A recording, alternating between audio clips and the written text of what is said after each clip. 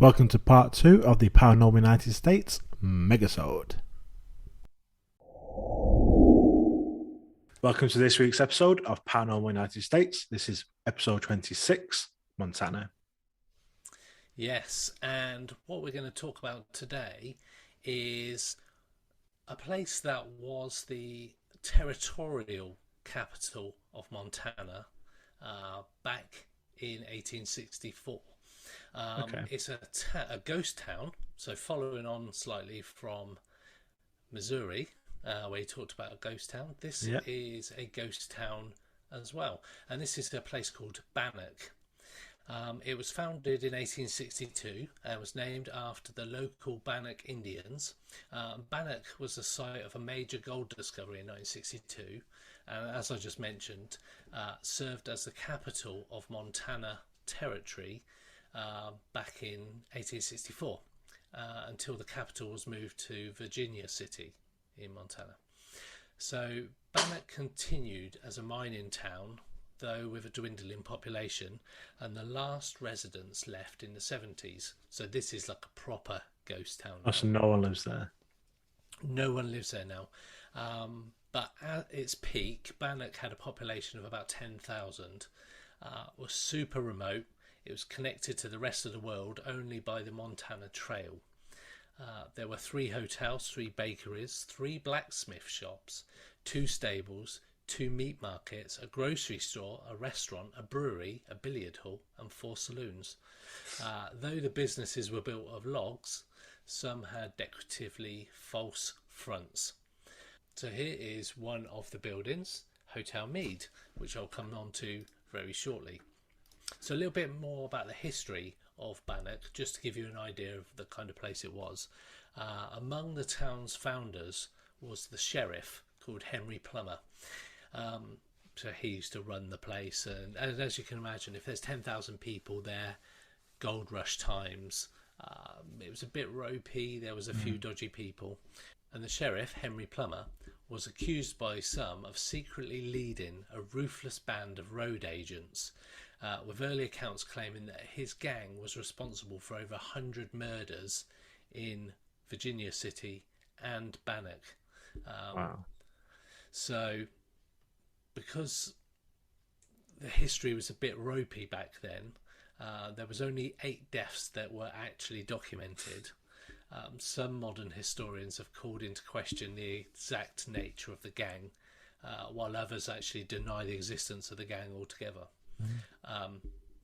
But Plummer and 2 compatriots, both deputies, were hanged without trial at Bannock in 1864 because he was so corrupt, and a number of his associates were lynched and others banished on pain of death if they ever returned. 22 individuals were accused, formally tried and hanged by the Vigilance Committee. They were also called the Montana Vigilantes of Bannock. So there's a lot of gang-related murders, a lot of deaths there. Which brings us on nicely to Hotel Meade. Hotel Meade was one of the original hotels back in the day, and it has its fair share of paranormal activity. So, for example, it has some auditory activity. So, in Hotel Meade, there are sounds of crying children that have been heard. These could be impressions perhaps left over from the days when the building was used as a hospital. As we've seen in other states, a lot of hospitals have had trauma, a lot of traumatic deaths, and it seems to hold quite a lot of residual energy of spirits and things that happened back in the day. Or it may be the entities of children who died there in the hospital are still residents. Who knows? If there are some psychic impressions there, perhaps they might also be left over from days of the Native American attack scare, when some children were put into hotels as safes, and they were actually put in the hotel safes as well to keep them out of harm's way. So obviously a lot of kids died as a result of that, and a lot of crying has been heard. Ghost Adventures went to Bannock and they heard a lot of crying children, so it has been documented quite a lot over the years. The There's also a spirit by the name of Dorothy Dunn. She first appeared as a spirit to her best friend, who was with her on the day when they decided to go swimming, and Dorothy unfortunately drowned. Today, Dorothy is mostly seen by children wearing a blue dress and sometimes tries to talk to the children. She can also be seen looking out of one of the first story windows in one of the guest rooms, and sometimes in the large front room, which has a balcony which overlooks the street. She was also the daughter of the hotel manager at the time, so did have access to a lot of the rooms. So she is seen in, around and outside the hotel as well. So if you're ever around her, you might see someone in a blue dress trying to talk to children. That'll be Dorothy. Was she a child when she died? I don't have that age, but I believe she was in her teens. There is reference to her as being slightly older than, but she was a child herself, but sort of an older child. But she used to frequent the hotel a lot, as I say, because her dad was a manager, so Yeah. she used to go everywhere. There's also unexplained cold spots inside the hotel, which, as we know from the other episodes we do and people we've spoken to, that could be a sign that there's spiritual activity in there. Generally, a lot of cold spots happen when there's spirits in the area. They think that maybe Dorothy has some company, other entities who can't quite leave the place because they loved it so much when they were still alive. The original owner of the hotel, Dr. John Singleton Mead, is potentially one of the spirits, and they believe he might be keeping an eye on the living of those who visit the hotel. It could be one of the many guests that have been there over the years, that maybe were gang related deaths, that kind of thing. Other spirits could have been following people round, and there are reports of other spirits, not just girls in blue dresses. There's also a spirit of an older woman in the hotel as well. She haunts one of the second floors. She's also been seen looking out of a second floor window by visitors.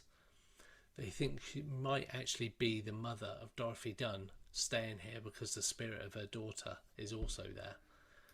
So that, coupled with the children crying, Dorothy being seen in the street, the fact that she was documented to have been drowned accidentally whilst her dad was still the manager of the hotel, lends weight to the fact that, as I say, Ghost Adventures went and looked at the whole town. There's other buildings, including a museum in the area, whereby spirits have also been spotted and documented, as well as orbs, all that kind of stuff, and all in what is now an actual ghost town, living up to its name. It doesn't look like that big of a hotel, like to have No. quite a lot of activity there. Yeah, it is a small hotel. I think it's like one of the, because there's quite a few hotels in the area, when it was quite a small active town. I don't think it didn't need to, it doesn't even look that big. I don't know how many rooms it's got, but looking at it, it looks like it's only the 2 floors there, and it can't have gone back too far, so I would imagine it's only a handful of rooms. But yeah, Cool place to stay. yeah, and this, as I say, now nobody's lived there since the 70s, so this is definitely a proper ghost town. It's crazy how towns just get abandoned, especially like the gold rush towns where just everyone moves in for a few years, and once the gold's gone, it's just left. Yeah, because there were reports of about nearly $1 million worth. There's $975,000 worth of gold was found over the time it was in part of the gold rush. So there was a lot of money to be made, and that was nearly $1 million back then. So you can imagine what that would be like 150 years later. Yeah, A ridiculous amount of money. So it's no wonder you'd get people flocking there, 10,000 people. Then along with that, you'd get all the gangs turning up, because where there's money, there's always people trying to make free money, as it were. And then you've got corrupt officials with the sheriff. He got found out, he got hanged, his gang got lynched, 22 people got hanged. by the Literally sounds like the vigilante. Wild West. That literally is the Yeah, Wild West. I can. Every time I was reading it and I was reading the stories, and I just had in my head, I just had like I could see it now, like something out of Red Dead Redemption, something like that. Like people firing off guns all over the place. Hmm. That's probably quite a stereotypical English view of what the Wild West gold slinging towns were. But Yeah, it's yeah, mad because like when I do, I obviously going back to sort of our history in poker. hmm, When I read a lot about sort of how poker developed, and it was around the gold towns hmm, where they all go to. So that's where the money was. That's where the businessmen were. So the poker players would go to these towns where the gold rushes were to play poker against these people that now suddenly become rich yeah, and wanting to gamble and stuff. And yeah. it's Get crazy. a slice of the action easily. That's what they want to do. Yeah. And interestingly, when I was looking into Montana, there's actually a TV program currently on. It's on Discovery, and it's called My Terror Town, and it's a ghost town called Gunslinger Gulch in Montana. It's this gold. It's 52 acres, I think it is, and this family bought the ghost town, and it's made up of buildings that have been bought in from other areas of America.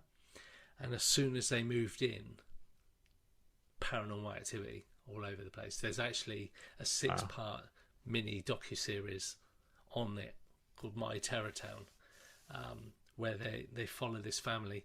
It's like mummified cats found underneath the buildings, and that was one I was going to use for this episode because it is quite a rich thing.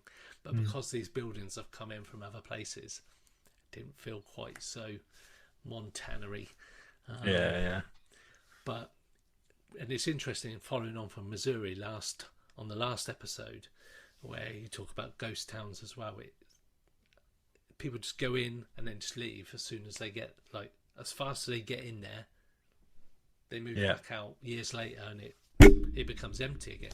It's mad. It's mad. And I can't even imagine it in the UK like that. No.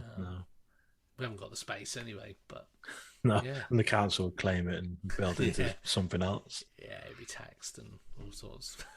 But yeah, so that's part of something that seems to come up in like the Midwest and sort of the middle part of the US as well. So yeah, interesting. So that was episode 26, Montana.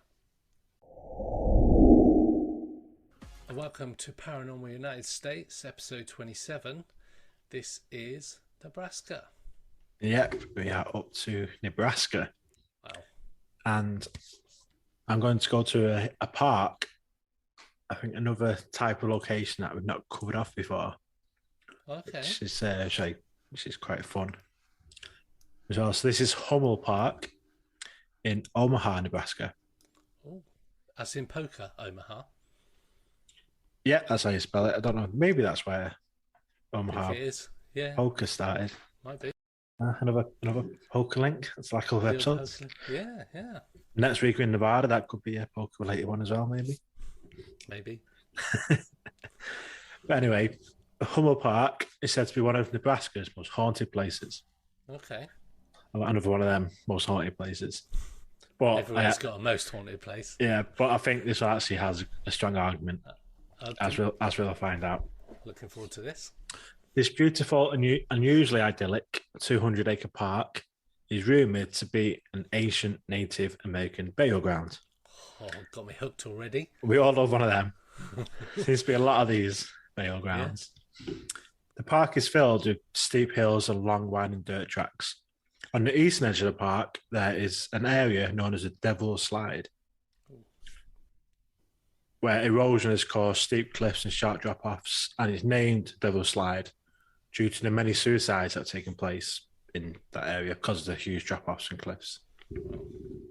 In the 1900s and the early 1900s, the park was used for lynching, and many black men and women were hanged from the trees that bow over the entrance road to the park, which is eerie enough. If you're watching the video, you can see this path behind me, the trees sort of hanging and bowing over the road. The ghosts of the victims have been seen still dangling from the trees, with screams and cries being heard late at night.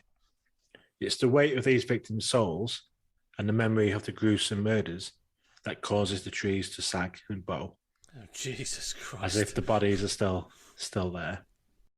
That's horrific. Another Hummel Park's well-known mysteries is the morphing stairs. Again, if you're watching the video version, you can just see this row of stairs behind me. These stairs are said to morph because nobody knows the exact number of stairs in the staircase. Oh. Every time a person counts the number going up or down, a different number is always counted on the return trip. Oh. So you count them going down, you get one number, and then go back up, you'll get a different number. One legend has it that if you do count the same number of steps, both up and down, then it means that your death is imminent. And there's another legend that claims that if you count the same numbers, the devil himself will appear. And he will grant you anything you wish. Ooh. In return for your soul. So that's two legends of... oh, yeah, I suppose. That's what you wish for. That's two different legends around these counting the steps. You always get a different number up or down, up and down. That's odd. And you don't want to count the same number. Wow. So these stairs, the morphing stairs, they head down a large hill into a valley containing a decrepit pit area with a deteriorating shelter house called the Devil's Den. It's quite a recurring theme in this park. Yeah. The devil, devil's pit, devil's den. The devil can appear on the stairs. Spray painted markings in the area, such as inverted pentagrams and swastikas, along with the presence of dead animal carcasses, indicate that Hummel Park is a place where occult rituals and devil worship have taken place. The tales of the park being built on the Native American burial ground and that it's full of evil spirits hasn't been proven, but there's altars with satanic writings on it. They're very real, and they can be seen when you just go visit the park. Oh, wow. So the rituals and occult sacrifices, that has happened, that does happen in the park. In addition to these satanic rituals, numerous murders have been committed in the park. One of these involved an Omaha prostitute named Laura LaPointe, who in 1983 was sexually assaulted and then robbed of $25 by 4 other prostitutes. She was beaten to death with a 9-foot tree limb and a softball bat. And Jesus. so quite a gruesome way to... just imagine 4 women just on top of a woman just beating her for $25. And her body was later discovered in the roadside ditch in a heavily wooded area of the park. Horrific. In 2006, the body of 12-year-old Amber Harris, who had been missing since the previous winter, her body was discovered in a shallow grave in the park. In 2008, David Murillo, he was a young man, he died in the park in a car accident. There's been many other tales, some true, some just legends, about deaths that are taking place here. But obviously just horrific things happening. You've got murders, people dying, people being assaulted, satanic rituals. But in the daytime, well, most of the time it is a nice family park. You go have a picnic. But yeah, I think just be careful. Yeah, I mean, it looks, for those who are watching the video podcast, like even the stairs there looks nice, and it looks very sort of nice. Even that entrance to it that you were talking about, yeah, it looks like a typical kind of like English park. Yeah. In the autumn, the picture I'm looking at, it looks beautiful, but Obviously a big park as well. But another story, and one of the most enduring, is the tale of the albino colony that apparently in the woods. Albino colony. Okay. So a family of albino people that apparently been there since at least the 1950s. Okay. And although there's no records of such a place existing or pictures to prove the reported sightings, people swear to this day that there's a group of secretive albinos holed up and they just stay on the park, stay out of sight, but they do live on the park. What? That's mad. I thought you were going to say something like Bigfoot or... Yeah, it's something different. Obviously, like humans, but they live in the woods in the park. Yeah. Lastly, there's a small lodge building Hmm. within the Yeah, park. nice. Again, mainly a gathering space for families, but it's also been subject to damage and vandalism and graffiti. And many who visited the lodge report feeling that there's a mysterious dark presence in there with them. And they don't like, even in daytime, they don't like staying there too long because they feel like there's something in the building with them. And when people took photographs, they captured orbs. Again, Okay. orbs could be dust, whatever, but they have been captured on photographs in the lodge. So, as well as all this, generally, most areas of the park have had reports of disembodied screams and cries just heard by people going for walks, going for bike rides. People hear screams and sort of think someone's in trouble, so they'll ride over there and there's just nobody about at all. And there's been quite a few ghost hunters, obviously, with all this history and things going on. Ghost hunting teams have been there and they've claimed that there've been unexplained EMF readings and have seen various ghostly apparitions just walking along the pathways and in the forests. We've been in forests and it can be a creepy place. And you can't see things just Yeah. very briefly and it's gone. But all of this just indicate a very high level of paranormal activity at Homer Park in Omaha, Nebraska. Welcome to this week's episode of Paranormal United States. This is episode 28, Nevada. Yes, and there's lots of different places there could be in Nevada, lots of weird stuff happening. But in this episode, I'm going to be talking about this place. A big pyramid. A big pyramid. In actual fact, at 30 stories tall, the Luxor Hotel is 3/4 of the size of the Great Pyramid of Giza.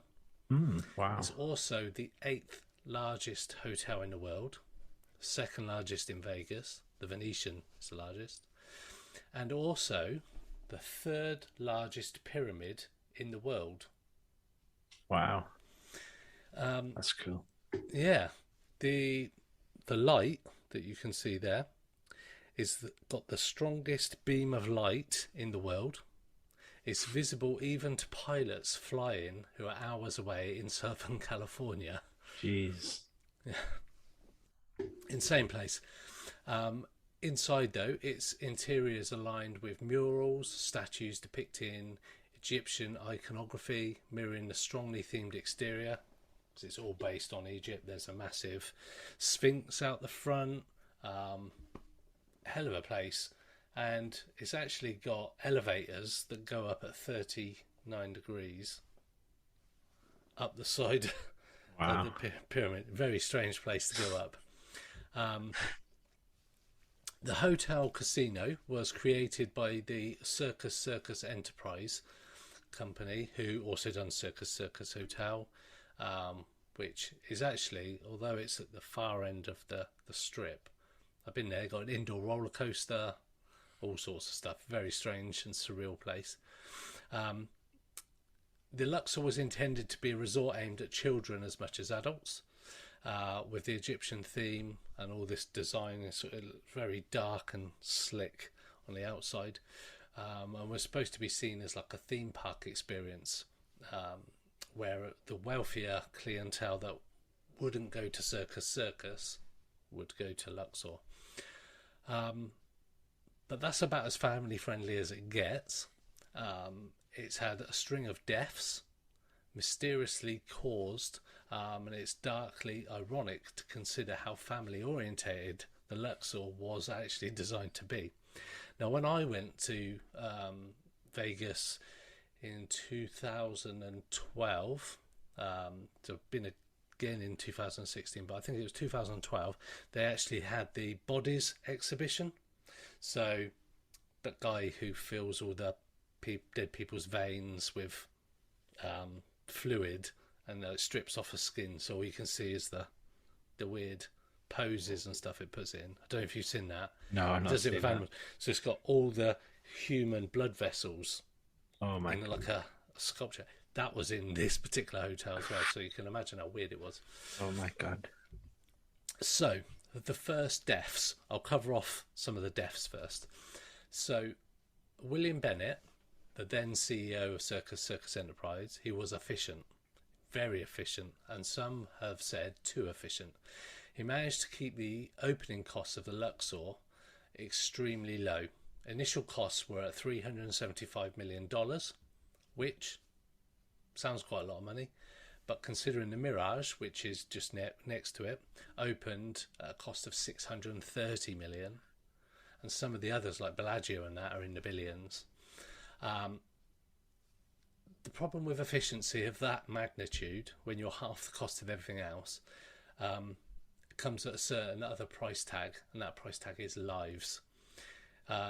Construction wasn't actually completed by the time the hotel opened. As a result, guests stayed in rooms that weren't entirely finished. The hotel's elevator system, called inclinators instead of elevators, due to how they follow the slanted shape at a 39-degree angle, didn't work correctly either. Not long after opening, the building itself was literally sinking into a soft spot of sand, which is quite uncommon in the Nevada desert floor. It was basically a rush job on a tight deadline that they couldn't meet, so they cut corners. And in the process, at least 2 construction workers, reportedly, as some believe it could be as high as 7, died whilst building the Luxor. Perhaps significantly due to the main pyramid's steeply sloping shapes, the Luxor's construction is considered to have been extremely difficult and dangerous, and they cut corners. Basically, the resort's construction may well remain the most treacherous construction process in the history of the Vegas Strip. And it's a hell of a strip with loads and loads of hotels on and off the strip. The fallen workers have not gone completely forgotten, however. At times, especially in quiet parts of the hotel, the ghosts of the construction workers can be seen. And the Luxor had a Nile riverboat ride going through it. And when this was still operational, some guests claimed to have seen their ghosts roaming the tunnels. But they're far from the only paranormal presence within the complex. So, following on from its construction, the Luxor has been maligned with remarkably bad luck. So this story gets even weirder. More specifically, its guests, visitors and employees have suffered. In September 96, a few years after the Luxor opened in 93, a woman jumped from the 26th story of the hotel, falling to her death. Immediately, the woman died from severe head injuries. And the Clark County sergeant said it was over very quickly. Not pleasant. Her injuries were so severe that she could not be readily identified, and she carried no identification on her. Jesus. She basically was fucked as soon as she hit the ground.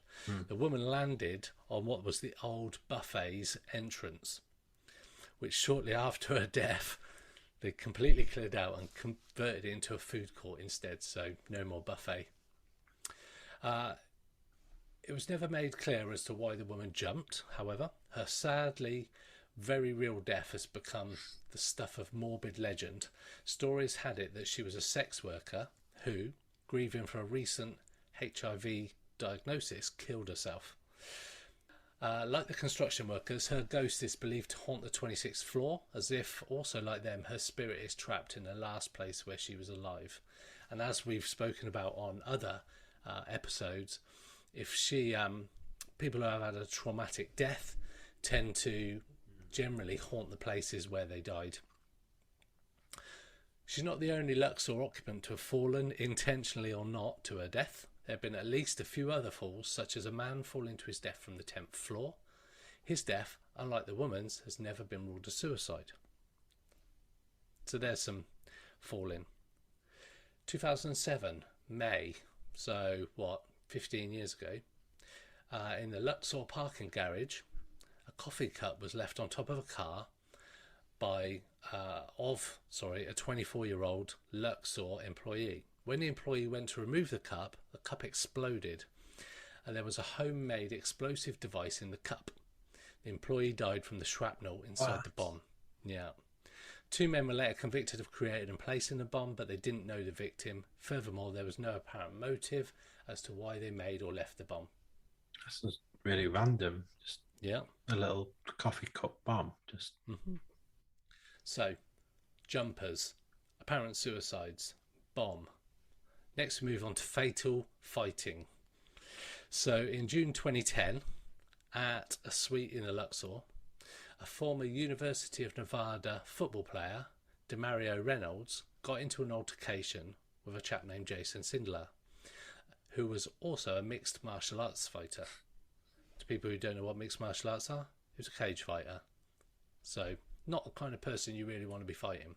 cage fighter and a ex-American footballer. Yeah. You can imagine that was a pretty tasty fight. According to police, though, the 2 men were actually friends, but Sindler and his girlfriend's fighting fatally destroyed their friendship. So during a party, Sindler and his girlfriend verbally fought in this Luxor suite. Demario Reynolds intervened. He asked the MMA fighter to leave the party. Brave move.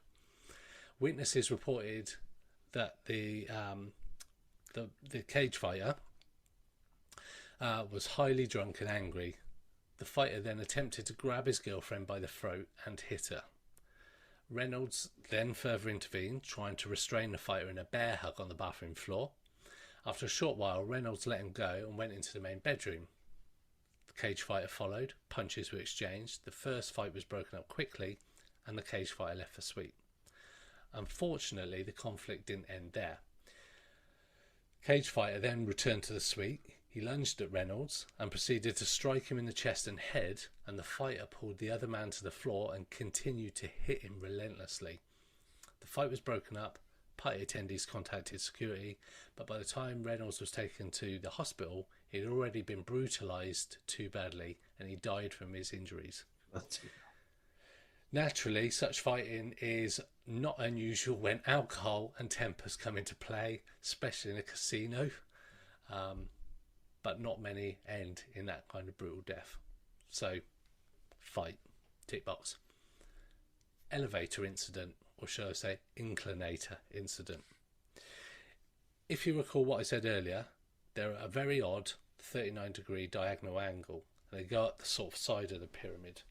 Up there. In 2012, an airman from Nellis Air Force Base got into a fight with a colleague in the first floor lobby of the Luxor's West Tower. The colleague pushed the airman against the elevator door, which inexplicably opened, despite no elevator compartment being present. The airman fell 25 feet down the empty shaft to the basement level. He was taken to hospital in a critical condition. However, in the 6 years since the fall, there have been seemingly no clear updates on the man's condition, other than that some sources state that he later died. So that's been swept under the carpet. So, inclinator incident, done. Next one. Where can we go from this? So we've done injuries, we've done suicides, we've done apparent suicides, we've done fighting, we've done elevator incident. How about a disease outbreak? No. Obviously. Well, it's very apt. Yeah. So, it's got its history of troubled incidents, and in 2012 again, the resort faced bacterial contamination that led to 3 hotel guests falling ill. The Legionella bacteria, which causes Legionnaire's disease, was found in water samples at the Luxor after testing.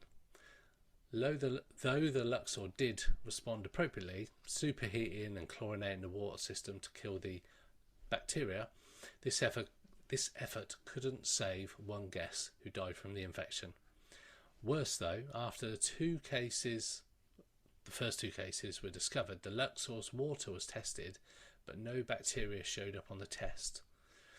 This mysterious discrepancy likely allowed the bacteria to go undetected long enough to later contaminate and kill this third affected person. So, there's a few different things going on with the Luxor. So, there are a lot of wide theories as to why the Luxor has been cursed, for want of a better phrase. A lot of people believe it's due to the resort's Egyptian theming. Yeah. Luxor imported reproductions of ancient Egypt or Egyptian artifacts from Egypt for its King Tut replica display, touting truly traditional craftsmanship. The methods and materials used to create the replicas were the same as those in ancient Egypt. Unfortunately, these careful attention to detail and cultural importance did not extend to the rest of the property. So one common theory is that Luxor has been cursed for its inattention to ancient beliefs. The Luxor has only got one sphinx outside the front. Apparently, though, having two sphinxes is essential to protect a pyramid, as it's thought to be the case with the original Great Pyramid of Giza. There was likely another sphinx that had been destroyed. And most importantly, the shape of the pyramid is thought to inherently have mystical properties and possibly attract dark energy. Unless an eye, or the shape of one, is one day placed at the top of the pyramid, the Luxor's pyramid will supposedly remain cursed forever.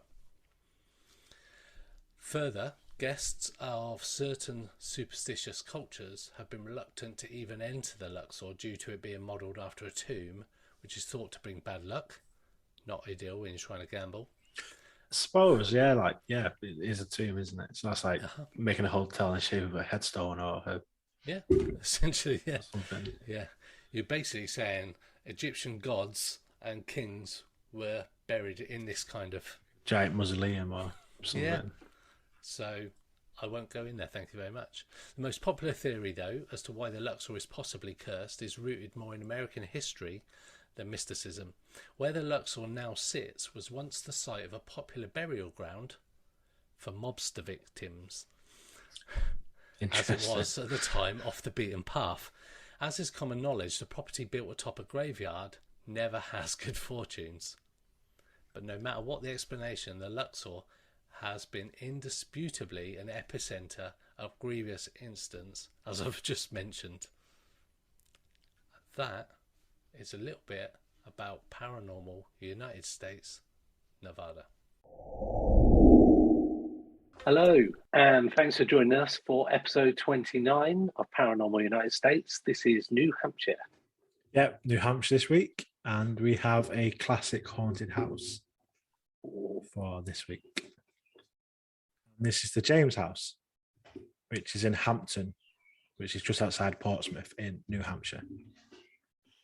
And so this is the house. It doesn't look that grand. It looks quite run down. It has been built up since then, like sort of remade up a little bit better. But the James House is really old. Older than most of the places that we talk about in this series. It was built in 1723. Okay, wow, that is a lot older. Old, very old, especially for America.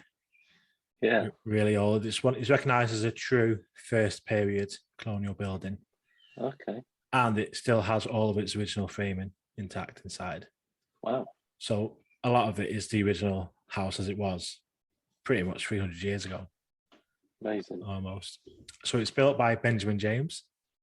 He was a successful farmer and he bought the land it's on in 1705. And the property stayed in the James family for a staggering 226 years. That's amazing. Like the next generation just kept handing it down for over 200 years. It was sold to the Campbell family in 1931 after the death of the then owner's son. So they had no heirs to pass it down to. It's like an older couple, and the husband had ill health. The only child died, so he had no one to pass it on to. They couldn't run the farm anymore. In 1931, and it became vacant in 1972, and it's been vacant ever since. It was acquired by the James House Association in 1994, and that was set up because the residents nearby, all the neighbours, were concerned because it was just falling into disrepair, and they didn't want to see such a unique and old building just be destroyed. So they set up this association, raised some money from like people and from businesses, and bought the property, built it up a little bit, and it's now like a museum. And they do educational trips, so you can book and go view it.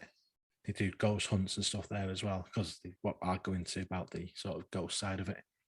It does look a bit weird. Yeah, it's an odd building. It's like there's a classic building. It's one of the oldest examples, like living, still standing examples of this type of house where they have the chimney in the middle, and then they build around it. So and as you might expect from such an old building, there are lots of ghost stories from I over bet there are. the 300 years that it's been there.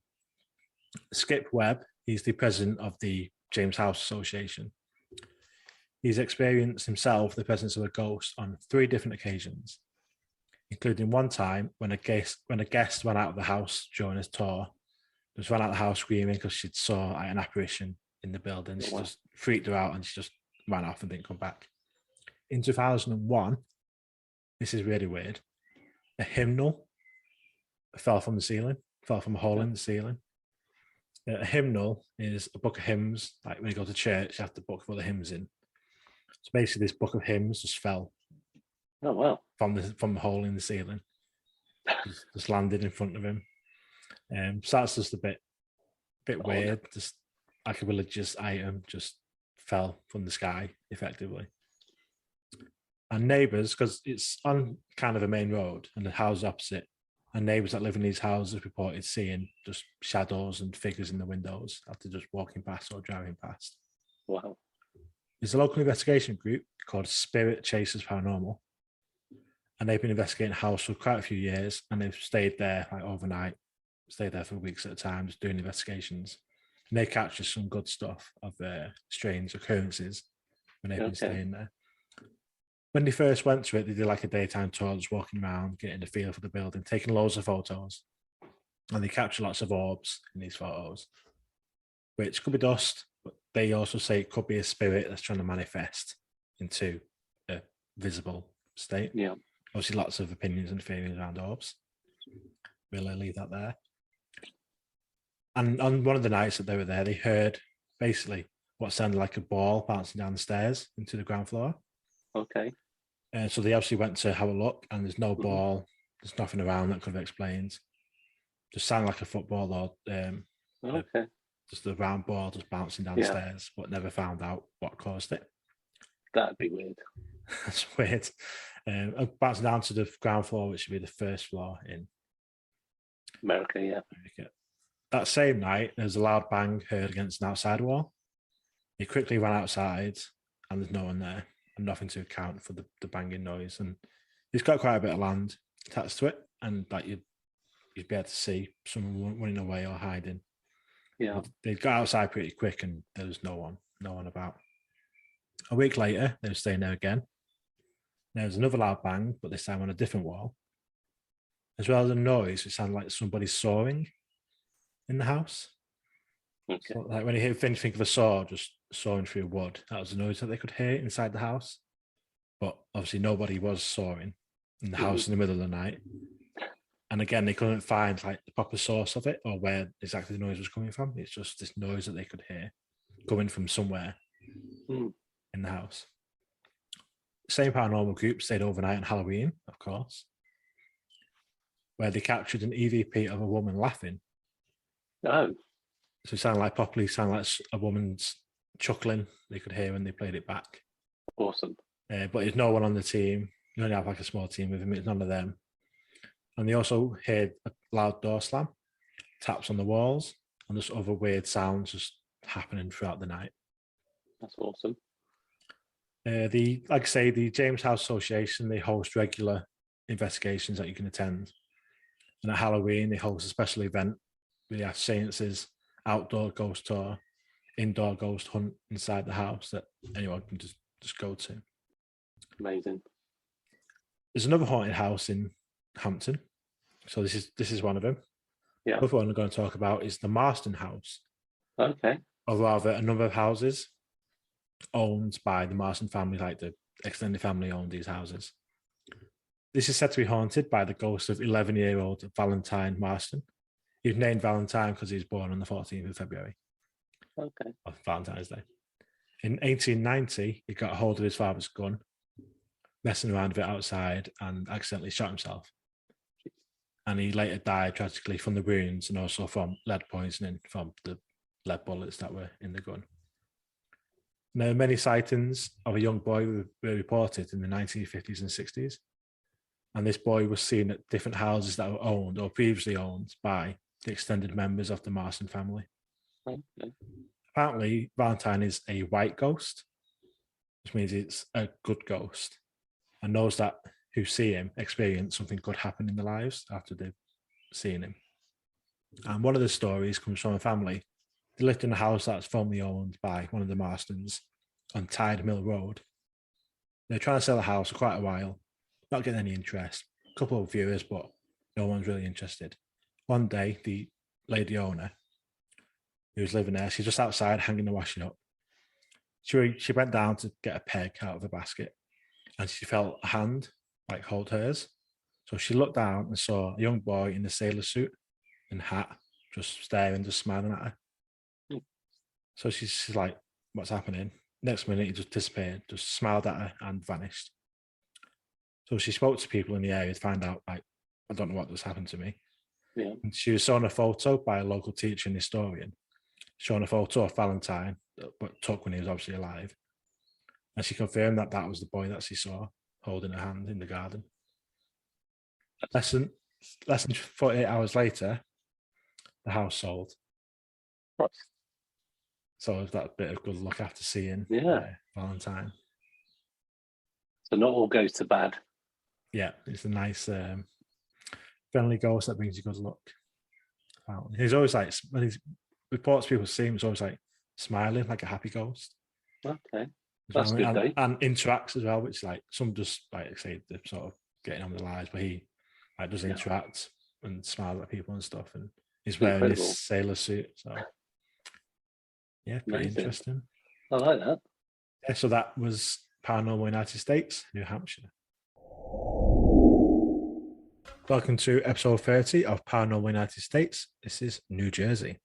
Yes, so we're now galloping our way through the episodes. So in this episode, like Ash just mentioned, we're going to be talking about New Jersey. So New Jersey has one of the most haunted forests in North America. Cool. It's called the Pine Barrens, and it encompasses 1.1 million acres of preserved woodlands spanning 7 different counties within the state. Though the forest is in the heart of America's most densely populated state, New Jersey, situated between 2 major cities, between New York and Philadelphia, the land is mostly rural and dotted with ruins of former mills and mining settlements. It's also got an incredible assortment of ghost towns, and this heavily forested stretch of the state is also known for an abundance of ghosts. Interesting. Yeah. So, in 1978, Congress designated the 1.1 million acres of coastal plain to be protected as part of the Pinelands National Reserve. So nobody can build on it, and they've got some very big parks out in America. It was America's first national reserve, and it was established to protect the unique ecology of the region. However, the history of Pine Barrens dates back much further than 1978. So the Lenape Indians first inhabited the area around 1200 AD.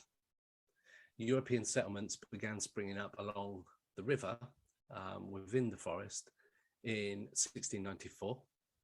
The iron industry brought jobs and wealth to the area, New Jersey producing much of the iron used during the Revolutionary War and the War of 1812. So it's been a busy area, settlements, but going back nearly 1,000 years. There's been lots of glass making, paper making, cotton making, clay production. They did, however, discover coal. And when this coal was discovered sort of outside the area, everybody within Pine Barrens abandoned the place because coal's where the money was. So it left behind loads of ghost towns, and more ghost towns than any other US state. And as I mentioned right at the start, not just ghost towns, but ghosts and other supernatural creatures, which brings me on to our first one. So our first creature is, let me bring this one up. our first creature is the Jersey Devil. Looks lovely. Yeah, so the Jersey Devil is probably the most famous paranormal resident of Pine Barrens. Legend says that the demonic creature was the 13th child of Deborah Leeds, who was born in 1735.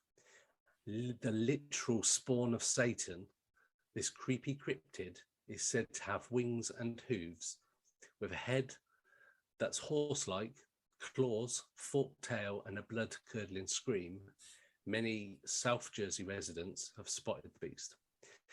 So reports of the Jersey Devil date back to 1820, when a guy called Joseph Bonaparte, famous surname, who was brother of Napoleon, claimed to have witnessed the Jersey Devil on his estate.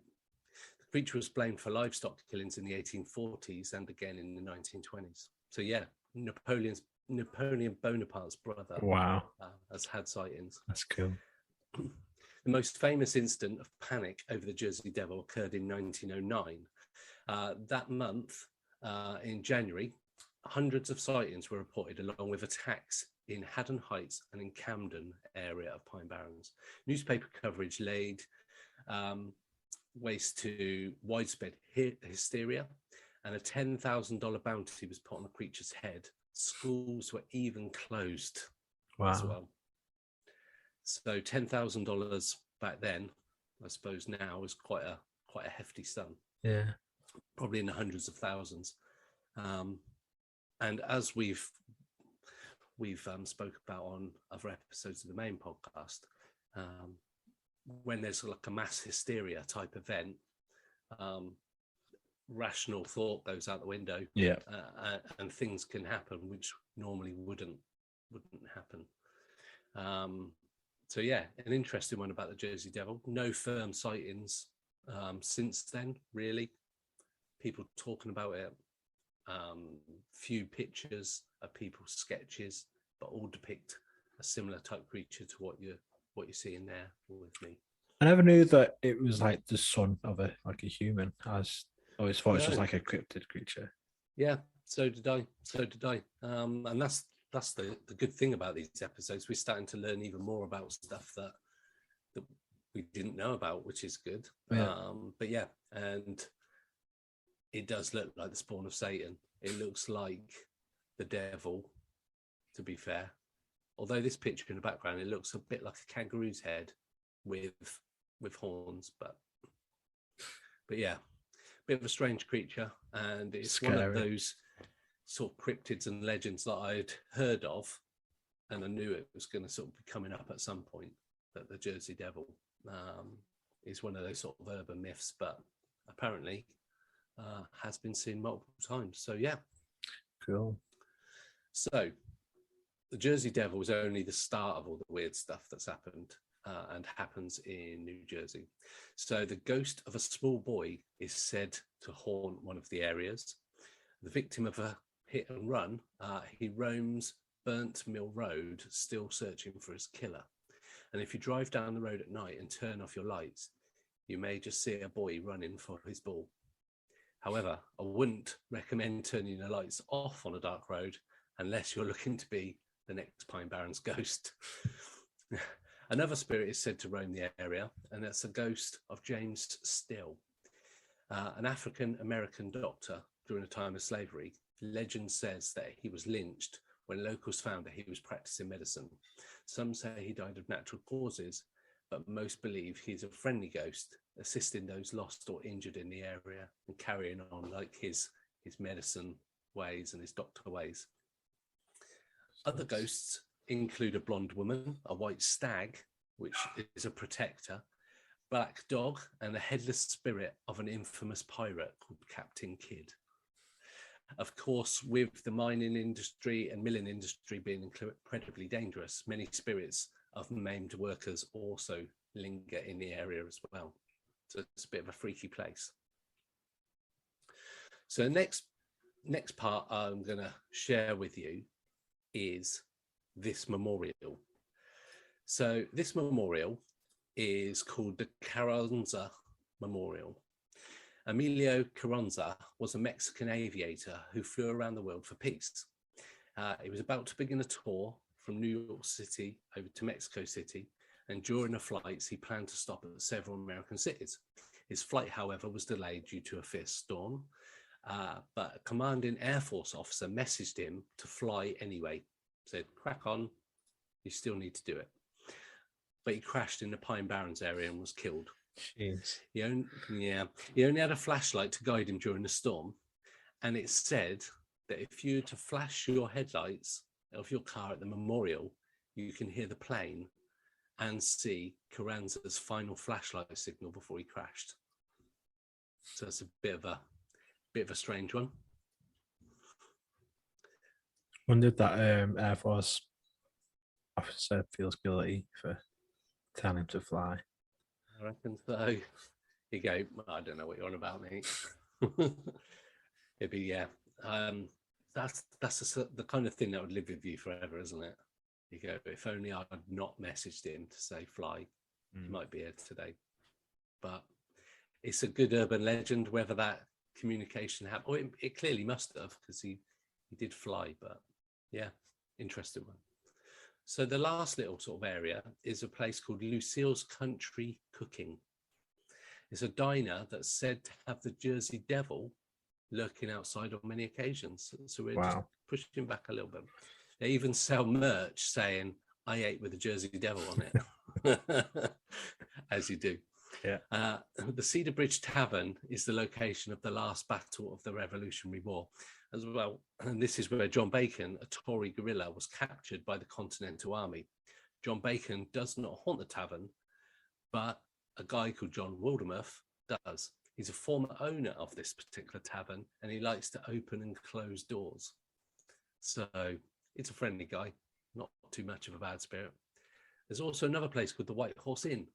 It served many purposes before being abandoned. It was vandalized by people. It's just a rundown place. But eventually it was restored back to its former glory. And a police officer patrolling the building by himself, before it was restored, never set foot in it again. He claimed to have heard footsteps inside without anybody being there. And a small child has been heard laughing in there as well, even though there are no children around. So it's a bit of a wild place. And just to remind you, we got 1.1 million acres of forest. So not only the Jersey Devil that could be there, you got other kinds of cryptids, loads of ghosts. I imagine all sorts of stuff happens there. Sounds scary. Yeah. So that's another one for our bucket list, Ash. And like that level with Cannock Chase.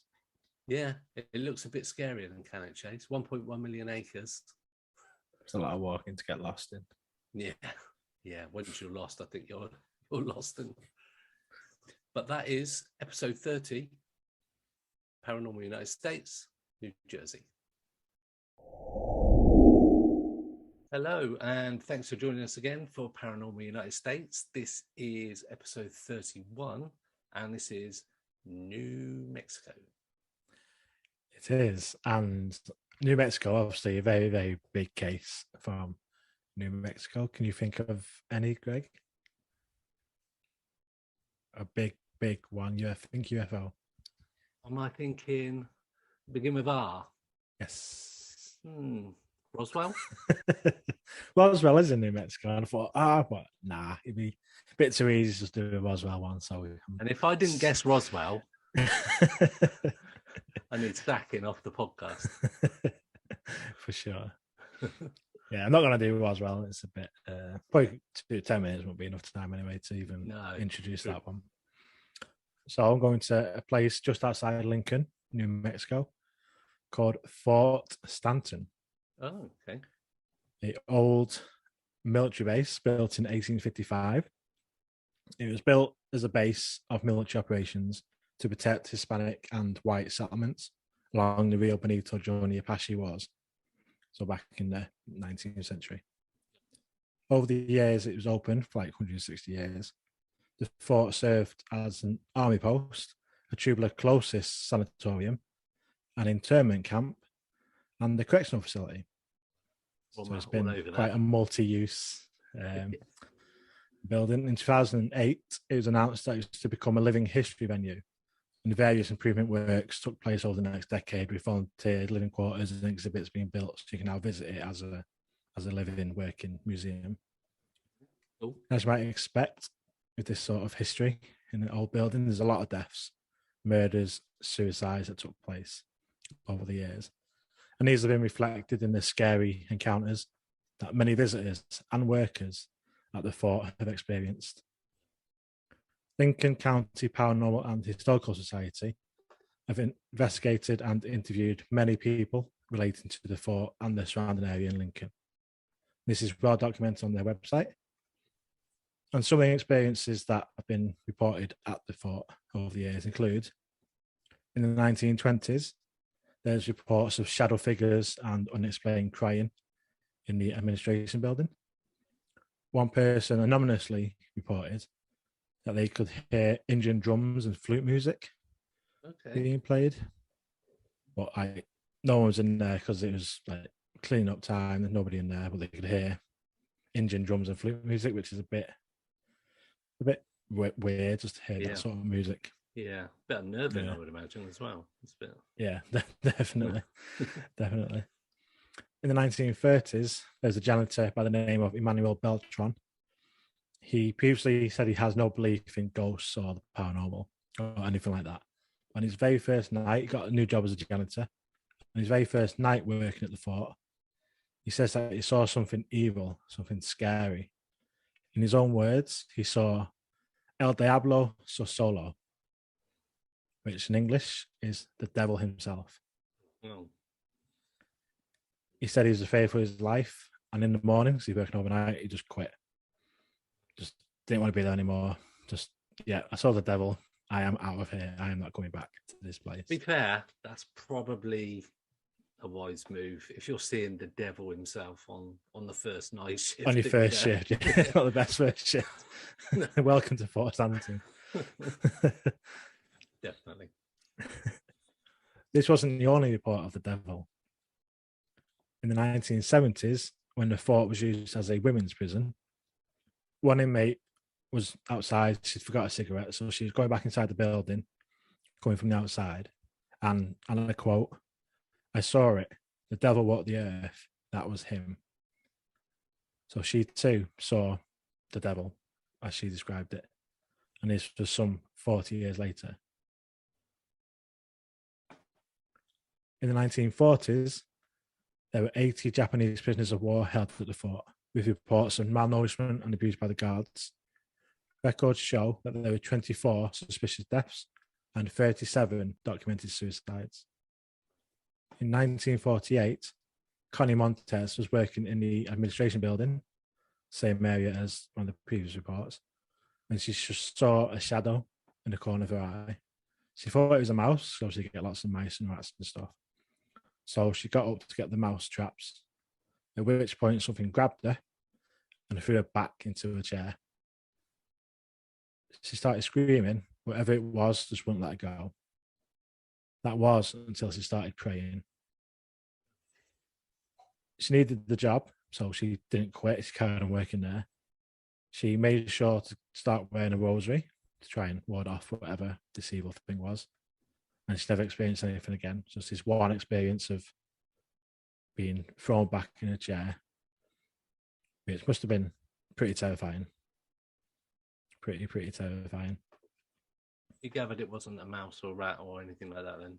Must have been a big rat to, definitely. to hold her down. Wow. But I wonder if she'd heard about the other reports and all this kind of stuff. I go on something a bit sort of about that because there is similarities between some of these reports, like the devil one in the 30s and the 70s, and the admin building, where things seem to happen in the same place. So when we get to the end, we sort of meant go back to that point because it is quite interesting. Cool. Another worker, Maria Montoya, she worked there during the 50s. Her, as well as other workers, would see shadows, hear voices, and other weird things. And they said that this would be all day, every day. Just constantly seeing things, hearing things in the gym, in the cafeteria, in the admin buildings. Just weird things. Heidi Gray, who's another worker at the same time, says they'd always see shadows and they'd regularly come into the office and every drawer cabinet would be open and messed up. Whereas when they left the night before, it was all tidy and organised, but something had opened other drawers and gone through the stuff like overnight before they came back into work. In stories of poltergeist activity and that kind of thing, where people just literally go out the room, come back in, and everything's all open. So some of that stuff could have happened instantly, I suppose. It's happened on Skinwalker Ranch. Many famous cases. Freaky. The scariest one for her, though, for Heidi, was the many times that she heard her name being called in a deep, raspy voice. So again, another quite creepy thing to be happening. That's Heidi. Good impression,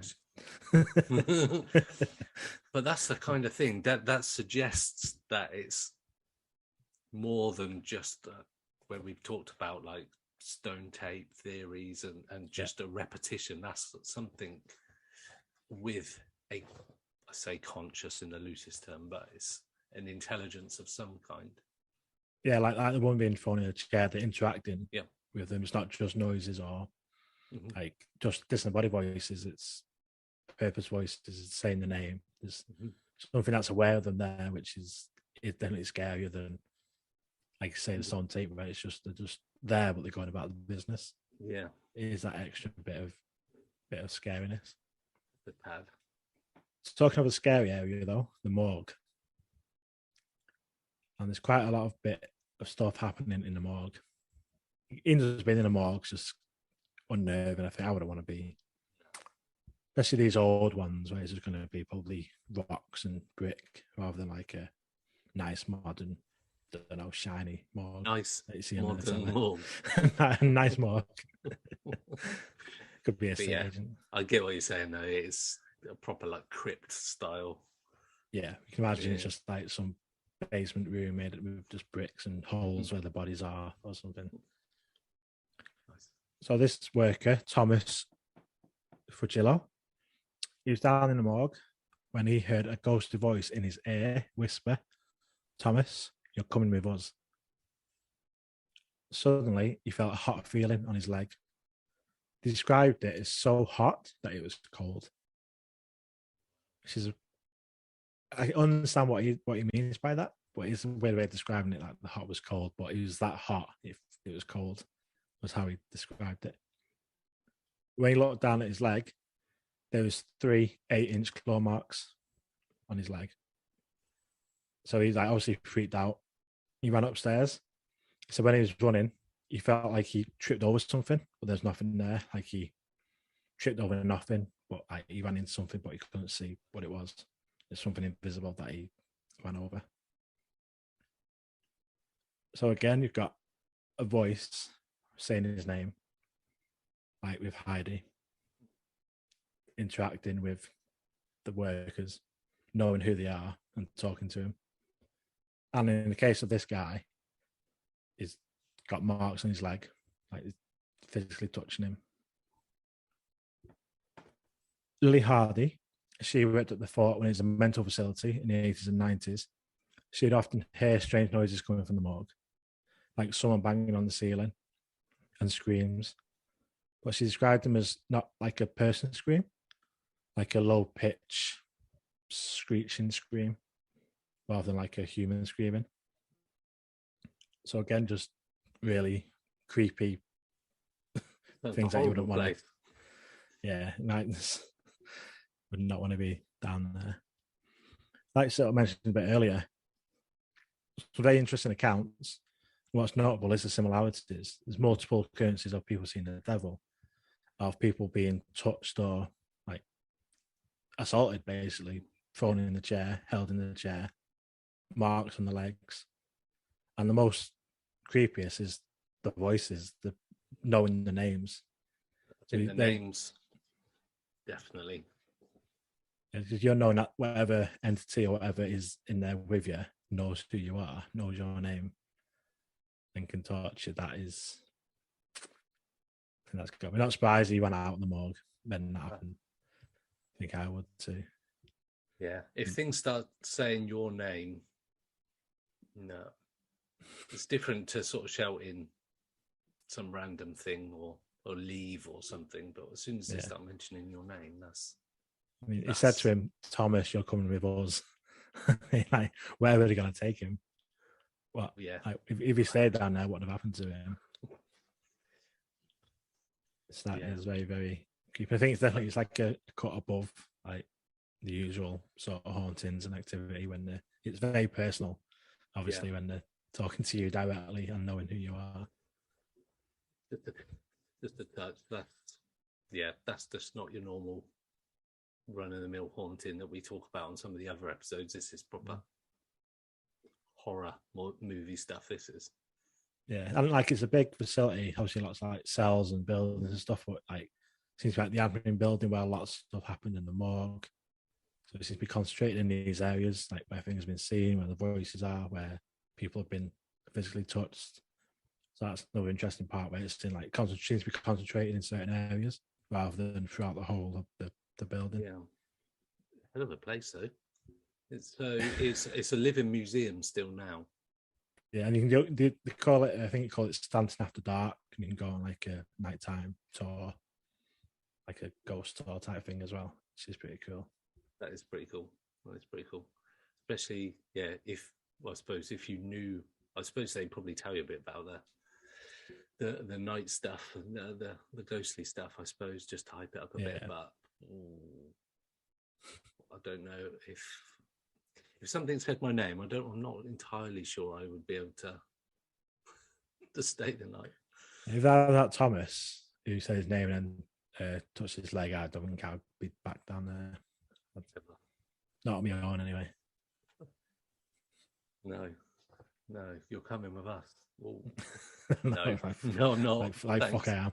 Yeah, absolutely. Just be like, oh, see you later. So that is Fort Stanton, and that was episode 31, Paranormal United States, New Mexico. Welcome to this week's episode of Paranormal United States. This is episode 32, New York. What have you got for us, Greg?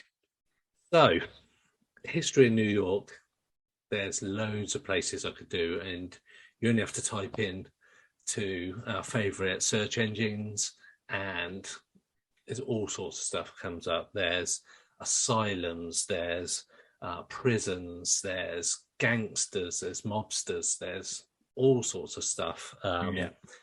New York is just one of those hubs of very much like a London or any big capital city. It's one of those big places where lots happened, and a lot has happened. Yeah. But I thought asylums, we've done asylums in other states, and they seem to be a very popular thing in every state. But I've chosen this place. I'll duck out of the way. Okay. So this is number 14, West 10th Street in New York. This looks like a normal house from that picture. Yeah. So I'll add this particular address in New York, in Greenwich Village. It's called the House of Death. Nice, yeah. Nice. And according to, I'll tell you now, I was going to go for a bit of history, but according to legend, 22 spirits take residence in this particular townhouse. Sounds like a Scooby-Doo episode. That. It does. The House of Death and the 22 spirits. Yeah. So New York's House of Death was built in 1856. It's a Greek revival type house and sits at number 14 West 10th Street in Greenwich Village. The building itself, as you can see, it looks nondescript. It looks like, although this is a black and white photo, it's got reddish brown bricks. The windows are all maintained. It's all nice and got all the trees and everything like that. Yeah. It's the kind of thing you would see if I just move out of the way. It's the kind of place that you'd see on a TV program or on a film, and it probably has been on a film somewhere. Basically, the James Borman Johnston, he was a well-known man in New York, and he founded the Metropolitan Underground Railway, which is an ancestor of the subway. After he died, his widow and their children moved into the House of Death. It wasn't called the House of Death until very recently, but I'll come on to that. But a string of unfortunate events that took place within its walls began with a guy called Fred Andrew. He's a well-known cyclist in the late 1800s, and the event took place on August the 9th, 1897. He was out cycling and struck a young boy. The boy broke his leg in the collision, and Andrew was subsequently arrested for reckless behaviour on a push bike. The event was recorded in a contemporary issue of the New York Times, and this accident is often noted as a starting point for the houses negatively affecting its residents. So it remains a private house as well now. It has been split into like 10 different apartments, but back then it was just one place. The most famous resident of number 14 West 10th Street was a guy that you may have heard of called Mark Twain. Oh, okay. He resided there from 1900 to 1901, so he was only there for about a year. And there is an historical marker on the building which boasts the fact that he lived there. A bit like we've got in the UK, we have those blue plaques that say Sir Arthur Conan Doyle lived there. So during his time at the home, Twain did nothing but write. He was desperate to make money. He was edging closer and closer to bankruptcy. It's possible due to his financial struggles that he was also dealing with depression. Twain wrote of a possible paranormal experience during his time at the home as well. One night, Twain noticed a piece of firewood moving on its own. He pulled out his gun and shot it, assuming that the wood was being moved by a rat. The shot produced drops of blood, which he assumed was rat blood. Yeah, but no other tenants in the home at the time reported issues of rats. So it's possible it was a rat. It's possible. Quite extreme to shoot a piece of wood. They're not American guns, but like, yeah. But then, as I say, it does appear he was in a pretty bad place at that particular point. So it could have just been a manifestation of his mind that he was seeing things potentially. Yeah. So he moved out about 12 months later.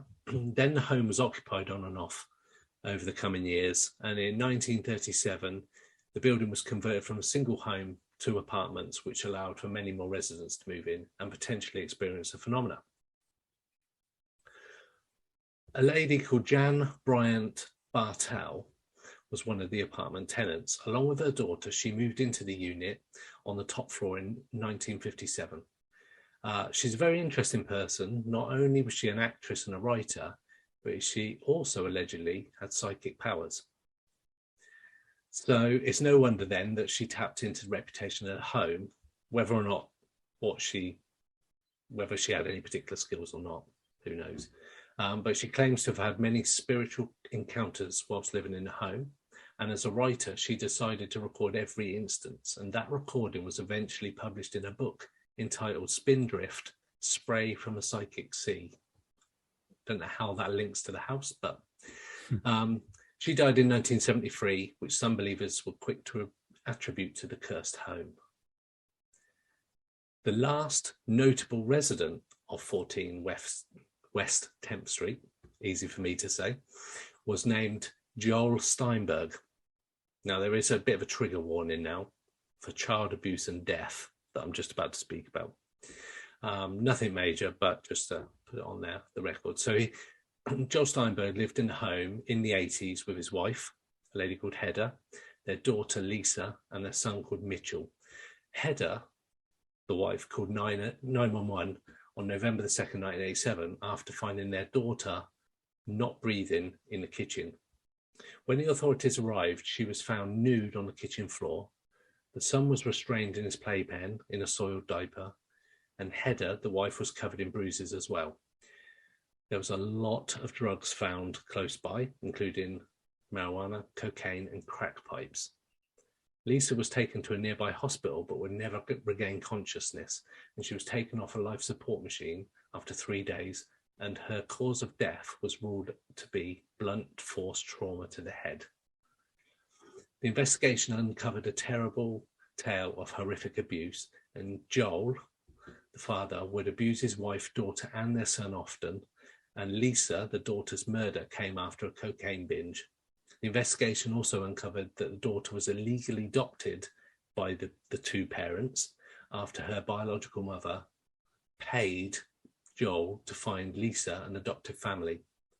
The son was also illegally adopted, and the wife agreed to testify against her husband in exchange for charges against her being dropped.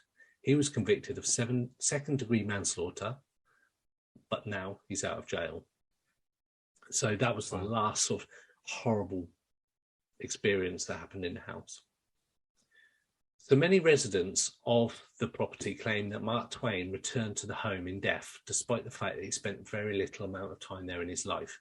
He's often cited as walking up and down the stairs, and additionally, a woman and her daughter who resided at the home in the 30s claimed to have seen a spirit who introduced himself as Clemens, which was Mark Twain's real last name.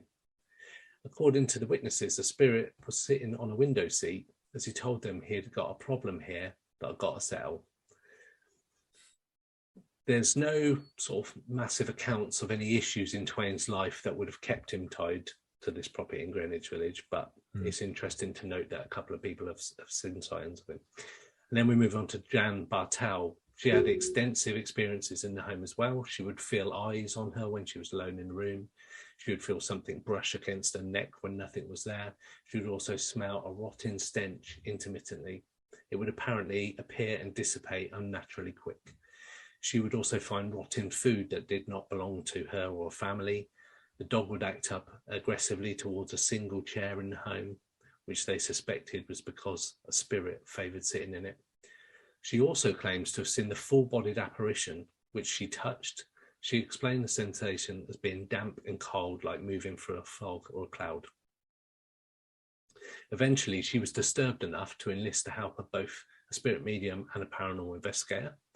The medium claimed to have felt a presence beneath the floorboards in the home, and he claimed to feel distinct presences, a young girl and a cat. Partway into the investigative session, the medium was allegedly taken over by the spirit of a young woman. And while in the trance, the spirit came through to tell the Bartels that she'd been born in 1848 and her husband had died in the Civil War. As the medium was still overtaken by the spirit of the young woman, the paranormal investigator ordered the spirits to leave the residence. The spirit overtaking the medium refused. The Bartels apparently continued to experience paranormal phenomena until they moved out. But by far the most reported phenomena in the so-called House of Death is a woman in white. The spirit's description varies slightly. Some people say she wears a nightgown, some say it's an actual dress. Bartel's visiting medium even mentions sensing a woman in white. And the spirit wanders through the halls, walking through doors, lights often flicker with no concrete source of the disturbance, which some attribute to the woman in white. And there are seemingly no specific identities tied to the woman in white, though this is not surprising as many of the alleged spirits are unidentified. But what is even weirder is the happenings of the House of Death are spreading to neighbouring houses on the street as well. In the apartment complex next door, residents started to notice flickering lights. Several residents reported a ghostly figure of a female in a long gown wandering the corridor. And a resident photographer has apparently been seeing her float through doors for more than 20 years. And that is a little bit about the history of the House of Death and some of the spirits that have taken residence. And that is it. Yeah. What do you think to that then, Ash? Yeah, it's pretty cool. Like Mark Twain lived there. And, yeah. It's a bit mad. Yeah, just like obviously a bit of a horrible history as well, and so many deaths there and everything else going on. Yeah, I think one of the sort of the reinforcing evidences is the fact that Mark Twain came through and referenced his real surname. I think that lends a bit of weight to stuff. But yeah, not a very nice house. It is a private residence now, as I say. So people go up apparently and start looking through the windows looking for ghosts. So it's a bit of a strange place to live if you lived there and didn't know the history. But apparently not so much happening now. But who knows? Who knows? Cool. And that is episode 32 of Paranormal United States, New York. Hello and welcome to Paranormal United States, episode 33. And we're going to be talking about North Carolina. But before we do, just want to let you know some news on the podcast, particularly on Facebook. So we've opened a new group alongside the page, whereby people can have more of a conversation and be like some of the other groups on there. So come along, join us. We'll be posting links, exclusive content, maybe the giveaways. Yeah, we said that at the same time there, Ash. So yeah, as soon as we get to 1,000 likes on there, we'll start doing some good fun stuff. But we'll still be posting on all the social media channels as well. So come along and join us. Yeah, search for Pursuit the Paranormal Podcast Group on Facebook. And we put the link on our page as well, so you can find it there. Just join us and we'll have a see you on there. Yeah, absolutely. Absolutely. And back to this week's episode. We are in North Carolina. Yes, yes. I've been to North Carolina. Have you? Yeah. No, I've never been. I've been to Charlotte in North Carolina. Flew in there for about 2 hours. That's it. Oh, transferring. Yeah, Stop forward. Down to, flew into Charlotte and then down to Florida. We're going to be talking about the Tar River. Oh, okay. And the Tar River crosses a lot of northeastern North Carolina, which then flows into the Pamlico Sound, which is a lagoon just on the east coast of the US. It was previously a major route for barges carrying tar, hence the name, the Tar River. And the river weaves through numerous small towns in the area. It's also known as the River of Healing. Oh. Which doesn't really befit what I'm about to talk about. It's kind of the opposite of healing. Okay. I'm looking forward to this. So anyway, according to randomtimes.com, the story goes that during the Revolutionary War, a native of England called Dave Warner came to the area and he opened a mill on the Tar River. And he sort of became sympathetic to the American side of the fighting. And he used his grain from his mill to help the American army. He was a big guy, jet black hair, long beard, lots of muscles from lugging all the flour and work stuff around in his farm, in his mill. August 1781, a townsman rode to the mill and he had a warning for Dave. The British were near and they knew he'd been helping the Americans and they were looking for him. So he was warned to basically hide, get out of there before the British came and found him. He laughed and he refused, saying he'd rather stay and wring a British neck or two rather than flee and hide. So he stayed and the British rode up as warned and busted into the mill. They found the miller and the messenger trying to get all the grain out to the army before the British got there. They attacked him and although he was a big man, he couldn't fight off the 5 British soldiers that were there and they ended up pinning him to the ground. It's said that the soldiers shot him on the banks of the Tar River, which is just behind me here. It's a general standard looking river, little towpath. He forced him into the water, and as the water turned red with his blood, Dave swore to the soldiers that he would have his revenge and that they would each be visited by a banshee that would foretell their deaths. Convinced by his words, they agreed to kill him. They chained him to several heavy stones and dumped him in the river, where he perished. So, he threatened them with a banshee. What is a banshee? Do you know? Screaming sort of whip type thing, isn't it? Yeah, so it's Irish folklore thing. It literally translated from Old Irish as fairy woman. And it's basically a female spirit who heralds the death of a family member, usually by wailing, shrieking, or keening. The wailing of a banshee would be when a family member has just died or is about to die. Even if that person is far away, the wailing would be the first warning to the household that someone had died. The banshee is also a predictor of death, and the wailing or screaming would be a warning that someone is about to enter a situation where it's unlikely that they're going to come out alive. So they warn as well. Not long after the death of Dave Warner, all three of the British soldiers were awakened by the sorrowful wailing of the female apparition who warned them that they would all die in battle.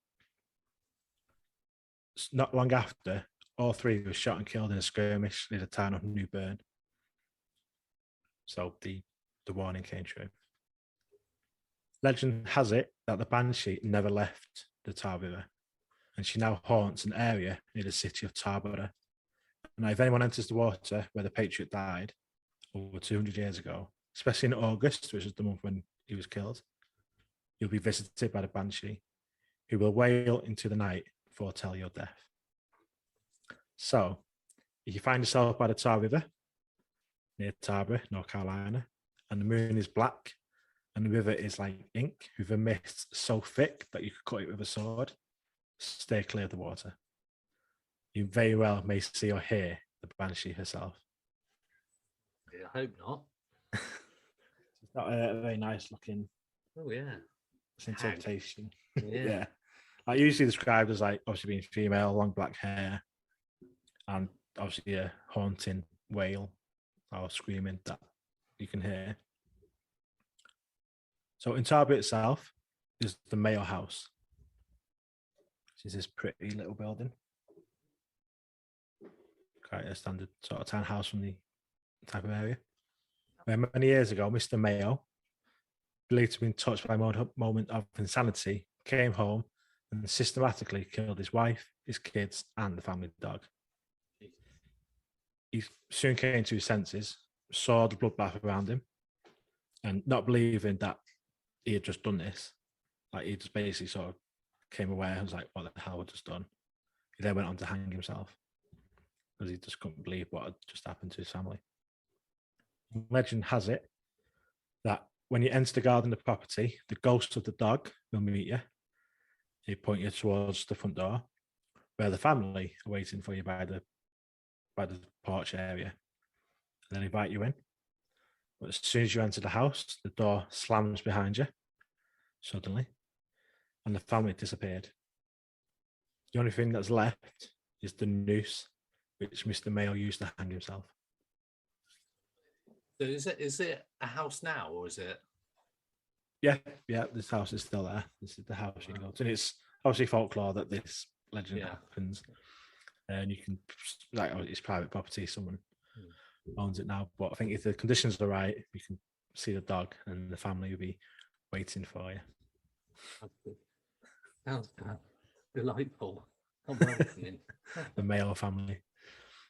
And that is Paranormal United States, North Carolina. Welcome to this week's episode of Paranormal United States. This is episode 34, North Dakota. Yeah, can't believe we're on the final stretch, as it were.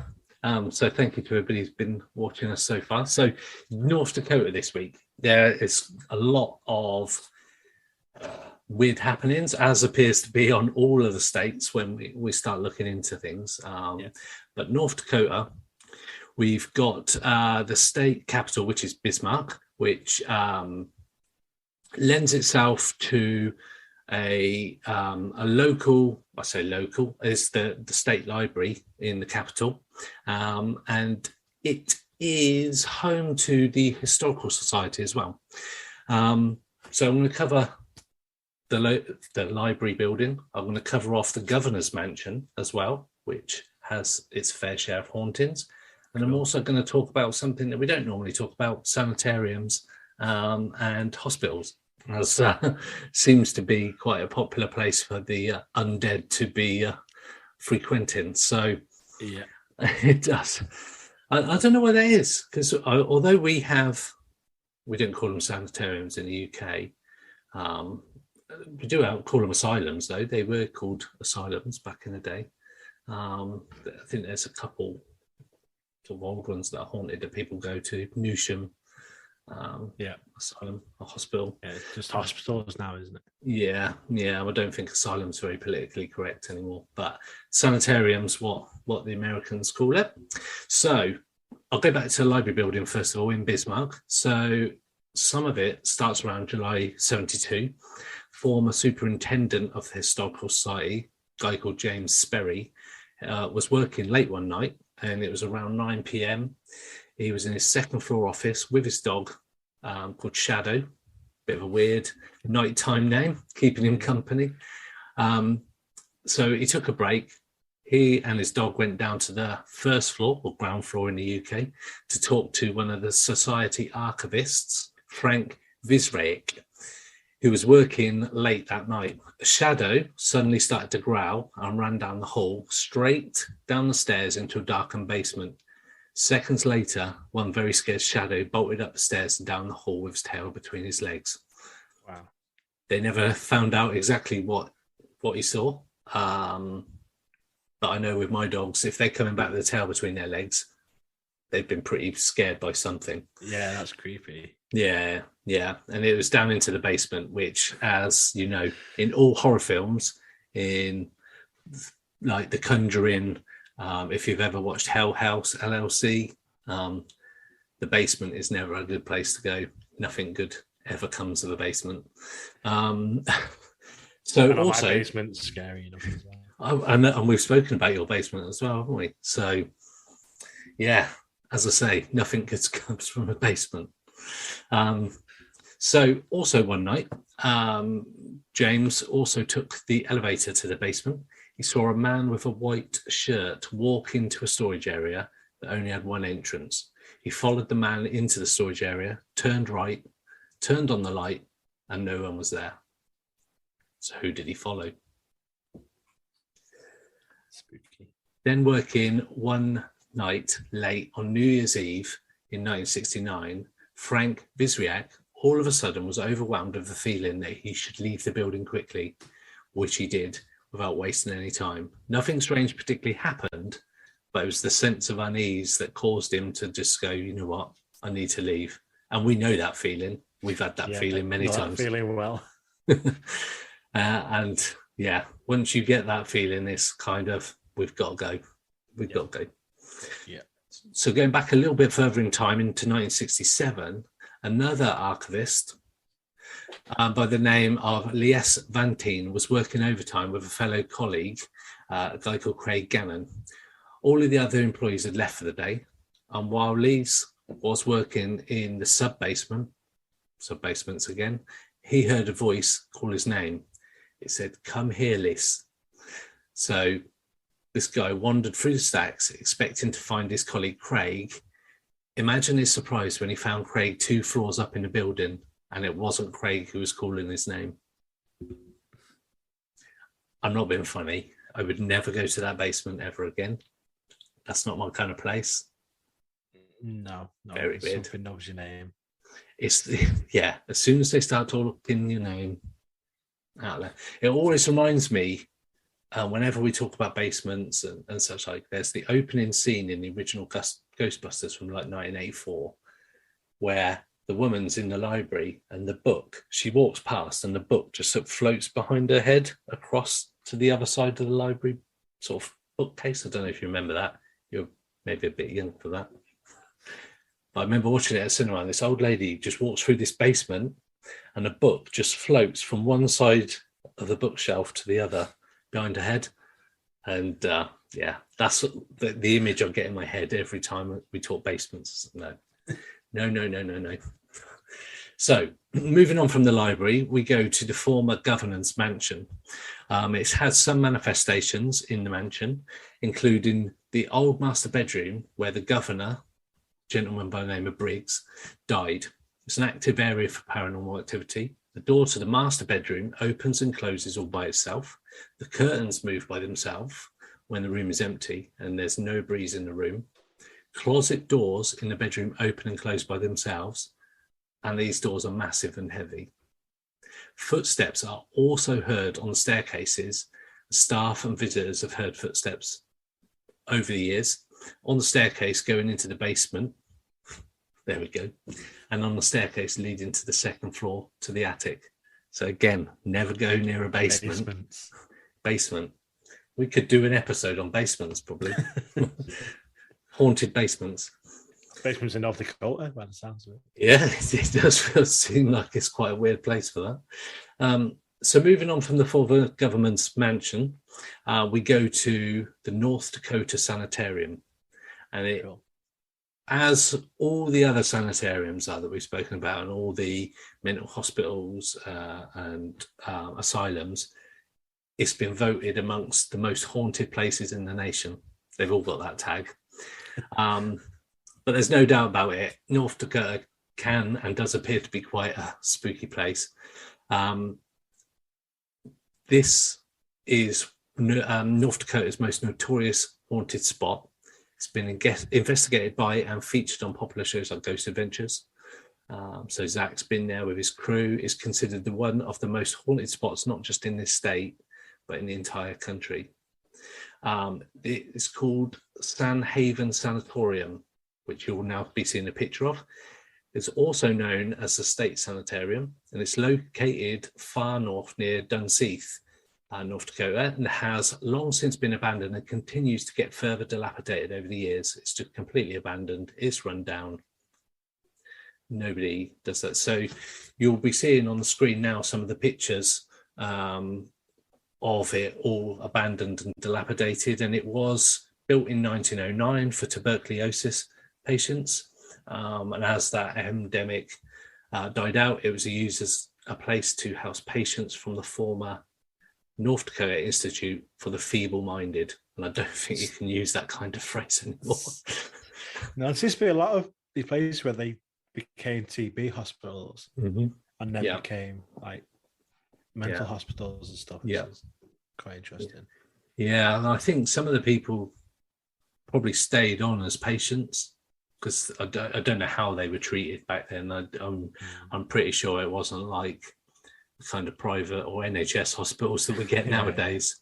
I don't think it was a place you really wanted to go to. I mean, I've seen films like One Flew Over the Cuckoo's Nest, those kind of films, which I know is fiction, but they do electric shock therapy, all that kind of frontal lobotomies, horrible stuff. So this was the North Dakota Institution for the Feeble-Minded, so mental asylum, hospital, whatever you want to call it.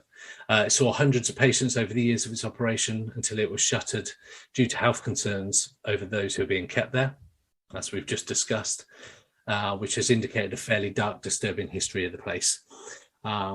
It's been strongly considered haunted by many people. Those that visit it report tons of unusual activity, most believed to be paranormal, because as we know in the UFO and paranormal field, there's like the paranormal version of what's happening. There is quite often a normal version of what's happening and something a bit more mundane. Yeah. But there are apparitions. There are noises like baby cries coming. And I don't know how you can class some of that as normal. It is currently a private property, so you can't go and sort of trespass on there. And as you can see, these images that I'm posting up and you can see on the video now are chilling, to say the least, especially when you hear all the accounts of the spooky encounters there. People especially mention the 5th floor of the building being extra eerie. There are multiple urban...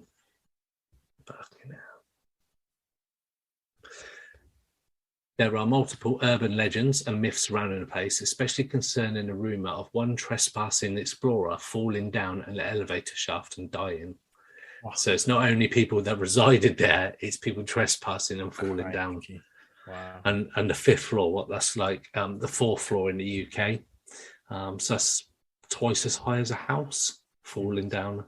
It's not a nice place. I suppose your only saving grace is that you were in a hospital when you died, I suppose. The property continues to fall into disrepair as time goes on, but spirits that seem to suffer from tuberculosis or misunderstood mental illnesses, because back then there's a lot of things that they didn't understand back then. So those kind of residents may still sort of be part of the fabric of the building. And it's no surprise that this place has been built into a reputation of being haunted. As I mentioned, it is private property, and due to the neglected nature of the buildings, people shouldn't be going in there. And looking at the photos that you've seen, I probably wouldn't go myself. But that is... Stay away from the elevator shaft as well. Stay away from the elevator. Stay away from any kind of basement in North Dakota. I think if somebody said, do you want to go to a sanitarium? They've got a basement. Well, no thanks. That's 2 no's for me. So yeah, that is episode 34, North Dakota. Hello and welcome to Paranormal United States. This is episode 35. This is Ohio. Yep, I've been looking forward to doing this one. This is Ohio. Yes. And I'm going to be talking about the Moonville Tunnel in Ohio. So the small mining town of Moonville was established in the Brown Township in the southeastern area of Ohio. And it was built to accommodate the expanding Marietta and Cincinnati Railroad. So it's a typical small mining community. There's hundreds of them, weren't there, at the time, back in the 19th century. Interestingly, although the brick tunnel is only 50 yards, and this picture so high it was back in the day. Okay, yeah. So it's only 50 yards long. It's the only way in or out of the town. It's through the tunnel. That's sort of how sort of built it was, just for the railroad, pretty much, this little community. It scours through one of the hills, and there's also 2 trestles over the nearby Raccoon Creek. Raccoon Creek, by the way, is the longest creek in the world. Oh, okay. And it's 99, officially it's 99 miles long. Because a creek, 99, because a creek is defined as being less than 100 miles. Once it's 100 miles long, it's a river. So officially, it is actually over 100 miles, but because of all the red tape, it's a creek. It's 99 miles. Let's just keep it a creek. So, like I say, this is the only way in and out of the little town, this tunnel. But there's a flaw with the way that the tunnel was built. When they were constructing it, it's too narrow for pedestrians to pass at the same time as a train. Oh, I can see where we're going. So it made it very dangerous area to walk. So if you're on the trestles over in the tunnel and you were caught on the tracks as the train was approaching, you had 2 choices. Jump to an almost certain death into the creek below, or be hit by the train for certain death. So they're pretty much the 2 choices. This is one of the trestles. Okay, yeah. Over the creek. So you're walking on there, trying to get out of town, and a train's coming, you're pretty much screwed. So this resulted in over 21 recorded deaths on only the tracks. The most recent being in 1986, when a 10-year-old girl was hit by a train passing over the trestle. That's quite recent. That was literally only like a year or 2 before they actually shut it down and ripped all the tracks up. Because it wasn't used very often, obviously, in more recent years. Yeah. And wasn't many trains not passing through. I think the last freight train was probably early 80s, and then just the odd train came by. And then 1988, I think it was, when it was just abandoned and ripped all the tracks up. Railroad workers called the railway line the most lonesome and desolate. And they hated the area because it was isolated and trains seemed to show up without warning. Moonville itself is now a ghost town, with nothing remaining except for the tunnel, a few bridge foundations, a cemetery, and the ghosts. Many visitors and tourists to the area reported seeing the ghosts as former railroad workers killed by train accidents, still waving their light, and there are a few in particular who are regularly seen or experienced in the tunnel. One of these is the engineer. The ghost of Theodore Lawhead, an engineer for the Marietta and Cincinnati Railroad Company, began to haunt the tracks after his train collided head-on with an oncoming train in the 1860s. Visitors are seeing a ghostly figure holding a lantern while walking alongside the track and through the tunnel. A group of youths in 1979, being a bit rowdy, been to the local bar, they're walking back from the local pub. And as they got near to the tunnel, they spotted a light following them. Thinking it was a sheriff, like maybe one of the residents had called him because they're being noisy. Thought it's the sheriff coming after him. Two of the group went back, including the driver, who's the only sober one. But they go back and speak to him and explain the situation, while the others carried on walking to the car. As these two got close to the light, they realised it was actually a lantern rather than like a flashlight, what they thought. And as they got closer, they noticed it was glowing, but not like a real light. And then they noticed that nobody's actually holding the lantern. It was just swinging back and forth in midair. The group that are walking back to the car suddenly hear the two mates running past them. And they asked them, what's happening? And they're like, there's a ghost. Let's just go. Let's get back to the car. Let's get out of here. So it panicked, yeah. And that was one of the sober ones. It wasn't, the rest are drunk, but the driver's sober and he's one that saw it. Another ghost is the Lavender Lady. Visitors to the Moonville Tunnel have seen thin, elderly women walking alongside the trail. Shortly after, she disappears and the scent of lavender fills the air. It's believed to be Mary Shea, an elderly member of the community who was out walking on the tracks, didn't hear an approaching train because she's a bit old, not the best hearing, and she was killed on the tracks at the far end of the tunnel. It's her lavender perfume that you can smell when her spirit returns, walking amongst the tunnel and the trestles. Another ghost is the Bully. The Bully is believed to be the ghost of Baldy Keaton, a resident of Moonville. The legend says that Baldy was a man that liked to fight when he got drunk. And one of his tactics was to bear hug his opponent, usually somebody smaller and weaker than himself, hence the name Bully. One day, he was at the local saloon when he decided to start a fight, but a group of men had enough and they kicked him out. Later, he was found dead on the tracks by the Moonville Tunnel. Many believe it was these men that killed him, or maybe someone else had enough and seen to him, but nobody knows how he actually died. The legend now says that the ghost of Baldy Keaton stands above the tunnel and stares at approaching visitors. He sometimes throws pebbles as they're walking by. The legend of the Bully was also told by young mothers to their children and used it to tell their children not to stay out at night or else the Bully would get them. As mentioned, Moonville is now abandoned and the tunnel and railroads are now more of a tourist attraction with hiking and biking routes that include it. After the railroad took its final train in 1988, and although there's a Halloween and ghost-themed festival known as Midnight at Moonville every year, which takes place on the old railroad bed and in the tunnel, which is pretty apt. But yeah, it's mainly a tourist attraction now. It's very, very spooky. You can see from the pictures. Yeah, I can imagine when that's a bit dark and it looks like some kind of a horror film, doesn't it? Yeah, if you imagine you see one of the trestles over the creek into the tunnel. Like I said, this is the only way in and out of town. That's mad. So if trains come in, you're screwed. Yeah. Yeah, it does look quite creepy. There's like some tunnels and caves in the UK that look very similar to that, and I think they're all haunted as well. I think I can imagine. A lot of the motorway underpasses are a bit similar. Yeah, like tunnels under the motorways and stuff, and I'd say there's dark and stone, and it's quite creepy when you're in there.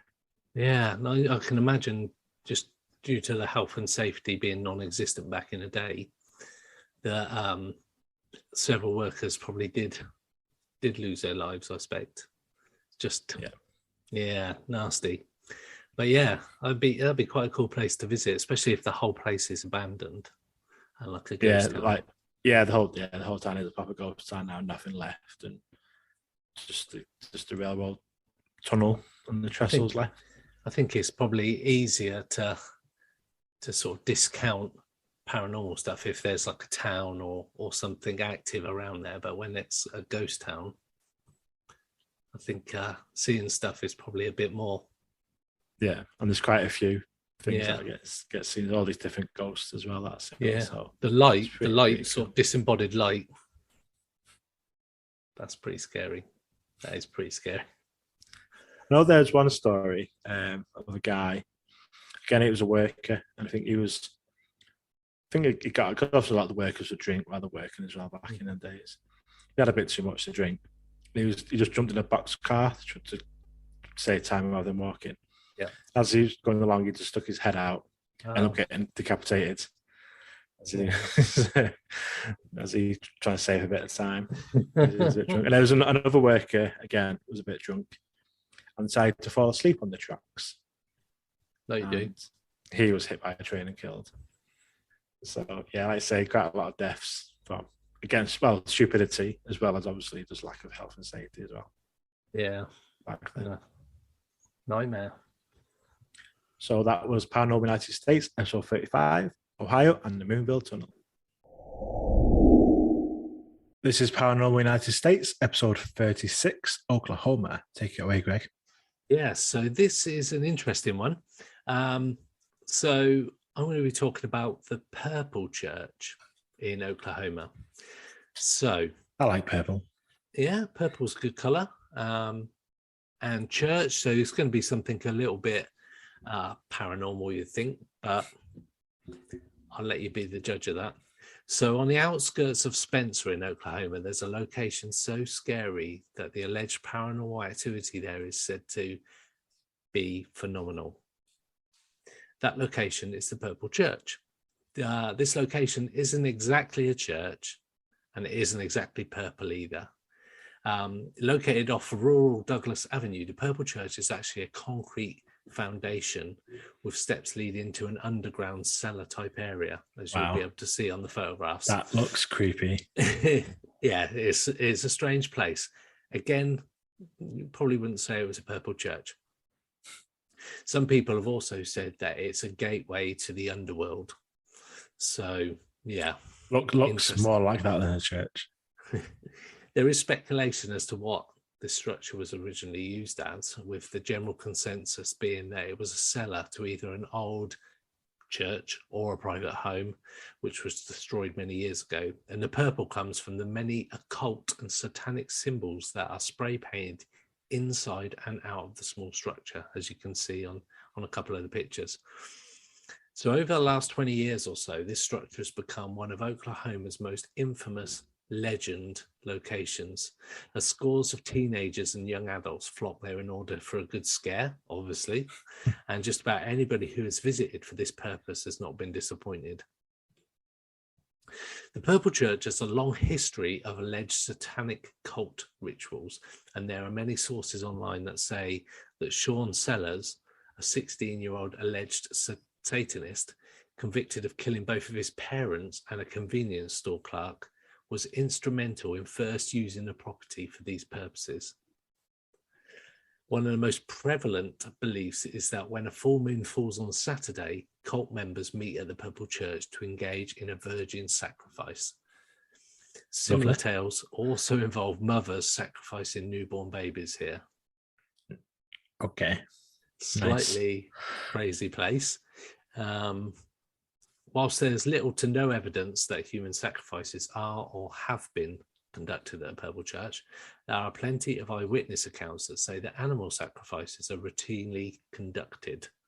Dead and mutilated animals, as you can see in one of the pictures there, as well as animal bones, have been found hanging from the trees on makeshift altars and along a path leading to the Purple Church. In one tale, a witness claimed to have found a bathtub full of animal body parts. Definitely sounds like the sacrifice is going on down there. Definitely. According to one of the legends, the Purple Church was a satanic church used for not only devil worship, but for witchcraft. and animal sacrifices years and years ago. Local townsfolk eventually found out about the church and its evil followers and burned it to the ground. All that's left is the foundation and the basement. But something else was left behind, something that cannot be destroyed by fire or any other means. Another tale or legend of the Purple Church states that it was originally a house, not a church, and certainly not satanic. It was just a normal house that was eventually abandoned by those who once lived there. Some say they all died out, others say it was the site of a tragic accident when a fire broke out and killed the entire family. And it's rumoured that the spirits of the family haunt the area, scaring away trespassers. So as far as paranormal stories go, there's little information of exactly what there are, although the Purple Church has a widespread reputation as a local haunted location. Strange floating lights in the woods, disembodied voices, and the smell of death are the most widely reported incidents.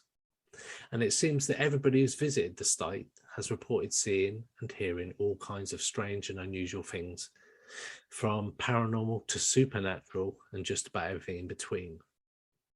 So I mentioned it earlier about how it got its name, the Purple Church. And although it's satanic symbols, people say it's the purple pentagrams that are actually inside the old cellar that has come to name it the Purple Church. Paranormal investigators, mediums, psychics, and ghost hunters who've made the trip to Spencer, Oklahoma, and checked out the Purple Church talk about a dark presence that can be felt and even heard. Most say it's not a ghost, but rather a demon of some kind. There have also been stories of investigators stumbling across rituals being performed at the site while they were investigating. They mentioned seeing... That's what you go for, isn't it? Well, exactly. Why look for ghosts when you can actually see it all kicking off at the time? They mentioned seeing robed figures, lit torches, and hearing chanting coming from the Purple Church. Some have even been chased away. However, some of the paranormal aspects are the least of everyone's worries when they visit the site. Again, many visitors to the site, including those in law enforcement, they and other stations in life we consider more credible when it comes to reporting, have had similar horrifying incidents with the living. People claim to be chased out of the area by these men in robes. They've had shotguns pulled on them or have otherwise been threatened. Some witnesses claim that nails are regularly thrown onto the road in order to damage tires and possibly strand people in the area. Others were chased down the road by somebody in a large truck, usually with the headlights turned off. And the property is currently owned by the Chesapeake Energy Company and is a private property. In 2006, there were rumours spread that the structure had been filled in order to cull the amount of thrill seekers, but subsequent investigations into the property have proved that to be false. However, neighbours who live across the street from the turnoff have been known to monitor the property and confront trespassers. It sounds like something in Cabin in the Woods, The Wrong Turn, where all these yokels turn up and start scaring people off.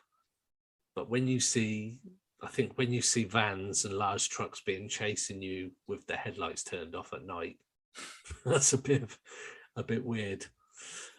So yeah, it's a bit of a strange place. And as you can see from the photos, it's not very church related, but it's definitely one of those places that you can tell some weird stuff has gone down. Yeah, and it's like it's not the sort of the paranormal side that's scary, it's the people. Mm-hmm. It's like, I think that's a lot of the time. It's like if someone comes now, like it's going to be not for a good reason. If someone turns up right now, So yeah, that's creepy.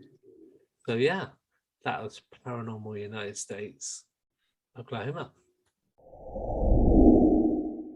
Hello, and thanks for joining us for another episode of Paranormal United States. This is episode 37. This is Oregon. Yes, so Oregon, and I wanted to talk about the Oregon Trail. Okay, I've heard of that. The famous Oregon Trail. Also a video game which was quite popular. I think Okay. in the 80s, or one of the old style retro video games. So the Oregon Trail was a wagon road stretching 2,170 miles Oh wow. all the way from Missouri to Oregon's Willamette Valley. From the 1840s to the 1800s, thousands trekked westward, carrying only a few belongings and supplies for the journey, before settling on the western frontier, forever changing the American West. As the frontier west gave way to settlements, the Oregon Trail might have been forgotten, save for some of the pioneers who formed historical societies, and especially the work of 1852 pioneer Ezra Meeker, an advocate of trail preservation.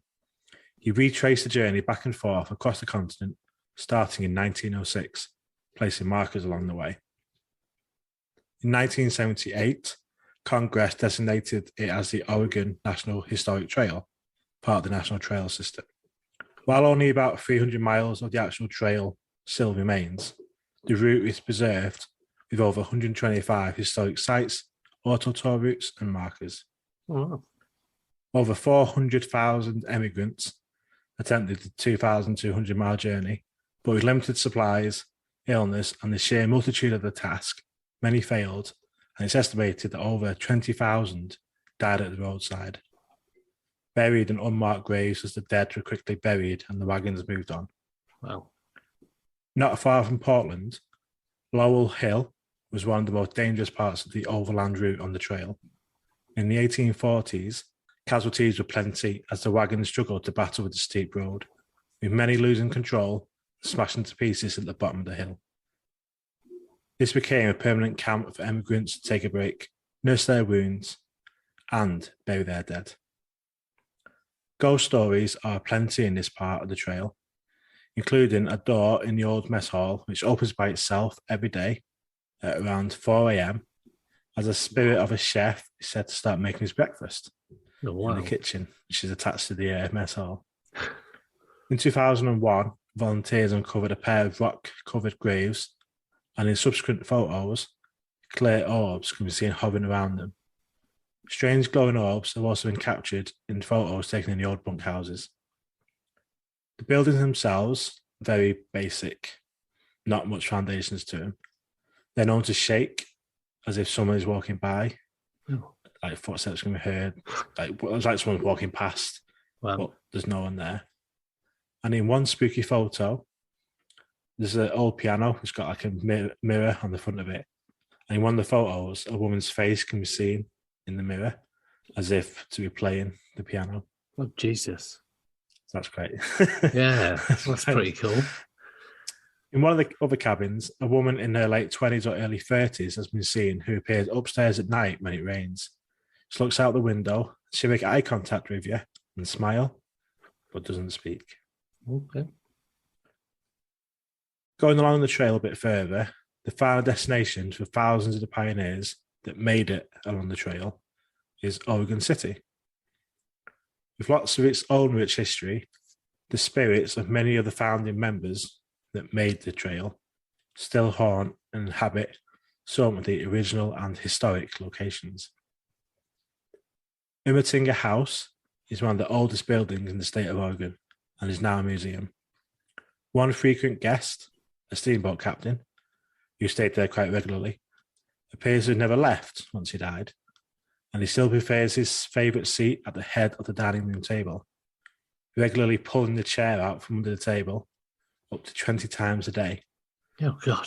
Much to the annoyance of the staff who were there, they have to keep pushing it back under the table. Oh, geez. Because he keeps pulling it out to sit on it. I wonder if they've got proper footage of that, if it happens so often. You'd think so, wouldn't you? Yeah. Yeah. A lot of this is not much to back up these stories, but there's quite a lot of them around these houses. Visitors to the museum also claim to have been touched by unseen entities. They've seen shadow figures wandering from room to room and just have the general feeling of being watched by some unknown person. Creepy. Another house, again from one of these founding pioneers, was the McLaughlin House, also in Oregon City, which shares similar legends. The original owner, John McLaughlin, seems to still reside in his old house, with many guests and staff members seeing and hearing him move around the house, going from room to room, even ducking to get under some of the small spaces and staircases. His rocking chair regularly rocks as if somebody is sat in it, and quite creepily, once a year on the morning of September 3rd, there's a gold-framed oil painting of John, which hangs up. And on this morning, September 3rd, when the sun shines on it in a particular way, it glows eerily as the sun hits the frame. Okay. So his face glows up. Yeah, well, that's odd. Other experiences in the house include a man that felt like somebody's trying to choke him on the first floor and move him towards the banister of the stairs. Oh, Christ. So he felt like he was being pushed, like someone was going to push him down the stairs. And there is actually rumours that there are murders in the house as well. So it could be the murderer still trying to get his victims. That whole trauma thing again. Yeah. Could be a lady apparition in a beautiful period gown has been seen going up the steps. Displays in the museum that are out of reach of guests get found having been rearranged. That's odd. And no one had touched it. Yeah. And in one case, a cleaner was vacuuming in one of the bedrooms and someone tapped her 3 times on the shoulder. Thinking it was one of your staff members, she turned around, see what they wanted, but there was no one there. It's that kind of thing that I just go shiver down the spine and out of there. It could have been John or his wife that lived in the house as well. Yeah, so that's some of the tales from the Oregon Trail and the founding members that made up Oregon City. Cool. So that was episode 37, Paranormal United States, Oregon. Welcome to Paranormal United States, episode 38. We are in Pennsylvania. We are indeed. And following on from many a tradition of previous ones, we're going to be talking around a penitentiary. Cool. So it's the Pennsylvania Eastern State Penitentiary, with its looming, gloomy high stone walls, crumbling corridors and stark cells that once housed thousands of hardcore criminals. The Eastern State Penitentiary definitely looks haunted. Its 142-year history is full of suicide, madness, disease, murder, and torture, making it easy to imagine that there's lots of troubled souls roaming around. And I know we've spoken before where we've said these kind of places where there's been trauma and that kind of thing, there always seems to be quite a lot of instances of hauntings based just on the fact that there's all this trauma. You'll hear me call it ESP, which is Eastern State Penitentiary, throughout this episode. But it became the model for more than 300 prisons worldwide. It's got massive grounds across 10.5 acres, which is pretty big. It cost $800,000 to build when it was brand new, which would be the equivalent of over £29 million today. So probably in the grand scheme of things, still not that expensive, considering it's like a super secure prison. But it does, yeah. What do you reckon? I mean, it's a lot of money, 29 million. But so nowadays, like things cost bloody millions straight away, don't they? Yeah. Nowadays. Yeah. But I think that's still a fair amount. And it did house some famous inmates. Al Capone was one of the famous inmates. Cool. Capone served 8 months in ESP for a concealed weapons charge on his bodyguard, Frankie Rio.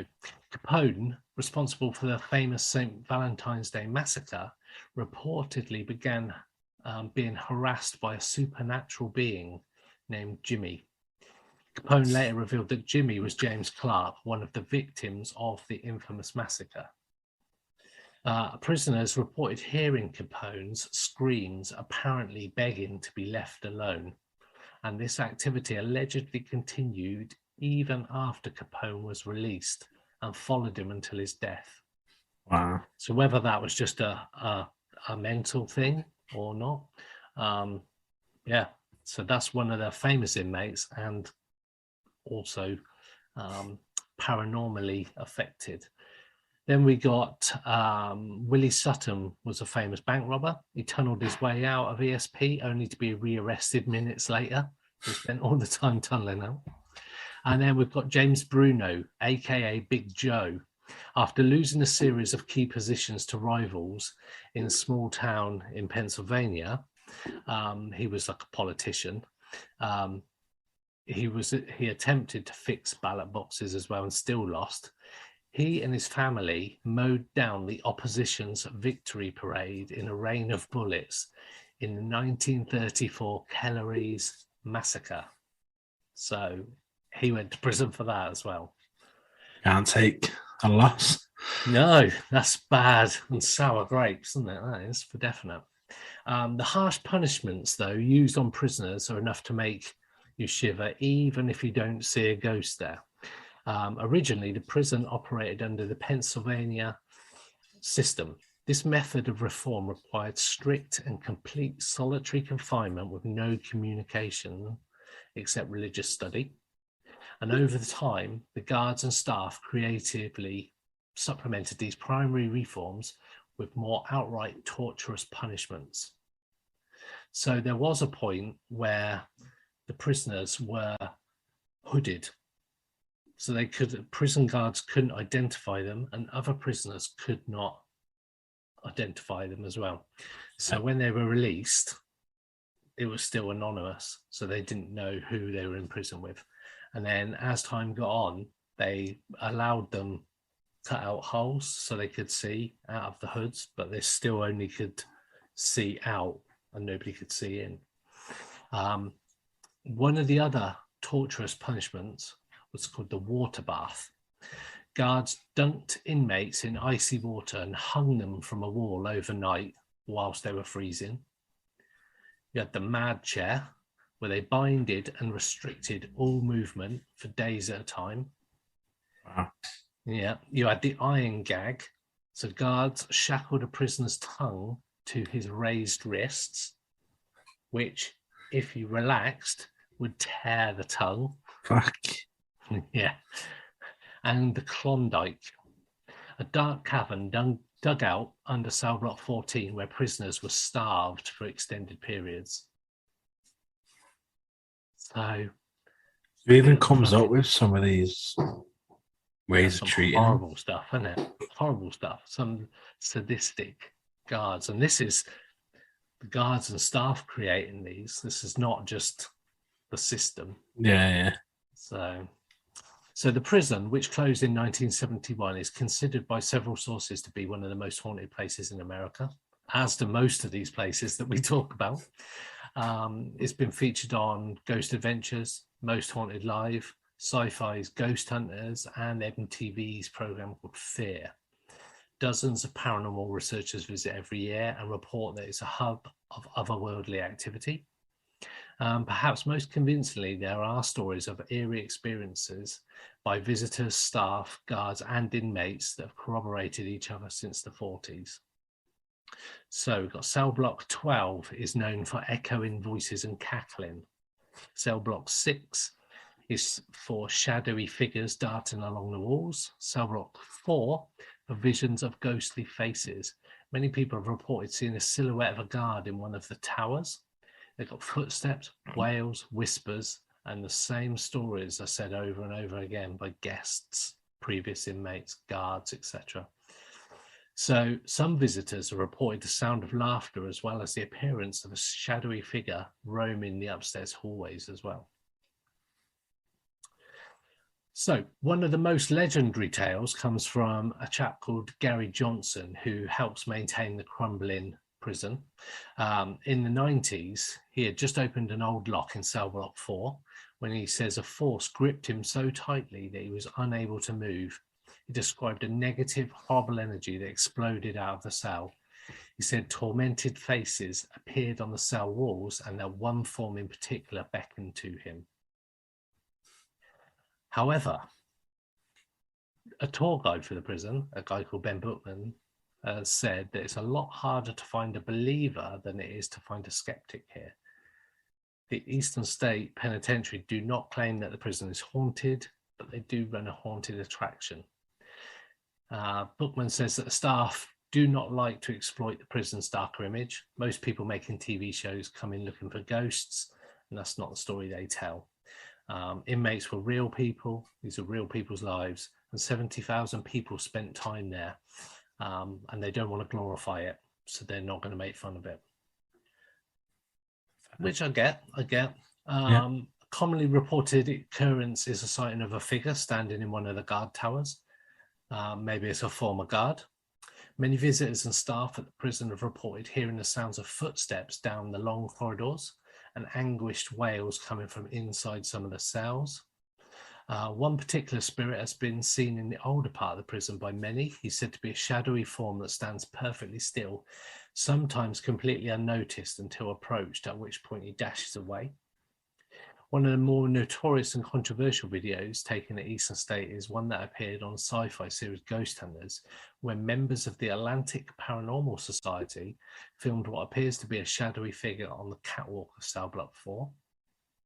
Pep the dog has been reported to be seen and heard throughout the prison. Pep was given free rein in life to go wherever he pleased, and thus is spotted in many different locations, because at one point the prisoners were allowed pets and they were allowed to keep dogs. Okay, yeah, that's pretty cool. Yeah, a part of the famed penitentiary is that they kept and maintained a death ledger. It was a book that kept track of all the deaths that had occurred within the walls, as well as the causes behind it. Over 1,000 entries were written into the death ledger, with the commonly stated cause of death being suicide by hanging and illnesses such as tuberculosis. During the 18th and 19th century, however, masturbation was listed on the death ledger as a cause of death for several inmates. That's pretty hardcore. Wank yourself to death. What were they doing? Well, I can explain what they were doing if you really want me to. But... I think I've had that talk. I mean, that must be going some to die via masturbation. I assume that was to themselves and not somebody else. I don't know. That's weird. So, going at it hard. This includes an inmate number 3477, an 18-year-old, fair enough, and inmate 4033, a 27-year-old. The unusual cause of death was prompted by the unfounded belief that masturbation would lead to certain illnesses and even death. Interesting. I mean, when I was 18, I probably did try masturbate myself to death, I imagine. I don't know. I don't know what to make of that, though. I don't know. So, of the 18, moving swiftly on, of the 18 cases of insanity listed in the 1838 report, 2/3 of it were thought to have been caused by excessive masturbation. Oh. So 2/3 of 18 cases is 12. It's 12 people. Not quite so paranormal, but that's it's not. It's definitely not. Yeah, as it is. Not normal. It's not normal. Abnormal, rather than paranormal. It's I'll leave you weird with that one. Yeah. Experts have also stated that ESP's system of isolating prisoners to solitary confinement may have contributed to mental instability and, in the worst cases, maniacal and suicidal outbreaks. That said, no inmates were ever executed under the system, in spite of the construction of death row in cell block 15.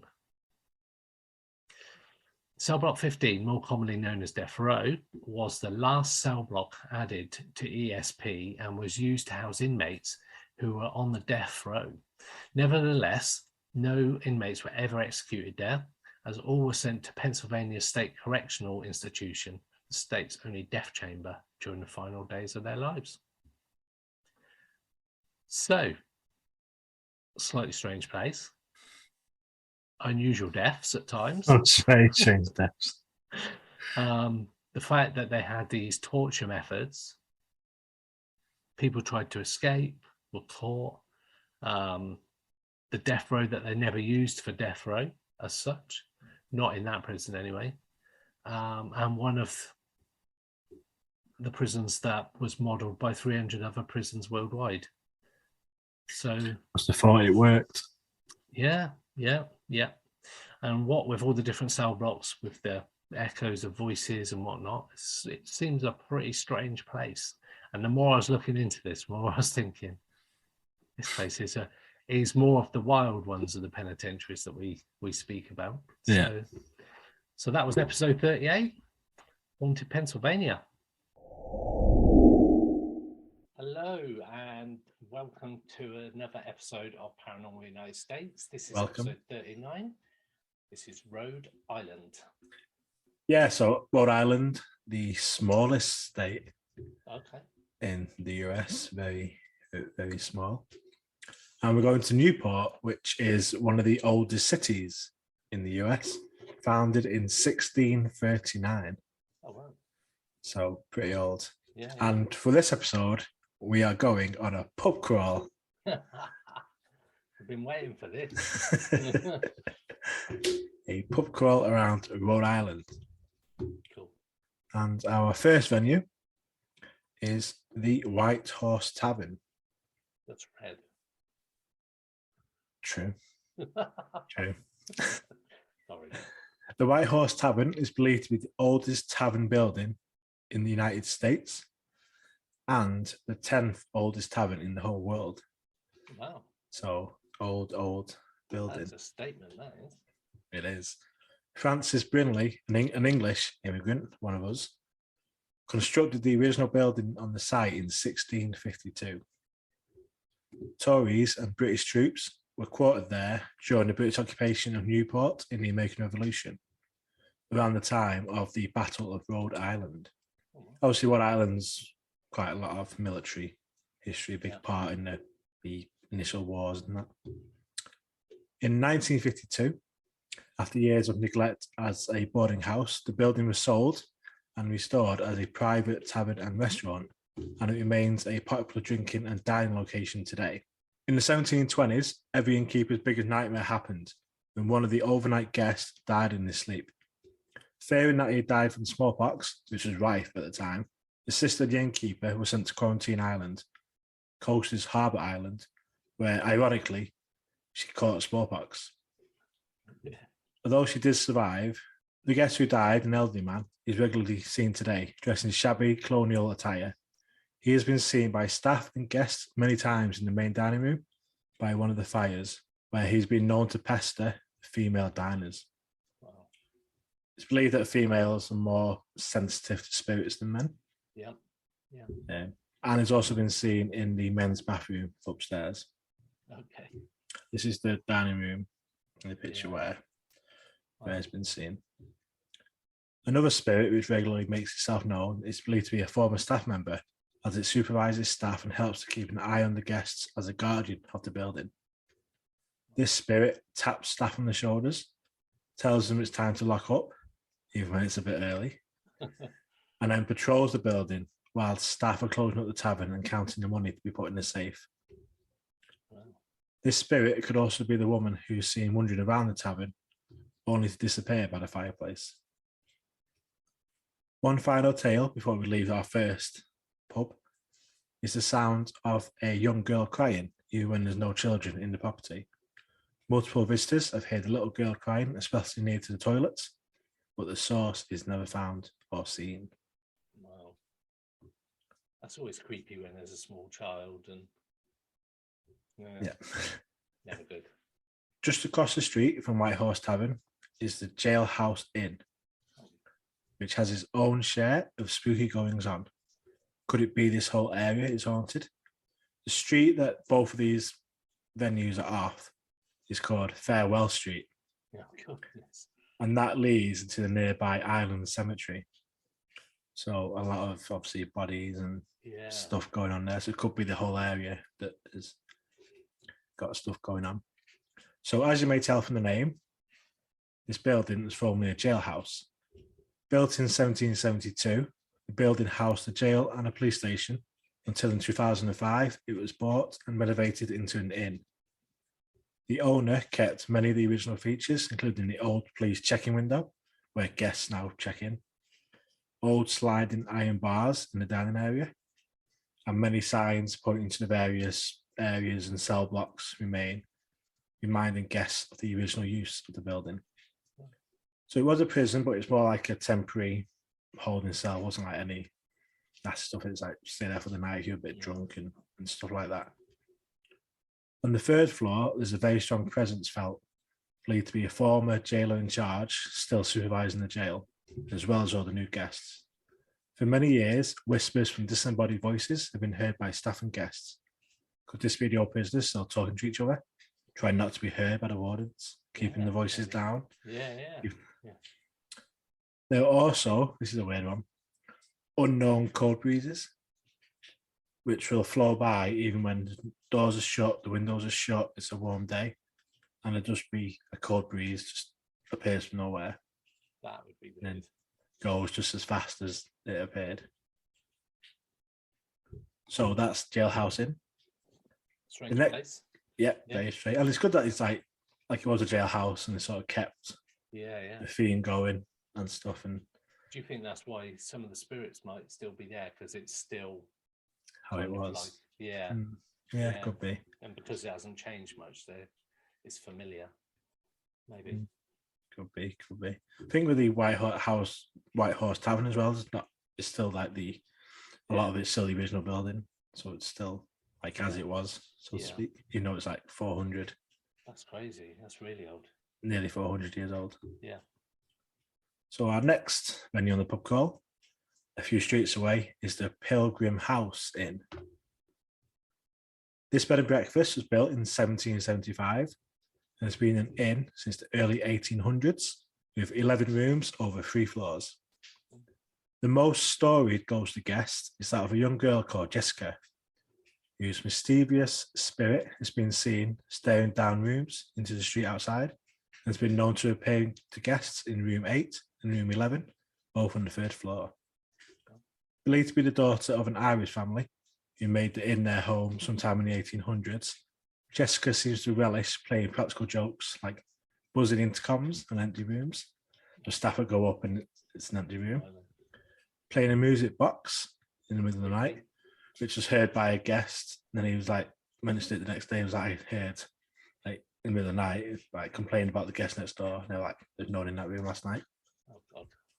And even slamming the dryer door when the lady who owns the building now was loading the laundry. Slam the door, dryer door slams shut, and then an unknown hand pressed the start button to actually start the dryer. And she was on her own in the laundry room. I'd be out. So do the rest of it. I can fold it for me as well. If you wanna do the laundry. One group taking a ghost walk. Obviously, there's lots of ghost walks around both like Rhode Island because there's lots of places like this. Yeah. One group that's taking a ghost walk tour the town reported seeing a little girl in an old-fashioned dress standing at the foot of the inn stairs when there were no children staying in the inn that evening.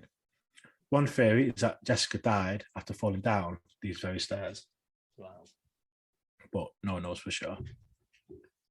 An unusual aspect about this inn, and you may be able to see some just there behind me, is stuffed rabbits.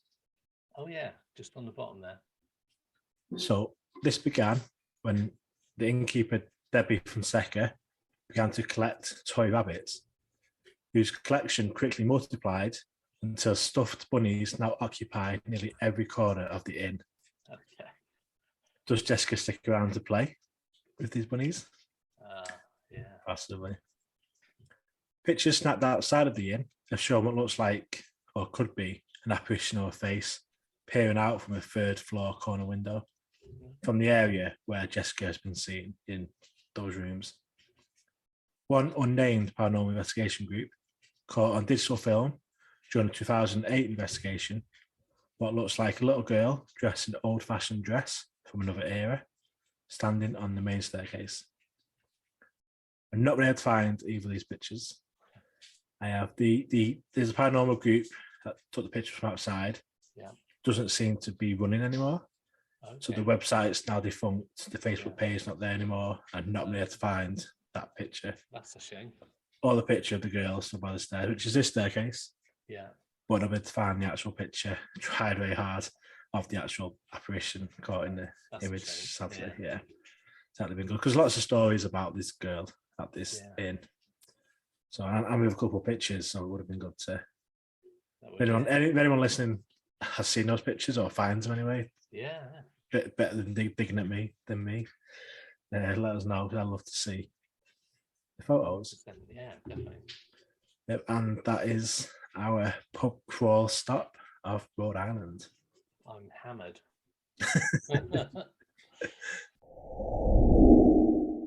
Welcome to Paranormal United States, episode 40. This week, Greg is taking us to South Carolina. Indeed, and we're going to take a little tour around the infamous grounds of captivity in the city of Charleston in South Carolina. And it's the old Charleston jail. It's a prison, so dark and gothic in appearance, you would swear you were looking at pages of a Batman comic.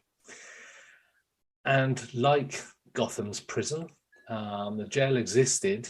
It's housed some of the most crazed criminals imaginable, including somebody called Lavinia Fisher.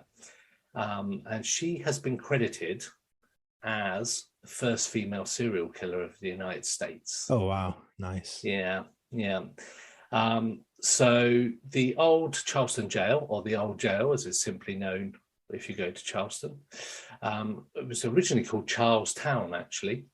Charleston, one of the major players in South Carolina. It served as capacity of a prison from 1802 up until 1939. So it's actually quite a recent closing in the grand scheme of things. The land the jail was built on was specifically set aside for matters of public concern. Not long after the city's founding, this 4-acre lot was set aside not just for prison, but for other public duties, including a poorhouse, a hospital, and a workhouse for slaves. Once the jail was completed, it stood at an amazing height of 4 stories and featured an octagonal tower, which you'll be able to see in the picture. A little over 50 years later, the jail would undergo a remodeling process in which it gained an additional wing.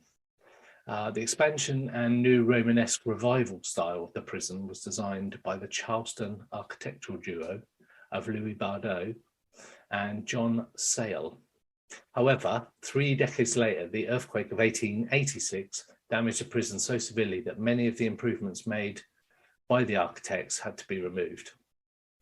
So it wouldn't be a jail without some notable inmates in the US, and it was also home to a great number of Charleston's most notable inmates. From the 19th century, pirates were held captive there, along with Civil War prisoners. So there's quite a wide-ranging kind of personnel, and it's interesting to note that local to the prison is a place called White Point Gardens.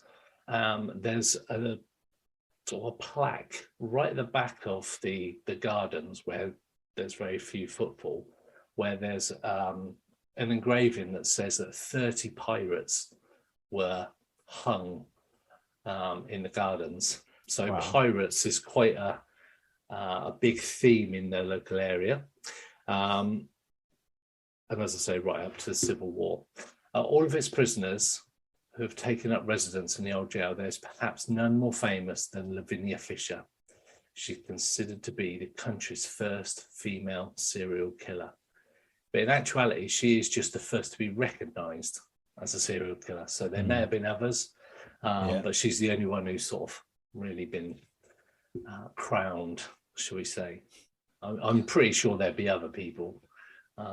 Nice crown. Serial killers. Yeah. So what achievements have you got in life?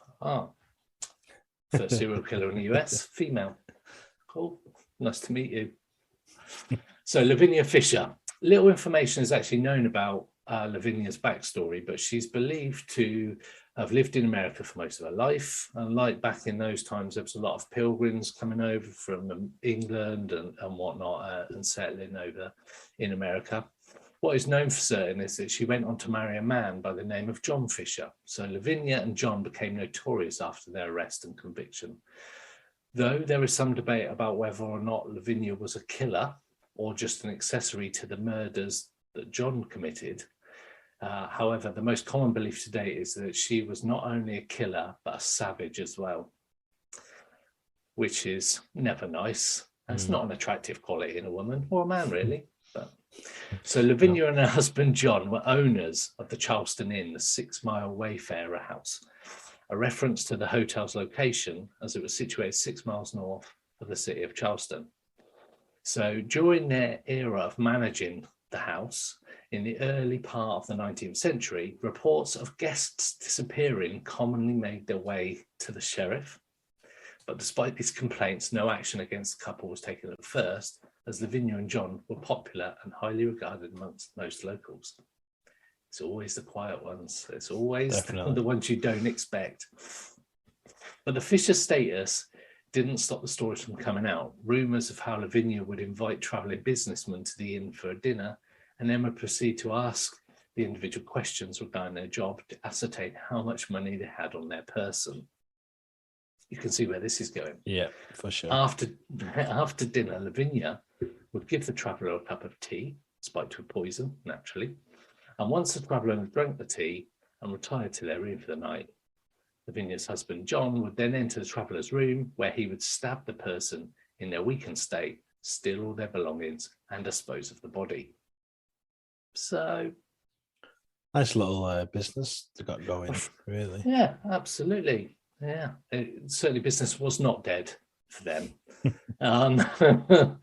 However, they'll feed you first and give you tea before they kill you. So not all bad. Not all bad. And I imagine it was probably free as well. So in alternate, a more Sweeney Todd-esque tale, as Lavinia taking up a larger role in the murders, in this telling, Lavinia would give the travellers a cup of tea, made only to send the recipient into a deep sleep. And once the traveller had passed out on the bed for the night, Lavinia would pull a special lever that would cause the bed to collapse, dropping the traveller into a pit filled with spikes. What? I think I'm going with the first one rather than the second, but I don't know. Yeah, that sounds a bit sort of Silence of the Lambs. Yeah, and how do you even build? Yeah. So sensationalized rumors of the time have made it virtually impossible introducing what is a fact and what is fiction when it comes to the Fishers and their activity at the 6 Mile Wayfarer house. There are some eyewitness accounts. While her husband pleaded for forgiveness as his final moments approached, Lavinia used her last minute to mock the crowd that came to see her hang. Rumour has it she taunted them by saying, "If you have a message you want to send to hell, give it to me and I'll carry it." Right.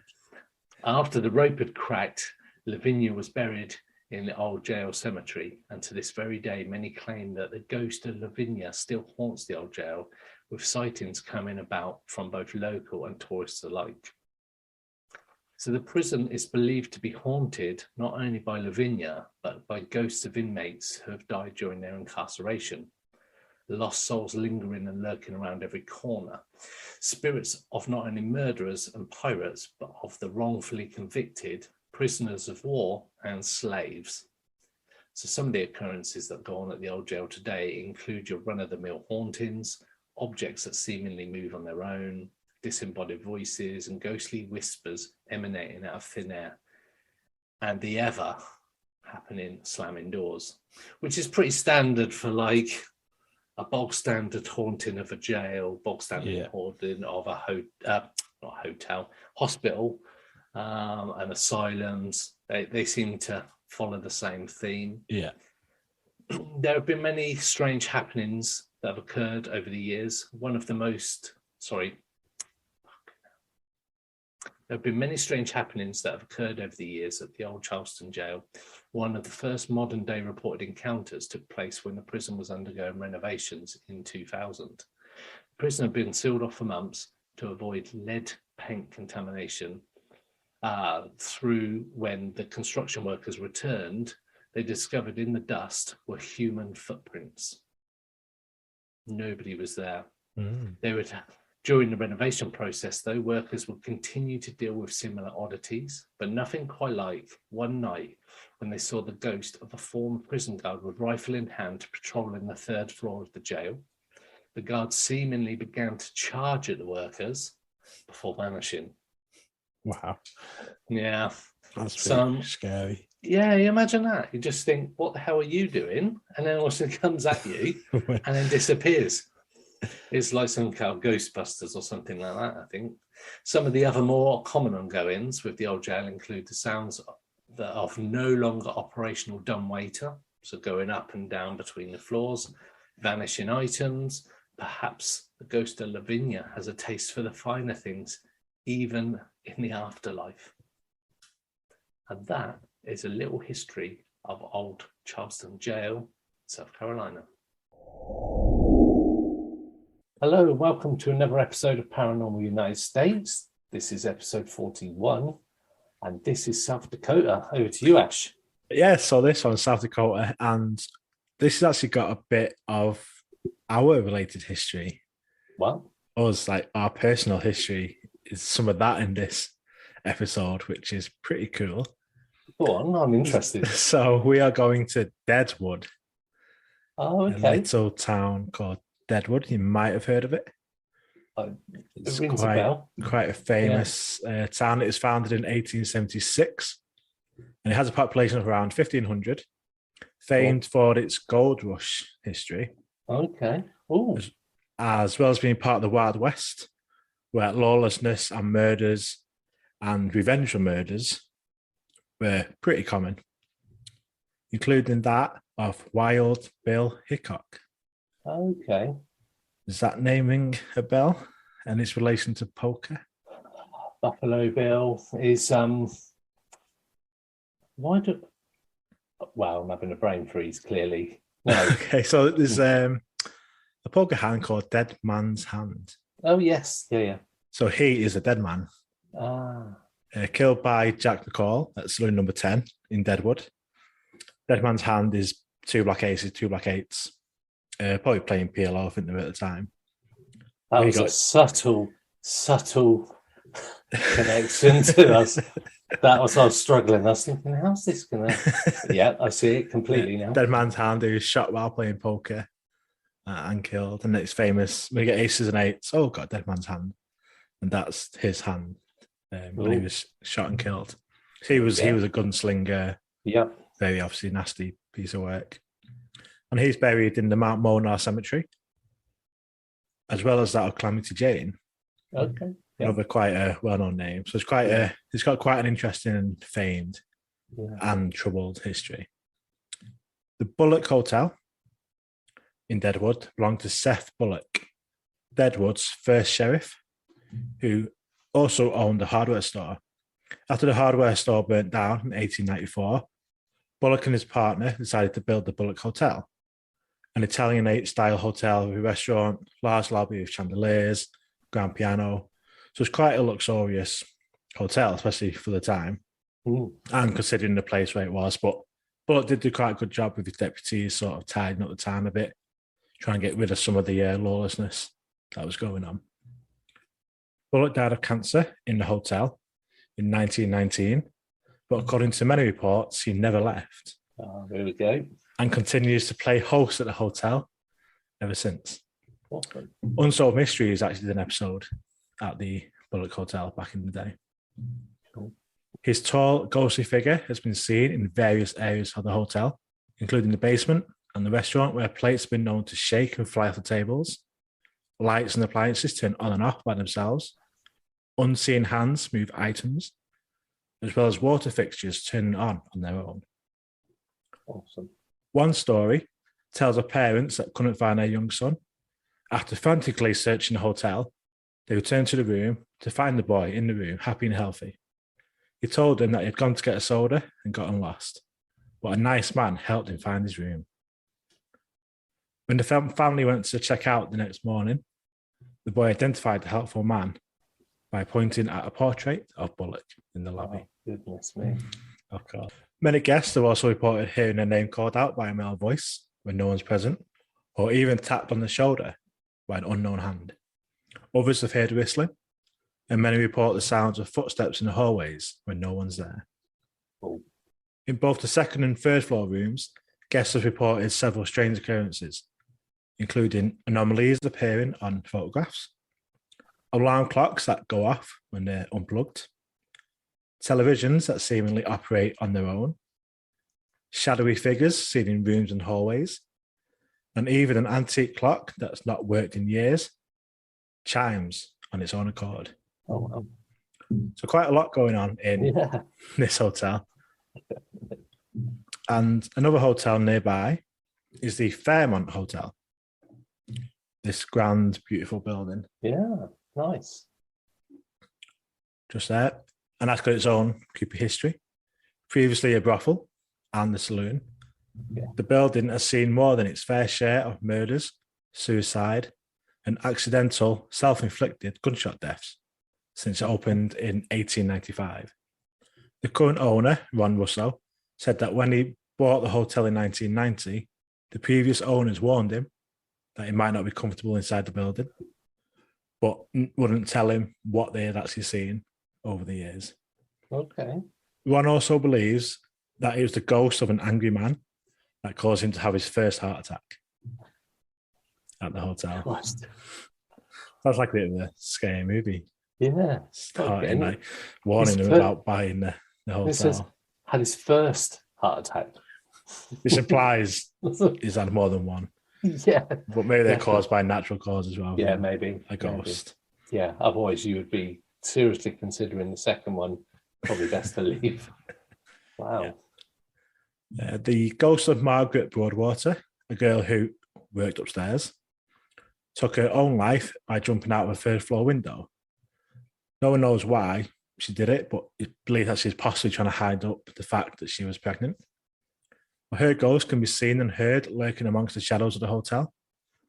And apparitions are very common in the hotel, especially on the third floor, where guests even feel the spirits pass by as they brush against their skin and hair. On one ghost tour of the building, a lot of these places all have ghost tours. You can go on and investigators go there. So there's one ghost tour at this hotel. There's a room with large windows in which the hookers would wave at passers-by, trying to entice them into the rooms. There was a guest felt something tickling her leg. Thinking it was a bug or a bit of material, she tried to swat it away, but there's nothing there. There's no bugs, no clothing, nothing hanging off the chair. But this tickling sensation continued, as if fabric was brushing back and forth against her calves. This continued until they left the room. She mentioned it to the tour guide afterwards, and she said it's a very common report they get, that people feel like there's something brushing against them when there's nothing there. Weird. So this image, you just look above right here. Yeah. This purports to show the ghost of a little boy in the corner. Does look like a sort of child sort of figure, doesn't it? So that's just one weird photo took. Could be, I mean, it's a photo, but just like there's something. Could be a young boy there. Yeah. Whilst this photo, that's said to be the apparition of a jealous boyfriend who, after shooting and killing a client of his girlfriend's, no type of client, he accidentally shot himself while escaping and died on the street outside the hotel. He unalived himself. He unalived himself. Accidentally. Numerous TV shows, like I said, have been investigating Deadwood, including Dead Files and Ghost Adventures. And there was a TV series called Deadwood, which is based around the lawlessness and some of the real people and real events which happened there, with a healthy dose of fiction thrown in, of course. I've seen that, yeah. It's good. So that is Deadwood. Awesome. Welcome to this week's episode of Paranormal United States. This is episode 42. Tennessee. Yes, indeed. So Tennessee, famous for many things, and something not more famous than one of the most haunted places in America. Another one. Another one, yeah. I think every state that we've spoken about has got one of the most haunted places in the United States. So this is in the top 50, I suppose. So there are many ghosts and haunting tales in American history, but none of them are more documented and evident as the one I'm going to talk to you about today. Human interactions with this particular spirit entity date back to 1817. So what I'm going to talk about today is something that some people may know, may not have heard of before, called the Bell Witch. Yeah. So widely considered by ghost hunters and paranormal investigators as America's most haunted location, the story of the Bell family dates back to 1804, when John Bell moved his wife Lucy and their children from North Carolina to Robertson County in Tennessee, where he purchased a 320-acre farmland along the Red River. Nothing too unusual there, I suppose. They lived peacefully for 13 years, but in the summer of 1817, the family would experience things that would change their lives forever. What started as seeing strange animals on the farm led to hearing eerie sounds in their cabin. Several accounts varied on who or what was causing the disturbances or why they were being tormented in the Bell family. The sounds that the family heard escalated to a voice speaking directly to them until it could be heard in every room of the house, while especially terrorizing John Bell's youngest daughter, Betsy, with beatings that left her unconscious. Wow. So not only are we talking a few whispers around the house, we're talking in every single room and physical beatings of the youngest daughter, which is pretty unusual. Yeah, for sure. And pretty scary, I would imagine, because back then as well, when everybody sort of at that time was quite religious, there was like modern America was sort of forming properly. So yeah, that kind of thing to happen has got to be especially terrifying when you've just moved your family down a few years before and whatnot. So the notoriety of this unseen force spread throughout the countryside and left the Bell family with people camping out on their farm by the hundreds, hoping to witness the strange phenomenon. The Bell Witch, as it became known, vowed to kill John Bell and subsequently took credit for his death 3 years later on December the 20th, 1820, when a vial was found next to his deathbed with a strange liquid inside. John Bell's death was attributed to the Bell Witch, making Tennessee the only state to recognize a person's death due to the supernatural, which is quite a cool thing to happen. The Bell Witch was also known for her accurate predictions of the future and her vows to John Bell's children of her return in future years. So, rewinding back to part of the story, it's alleged that a lady by the name of Kate, that the Bell Witch was formerly known as, was a lady on a neighbouring piece of farmland, and she got into a bit of a dispute with John. And on her deathbed, she vowed to basically come back and kill John and his family. So nothing happened for several years. Then, boom, she's back with a vengeance. Wow. Yeah. So it was then that she would say she was going to return.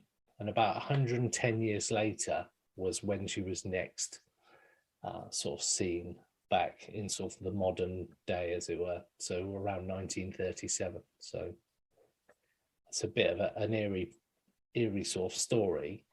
Ghost Adventures have also done an episode on the Bell Witch. And the entity who would be called the Bell Witch was described as having supernatural powers, including invisibility, clairvoyance, and telekinesis. And it's no wonder the Bells felt haunted. The Bell property is, as you'll see, hauntingly beautiful. So I don't know if the Bell Witch and the things sound familiar at all. I don't know. I mean, I've heard of that before, and it does have some similar vibes to Skinwalker, with like strange creatures being seen, noises, things happening. Obviously, poltergeist activity at Skinwalker as well. So there's some sort of, maybe there is a similar something happening. Other sort of pieces of information I've been looking at, they talk specifically about it being a poltergeist, and there's actually a cave where it's called the Bell Witch Cave, and in there is apparently where the body of the Bell Witch was. And if you go in there, there's a grave that appears to have been sort of dug up and no body in there, and they believe that the Bell Witch's body has come out.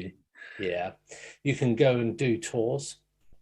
There's sort of an underground area, so there's ghost tours and all those kind of things. That the state actually recognizes the Bell Witch as a thing, and as I say, the only state to recognize a person's death due to the supernatural, which in itself is pretty insane.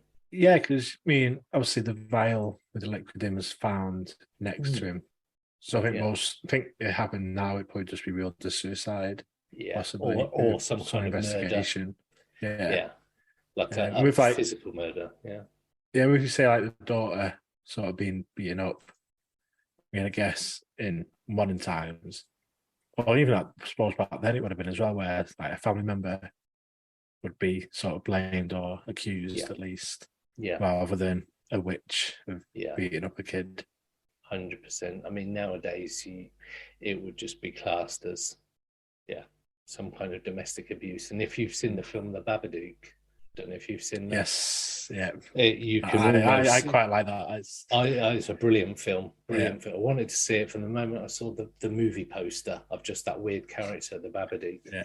And I got from it like the mum's sort of spiral into like a depression kind of, the mum's losing her mind a little bit, and she's terrorizing the kid, and you can kind of see that could be attributed in this case as well. But it's convenient to blame an entity and whatnot. And I don't know if the legend of the Bell Witch sounds familiar. It's because it is wildly famous. Do you remember the Blair Witch Project? Yeah.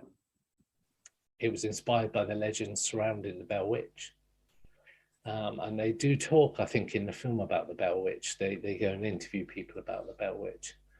And this is where the inspiration for the sort of film came along. That's probably why I've heard it.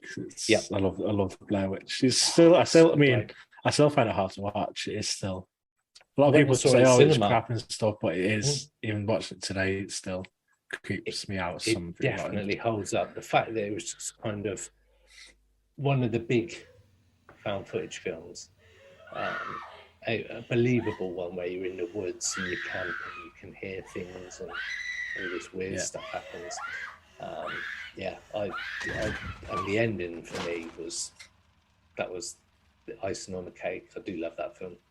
So this is the Bell Witch. It's just a quick view of the things that have been happening in Tennessee's most haunted location, and that's episode 42, Tennessee. Hello and welcome to Paranormal United States. This is episode 43, and this is Texas. Yeah, and we are going to Southeast Texas, to a place known as the Big Thicket. Okay. Thicket, which is the name of a heavily forested area deep in the heart of Southeast Texas. Cool. The thicket was once over 1 million acres in size, according to some estimates, comprised of dense woodlands described as a convergence of eastern hardwood forests, prairies, and the Gulf coastal plains. This is before the lumber and oil industries reduced the thicket to a patchwork of its former self. The region was composed of dense vegetation, populated by bears, wolves, panthers, and a remarkable variety of unique plants. is also a perfect place to hide. Although criminals and scofflaws used the thicket to escape local law enforcement throughout the region's early history of Anglo settlement, the thicket's most renowned fugitives were Confederate deserters during the Civil War.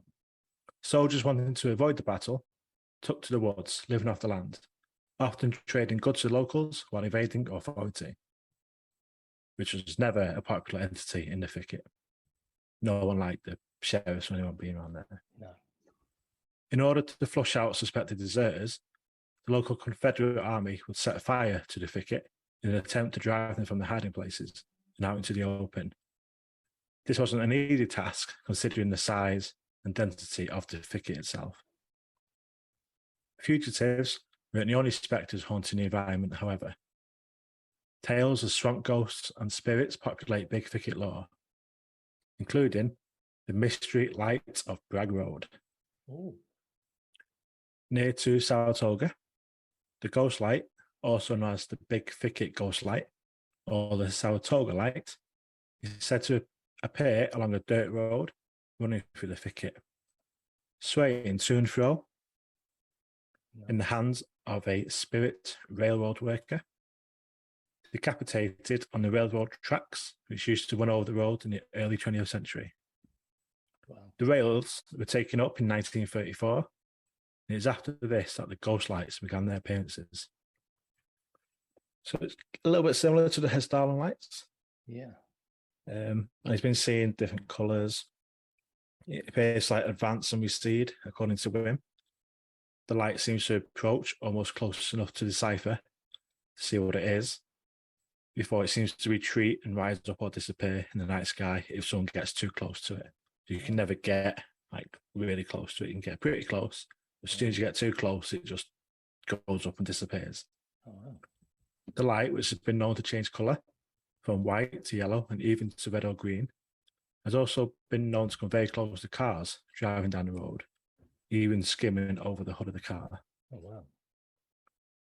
The local community has leaned into the legend, even erecting informative plaques and renaming a portion of the road Ghost Road Scenic Drive. At several points during the 1980s and 1990s, the local government put forward proposals to cut timber on the road, which were blocked by the citizens who wanted to maintain the integrity of the Ghost Road. As with many other ghost light sites, several attempts have been made to debunk the lights as car headlights or even the swamp gas from the surrounding swamps. I think in this picture, you can see the swampland. Yeah. It's going throughout a lot of the thicket. However, these attempts are at best inconclusive, and the legend is still quite robust in the community, compared to some other spook lights that have lost popularity in the last couple of decades. Research by Japan's Yoshihiko Atsuki, professor of physics at the Waseda University of Tokyo, found that in Harding County, which encompasses Big Thicket, around 80 per 1,000 people have seen a fireball. This is what he calls the light a fireball. That's a lot of people. Yeah, so that's 80 in 1,000 compared to the worldwide average of just 1 in 1,000. So a huge amount more are seeing strange lights. That makes this area one of, if not the most popular area to see a fireball or ball lightning, I believe it could be, because he also heads up a sort of scientific ball lightning research group. Okay. And there's another area in Texas that's had similar sort of lights being seen, and again, similar to Hessdalen. But obviously the topography of Big Thicket isn't the same, whereas there you've got the valleys and the mountains. Yeah. But it's the whole geographic, obviously it's a forest, it doesn't have the mountains. So even though we're getting sort of similar reports, the geography is different, so it sort of can't be the same thing.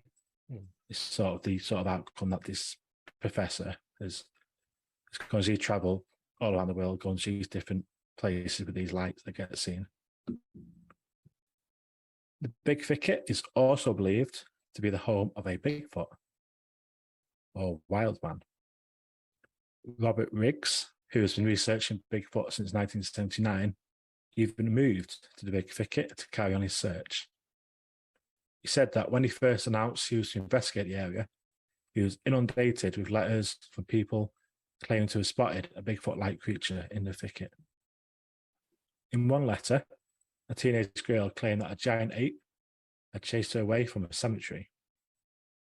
A couple in a car on Ghost Road, the local Lovers Lane, reported that Bigfoot jumped on their hood, forcing the man, who fortunately had his shotgun handy, forcing him to scare the creature away by firing at it through the windscreen. Wow. So he must have been scared enough to through the windscreen. So he must have been pretty frightened to do that. Yeah. To actually shoot through your own car's windscreen. So they must have seen something. Definitely. Riggs has concluded that there's at least one large, hairy beast walking around the thicket. And although he hasn't seen one himself, he has heard a very loud howl when camping overnight. And his next aim is to get his own photograph of the creature. And he's set up trail cameras and mounted cameras, as well as setting up bait near to his camper, which is on the edge of the thicket, which he moved to fairly recently. So that's just a couple of the strange things going on in the thicket. There's also been reports of ghosts, spirits, disembodied voices. Wow. People hear someone walking nearby, but when they look, there's no one there. So and it's weird because it used to just be like a big, massive forest, but now there's like around a dozen different areas of like smaller pockets of the forest, and it's like been built up in between them. Okay. Like there's little villages and stuff. So it's a little bit weird because it's not all just one place. It's separated a little bit. Do you think though some of the noises that you hear could just be, they could be a real person, but just sort of echoing around a little bit, so you can't quite place it? I'm not saying that is, but because it's that kind of environment with trees and stuff, it may be. Yeah, could be. Of course, and a hairy man could be a hairy man. Could be. Going for a walk in the woods. Yeah, could be. Could be. But the ghost lights is the interesting bit, and it's been seen for decades. And it's not the first time that we've talked about like a light that appears to be from like a train or from a worker on a train. We've talked about that before, and on a particular sort of road in the US, similar type things. Yeah, that's the Moonville Tunnel has a Ohio's got you see like a lantern coming towards you, and then when you get close, it disappears. Yeah. So interesting though. I like that. It seems quite a weird place. I don't know if I'd go there, because that it's a bit too much happening. But it's interesting that there's like disembodied voices, lights, Bigfoot type creatures, all in the same sort of high density of paranormal stuff, which seems to be coming through more and more. All the different types of activity. So definitely. So that was Paranormal United States, episode 43, Texas. Welcome to this week's episode of Paranormal United States. This is episode 44, Utah. Yes. And I know we do stuff where people probably haven't heard of things, but this one, I think, because it's Utah, I think we can't do Utah without mentioning this particular place. So there are a few. I can imagine. Want to have a guess? Do you want to have a guess? I'm going to have a guess. I'm going to have to say Skinwalker. Yes. The reason why I've chosen Skinwalker, because I think if you think Utah, I think Skinwalker Ranch is probably the place that you think of. There are some other ranches. There's one called Blind Frog Ranch that I started looking into, and that's heading more towards Aztec gold searching and such like. But this one, I think, because a lot of people know Skinwalker Ranch from the series that's currently on, and what they're doing to try and find and pursue the paranormal. Nice little I like what you did there. That some people don't really know. I would say a lot of people, if they've not read Hunt for the Skinwalker, not seen the Jeremy Corbell documentary, they might not know about some of the history and some of the early stuff before Brendan Fugel took over the ranch Yeah. a few years ago. So what I thought I'd do is just talk a brief timeline of what happened and some of the events that sort of led up to where we are with the TV series. And I think it's a good opportunity for me to share some photos that people may not be aware of or have seen, because they only know the stuff that's currently going on. Yeah. And Cool. I've got one picture at the end, Ash, that I think you'll like, purely for the fact is you'll say, I've seen a picture like that before. Awesome. I look forward to that. Yeah. So here we go. So let's take a little trip to Skinwalker Ranch. So there's lots of things that have happened at Skinwalker Ranch over the years. It's a large property, for those that don't know, near a small town of Ballard in Utah that's almost 500 acres in size, and it borders the Ute Indian Reservation. And in the Uinta Basin, where Skinwalker Ranch lies, there's a lot of Indian reservations and Native Americans ground. And it's said that one of the hills on the ranch itself is in the path of the Skinwalker. The Skinwalker is like a powerful spirit, and they're there because of a curse put on them generations ago by the Navajo Indians, which aren't necessarily where the Ute Indian Reservation is in Uinta Basin. They're just away from it, but there's always been a bit of a clash between the Utes and the Navajos, and the Navajos actually had the Ute Indians and Native Americans as slaves.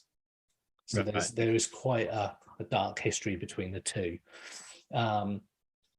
And the Utes say that the ranch is, like I just mentioned, in the path of the Skinwalker, and tribe members are strictly forbidden from setting foot on the property. It's been that way for a long time.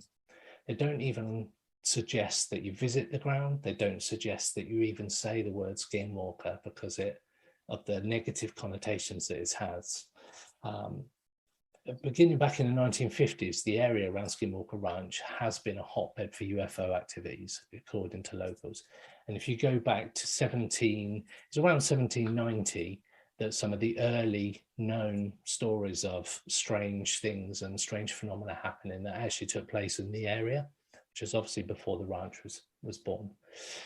In 1994, Skinwalker Ranch became well known when Terry and Gwen Sherman, that wasn't their names, but those are the names they were given in the books, and subsequently to protect their identity, they were the Gormans, was their actual surname.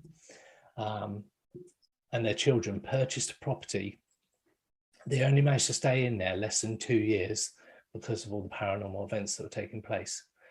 When they first moved in, they found deadbolts on the doors and the windows that puzzled them, and not the fact that there was locks on the doors and windows, but some of the doors and windows actually had locks on the inside and the outside, either to stop things coming in or stop things getting out. Wow, that'd be creepy to find. Yeah. They also found large chains outside that looked like they may be for the purpose of restraining heavy animals. Obviously, if you believe all the stories that have taken place, then you'll probably know that during their first sort of weeks and months in the property, that a wolf came along, or what appeared to be a wolf, came along and attacked their cattle. So they, being the farm hands and the ranch owners that they had shotguns, and they went out to tackle this wolf. They shot the wolf multiple times with a handgun. The wolf didn't even react to the gunshots at all and appeared to be unharmed. Then they eventually shot it 6 times. The wolf turned and walked off. They couldn't find any physical evidence of blood being affected by the gunshots. And the gun they used was quite a high caliber gun. So it would have taken down most things that you would normally take down with a gun. Another instance, the family saw their field lit up as if by a football stadium worth of lights. They saw a UFO larger than 2 football fields, and apparently alien figures over 7 feet tall around it. And in the 2 years that the family were in the property, they actually lost 20% of their herd of cattle due to mutilations. And it was less than 2 years after that the story became a bit popular in the local news, and a gentleman by the name of Robert Bigelow, who owned some budget suites, like property called budget suites.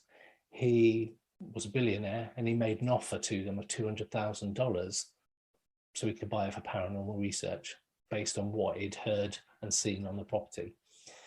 And that's at that point he had and created the National Institute of Discovery Science, which operated from 96 to 2004 in the current form. And then the organization was later replaced by the Bigelow Aerospace Advanced Space Studies, or BAS, which a lot of people may or may not know from the history of the premises. And in 2007, a secret unclassified government program, and you'll know this one, Advanced Aviation Threat Identification Program, ATIP, began investigating UFOs. And the program had a $22 million budget, and Robert Bigelow received much of that money. He was, in fact, the only person to tender for that budget. And his findings were that the UFOs seen in the area were not consistent with current military aircraft, whatever that means. And if you believe all the stuff that's going on now, that all the stuff that Bigelow found with the National Institute of Discovery Science, or NIDS, led to the fact that they didn't publicize any of the findings. So there's loads of photos, video, which they said that it's all sort of not classified because it wasn't government run at that point, but Bigelow is not releasing that information. And I think Brendan Fugel, the current owner, struggled with getting information out, hence why he's trying to find out what's going on in their property. So I've got a few photos here that I want to cycle through. So that's a quick trip through the history, just a very, very brief trip. This is something that we could talk about for hours. This definitely. But I didn't think I'd do justice to Utah if I didn't mention Skinwalker Ranch. So we've got definitely. So there's other anomalies that appear on cameras. Objects in the sky, again, quite difficult to sort of pinpoint what this object is or really where it is in the sky. Could be close, could be far away, difficult to tell. I've got other lights here in the middle that are frequently seen on the property. Again, another light. One of the first people to experience and document some of the information was a guy called Colin Kelleher. And he actually wrote the book Hunt for Skinwalker with George Knapp. And George Knapp is also the guy that introduced the world to Bob Lazar in Area 51 back in the day. So he has been quite instrumental in the paranormal and UFO field right from time ago. And the Hunt for the Skinwalker book is a fabulous read. Other anomalies in the sky. This one could be a reflection of something. There appears to be like a reflection to the side or to the back of it. Oh, it could be a portal. Could be a portal. And it is also something that was mentioned in the book, that they witnessed this portal open up and they could see like a Native American Indian or Native American man standing the other side of the portal, just sort of slowly waving. But they couldn't establish where he was, except he was in a portal, which is mind-blowing to say the least.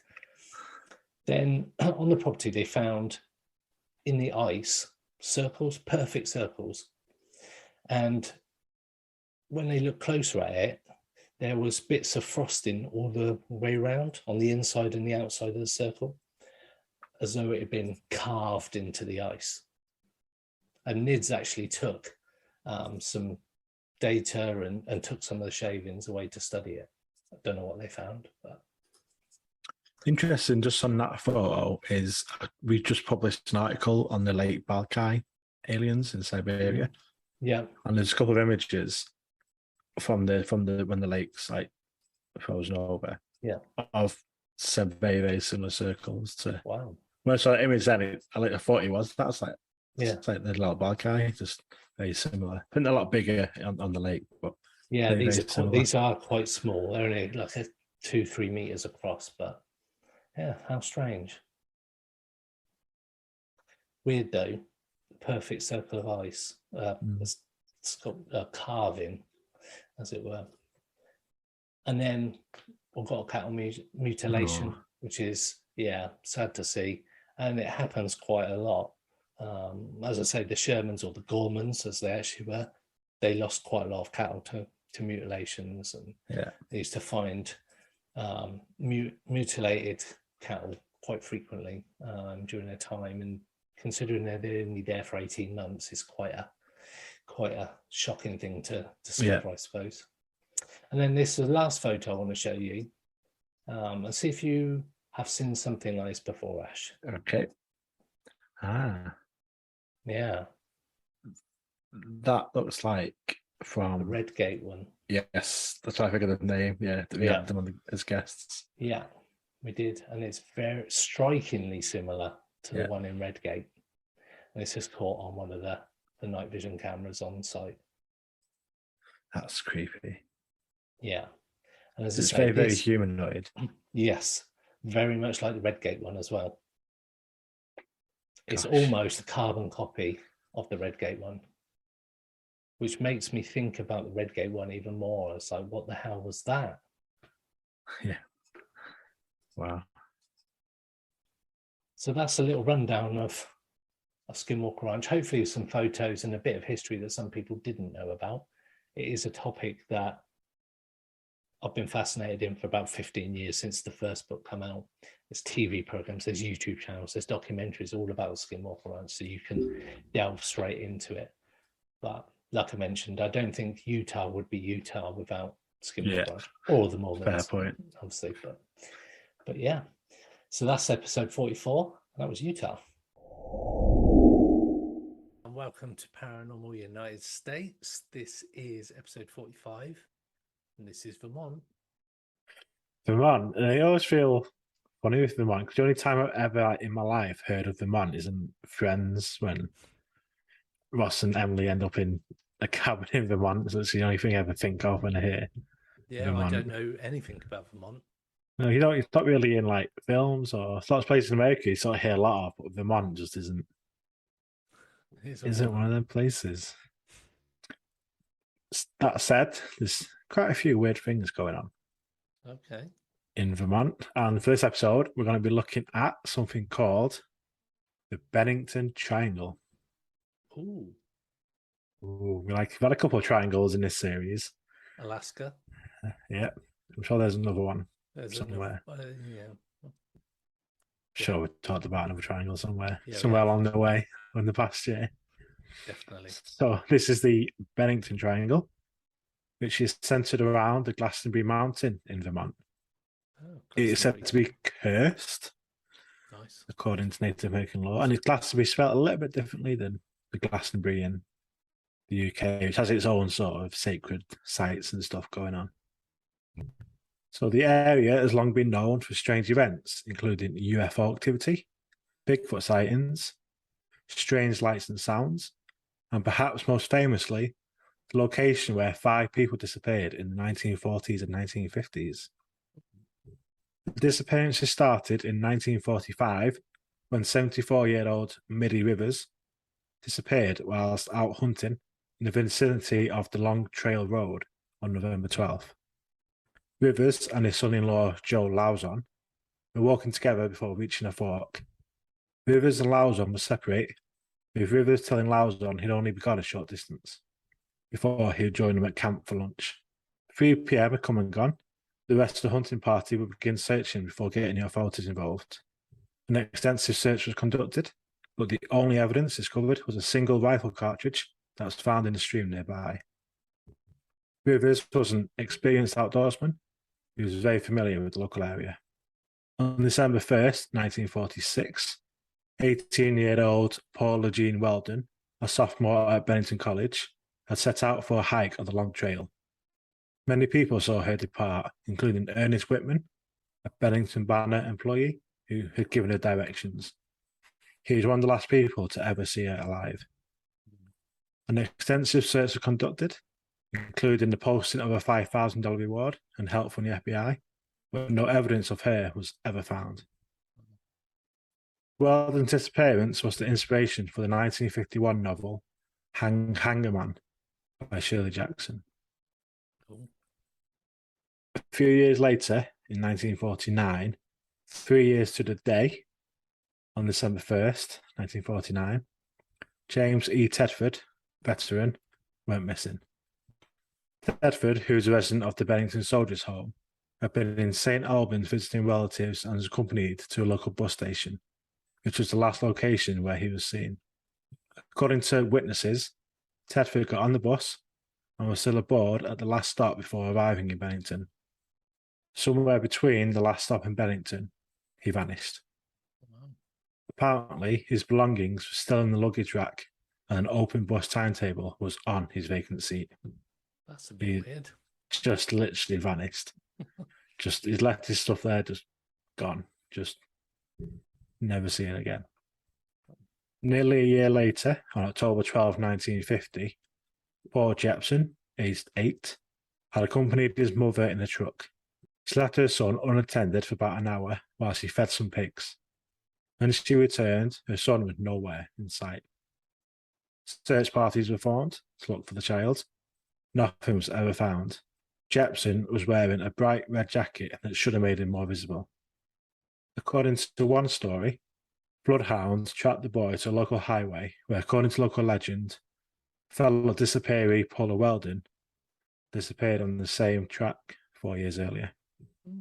16 days later, on October 28th, 1950, Frieda Langer, aged 53, and her cousin, Herbert Eisner, left their family campsite near the Somerset Reservoir to go on a hike. During the journey, Langer slipped and fell into a stream. She told Eisner if he'd wait, she would go back to the campsite, change clothes, and catch up to him later. But she did not return. Eisner made his way back to the campsite and discovered that Langer had never returned, and nobody had seen her since they had left. Over the next 2 weeks, 5 searches were conducted, involving aircraft, helicopters, and up to 300 volunteers. No trace of Langer was found during the search. So that's 5 missing people. There's no connections between them, apart from the area. It's just like the same road comes up a few times. Yeah. They're all different ages, different genders. I was going to say the ages is quite an interesting thing. There's a massive mix between a child and an older person. So yeah, it's got 8, 18, 73. So it's literally there's no there's not like 5 young women went missing. It's literally random. And there's an earlier missing person, slightly earlier, that of a man named Carol Hernick in 1943, so 2 years before the first disappearance. He went missing during a hunting trip around 10 miles northeast of the town of Glastonbury. The difference with this case, though, is that his body was discovered a few days later, interestingly, surrounded by huge, mysterious footprints. Wow. And he'd been squeezed to death. What? So yeah, squeezed. So it sounds bear-like type, big footprints, been squeezed to death. But that's the only time, like, all the other 5 was never seen again, never been found. Whereas he went missing, but they did find his body. And he was killed by something big in the woods. Something big, being killed by a hug. Oh, way to go. Oh, I love you. Yeah. Rushed you to death. So the stretch of woodlands around Glastonbury Mountain includes the towns of Bennington, Woodford, and Shaftesbury, as well as the ghost towns of Somerset and Glastonbury. For more than 2 centuries, there have been numerous sightings of a Bigfoot-like creature in the Glastonbury Mountain area, which became known as the Bennington Monster. Oh, wow. One of the first reported sightings occurred in the early 1800s, when a stagecoach full of passengers was forced to stop on a washed-out road. The driver first noticed very large footprints in the mud that was too large to be humans. Then, The coach was attacked by a large creature who knocked the vehicle on its side. So it must have been a big creature. Christ. Yeah. The frightened passengers could only see a pair of eyes before the monster roared and ran off back into the forest. Later sightings described the creature as a large, hairy, black thing standing over 6 foot tall. Wow. So could be some sort of bear, Bigfoot type monster. It could be the same one that was hugged that other guy to death in 1943. Something going on there. Yeah. I mean, 6 foot tall. It could be a bear standing up, to be fair. I know they can go a lot bigger than that, though, when they're on their back legs, but... There's a bear roar. I don't know. I don't know that. Does a bear shit in the woods? I don't know. But yeah, yeah, they do roar, don't they? I don't know. I don't know. I think you'd notice if it was a bear, though, surely. You'd think you would know what a bear looks like. Maybe. I don't know. So it's when you're living in places when you sort of have to be aware of bears, whereas obviously in the UK we don't need to know bear safety and stuff like that. No, it's not high up my priorities. Yeah, you'd think if you were those local areas, you would probably be aware of local sort of creatures, like bears, raccoons, all those kind of things. So yeah, that's weird. You see videos in America where literally like 3 black bears in someone's garden. Like, what the my God? That's it, and it's not a rare thing over there, I suppose, in the sort of forest regions. Like I've been over to Australia to visit relatives, and we went to a cemetery, and there's like kangaroos everywhere. Like they're like rodents. There's that many of them. Whereas I suppose bears are the same sort of thing in that kind of environment. Yeah, I suppose. Yeah, but yeah, weird. In addition to the Bigfoot sightings and disappearances, others have reported seeing strange floating lights, other mysterious bubbling creatures, and UFO activity. So what is going on at the Bennington Triangle? The area is said to be cursed, and the Indians of the area had long been very wary of the area and avoided it. An Algonquin legend warned of a malevolent stone in the mountains that would open up and devour anyone unlucky enough to step on it. So that would account for disappearances. Yeah, definitely. If these have stood on this stone and been devoured by the mountain. Some say it is paranormal, stating that the place is a window into the unexplained. Maybe some sort of portal. While some say the area is unstable due to wind patterns that are unusually chaotic and confusing, so people can easily get lost. Whatever the reason, the stories and legends live on in the Bennington Triangle, Vermont. Welcome to this week's episode of Paranormal United States. This is episode 46, Virginia.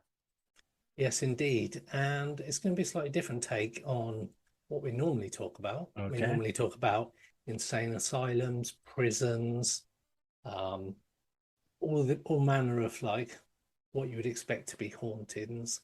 But as you can see from the picture behind, it's quite a modern building. Yeah, looks like a hospital or something, maybe. Yeah, so I'm going to talk about the University of Virginia's School of Medicine. Not far enough. Right? It's not haunted. It's not got... Well, it probably has a diverse history, but not like you'd expect. Okay. So I'm going to talk about the Division of Perceptual Studies at the University of Virginia School of Medicine. Cool.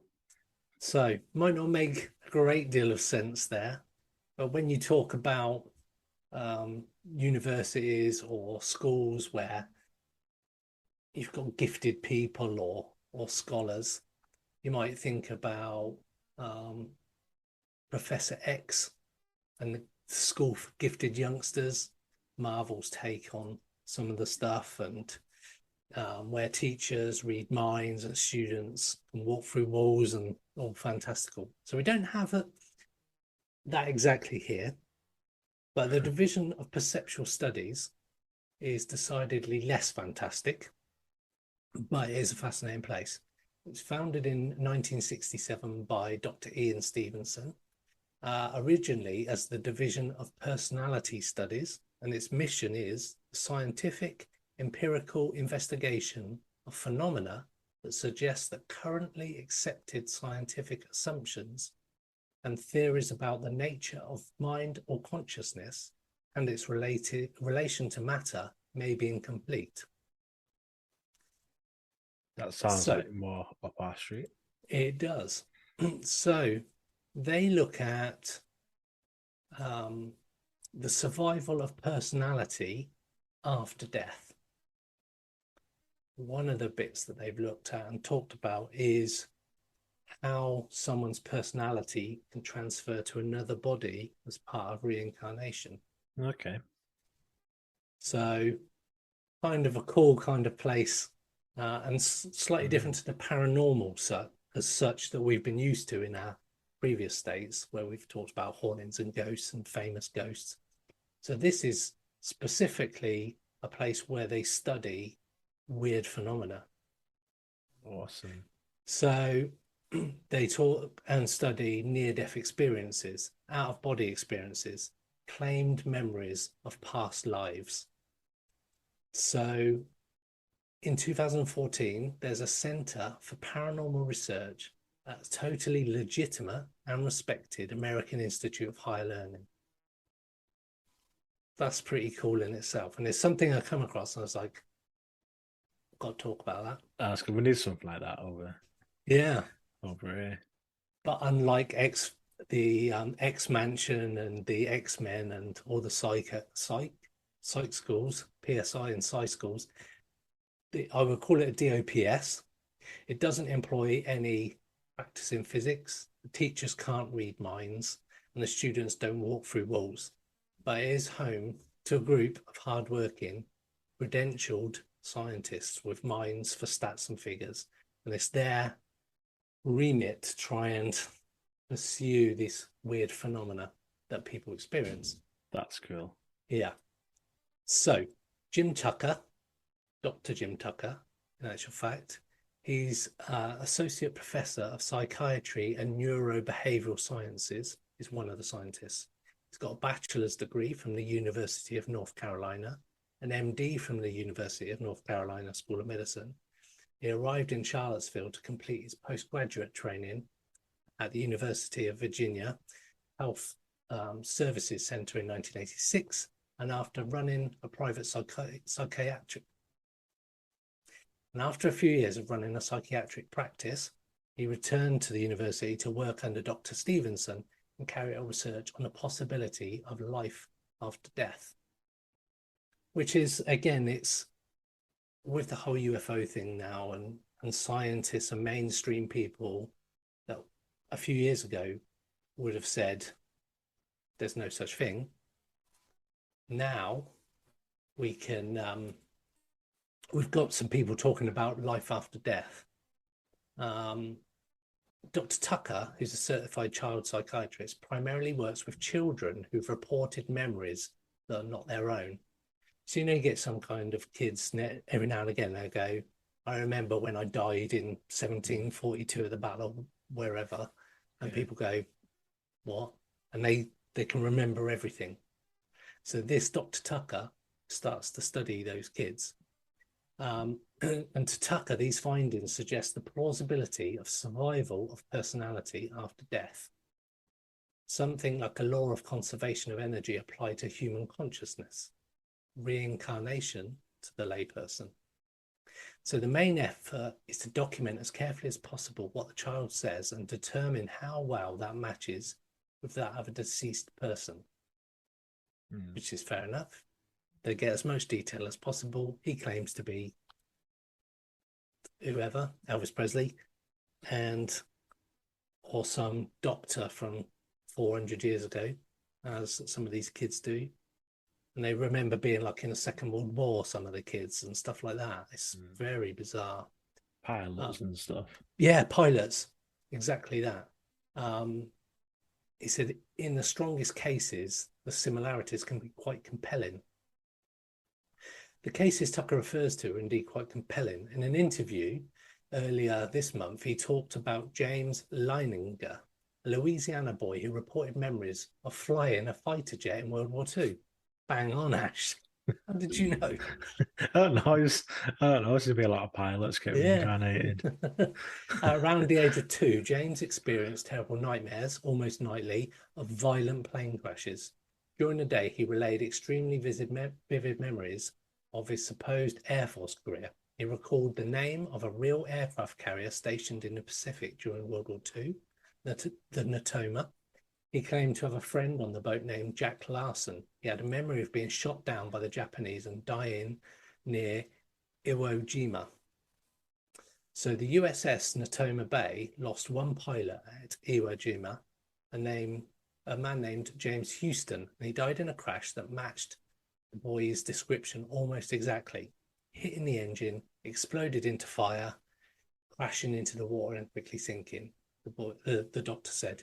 And when that happened, the pilot of the plane next to his was Jack Larson. So how could a child know that?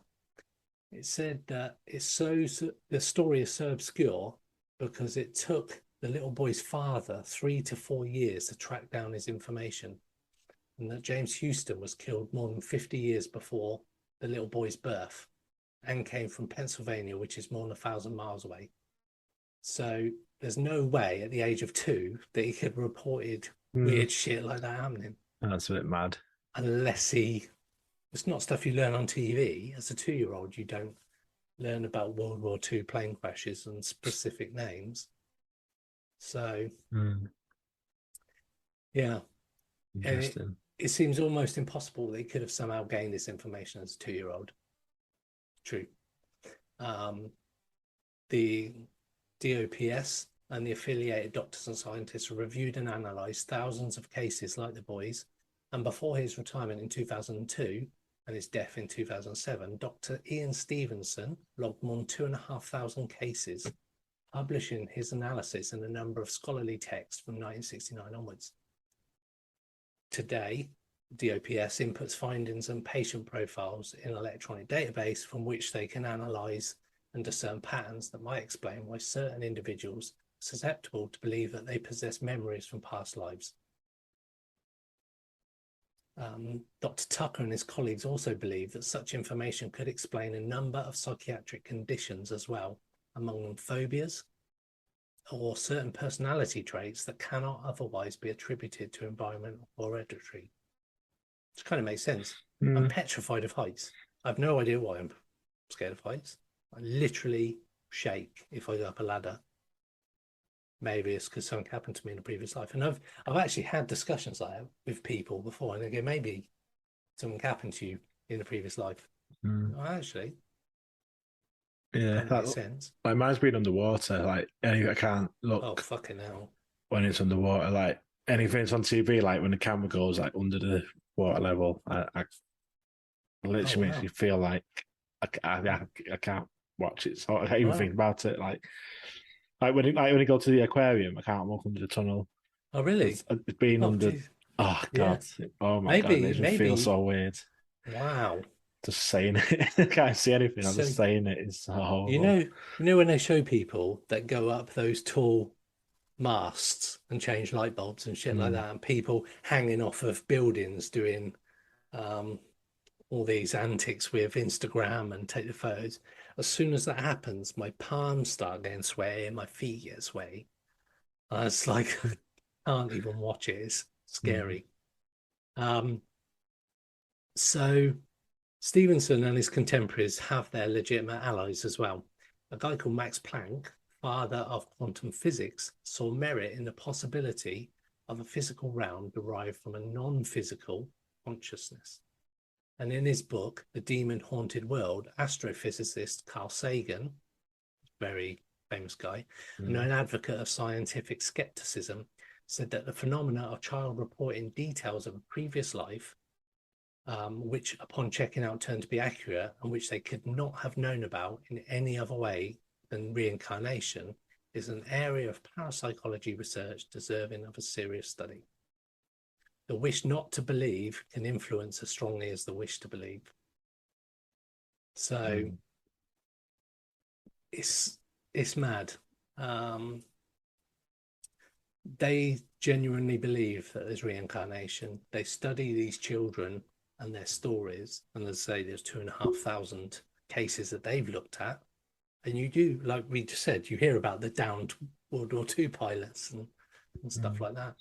And that's a lot as well. Yeah, it is a lot. And those kids, they're kind of still innocent in the sort of the world. Kids don't tend to lie; they just say stuff.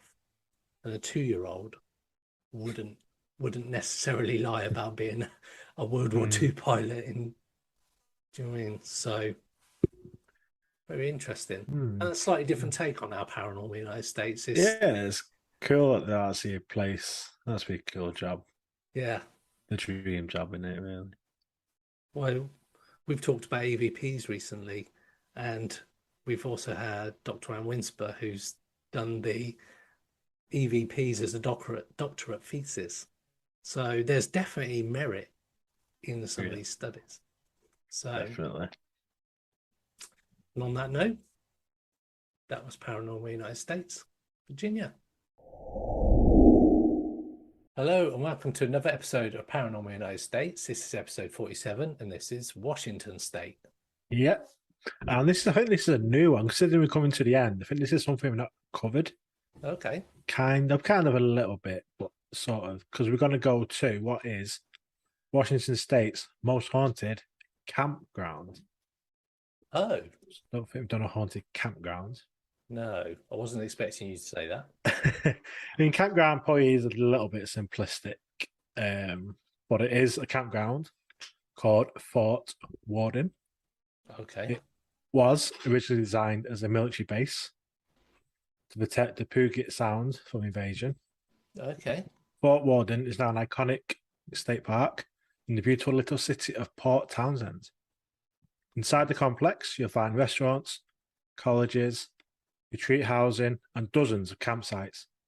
Campers have their choice of 30 forested campsites, 50 beach campsites, and 4 primitive sites.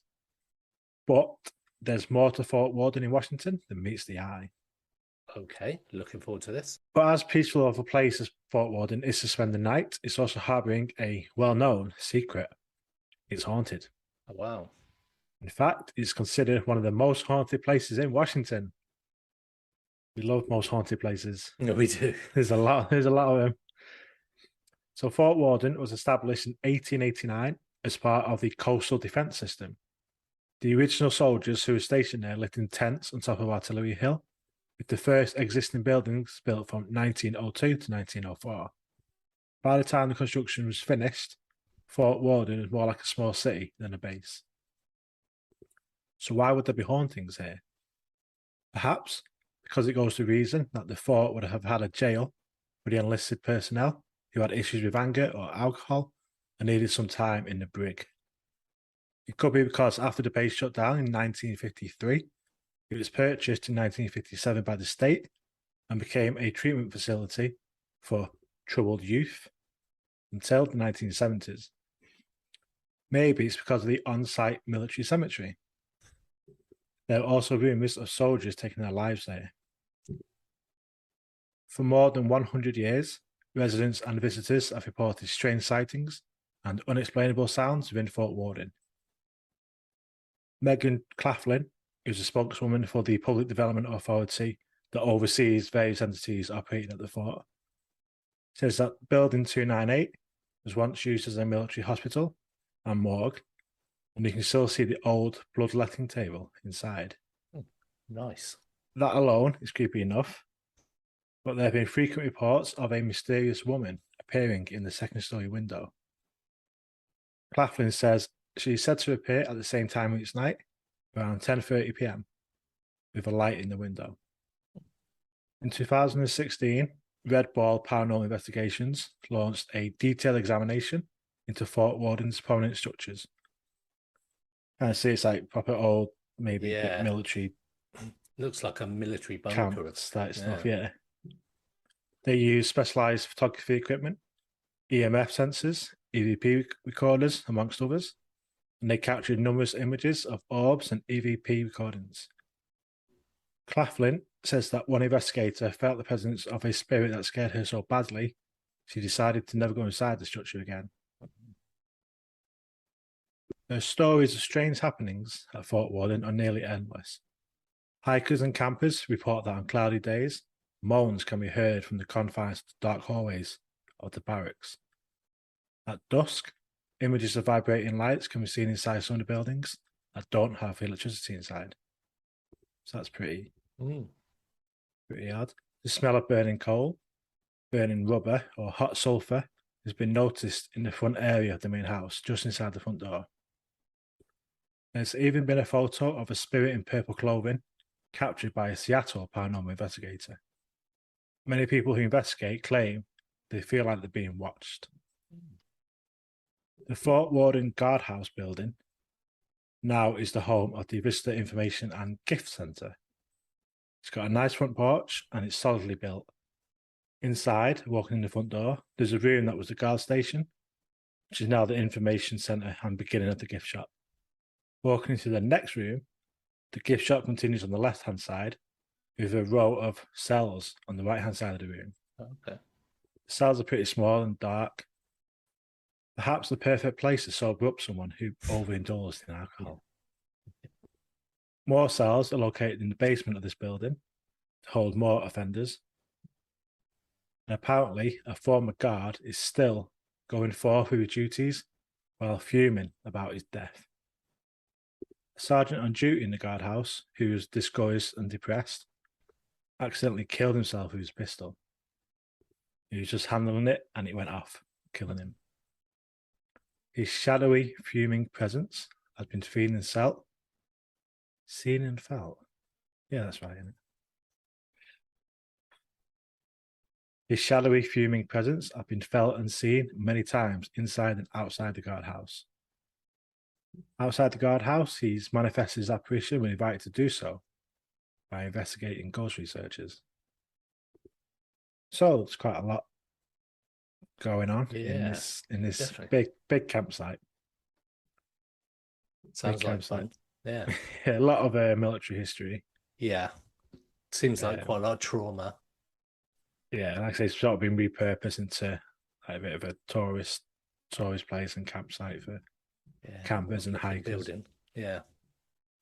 Yes, it's a big big open place and like say over 150 years old nearly.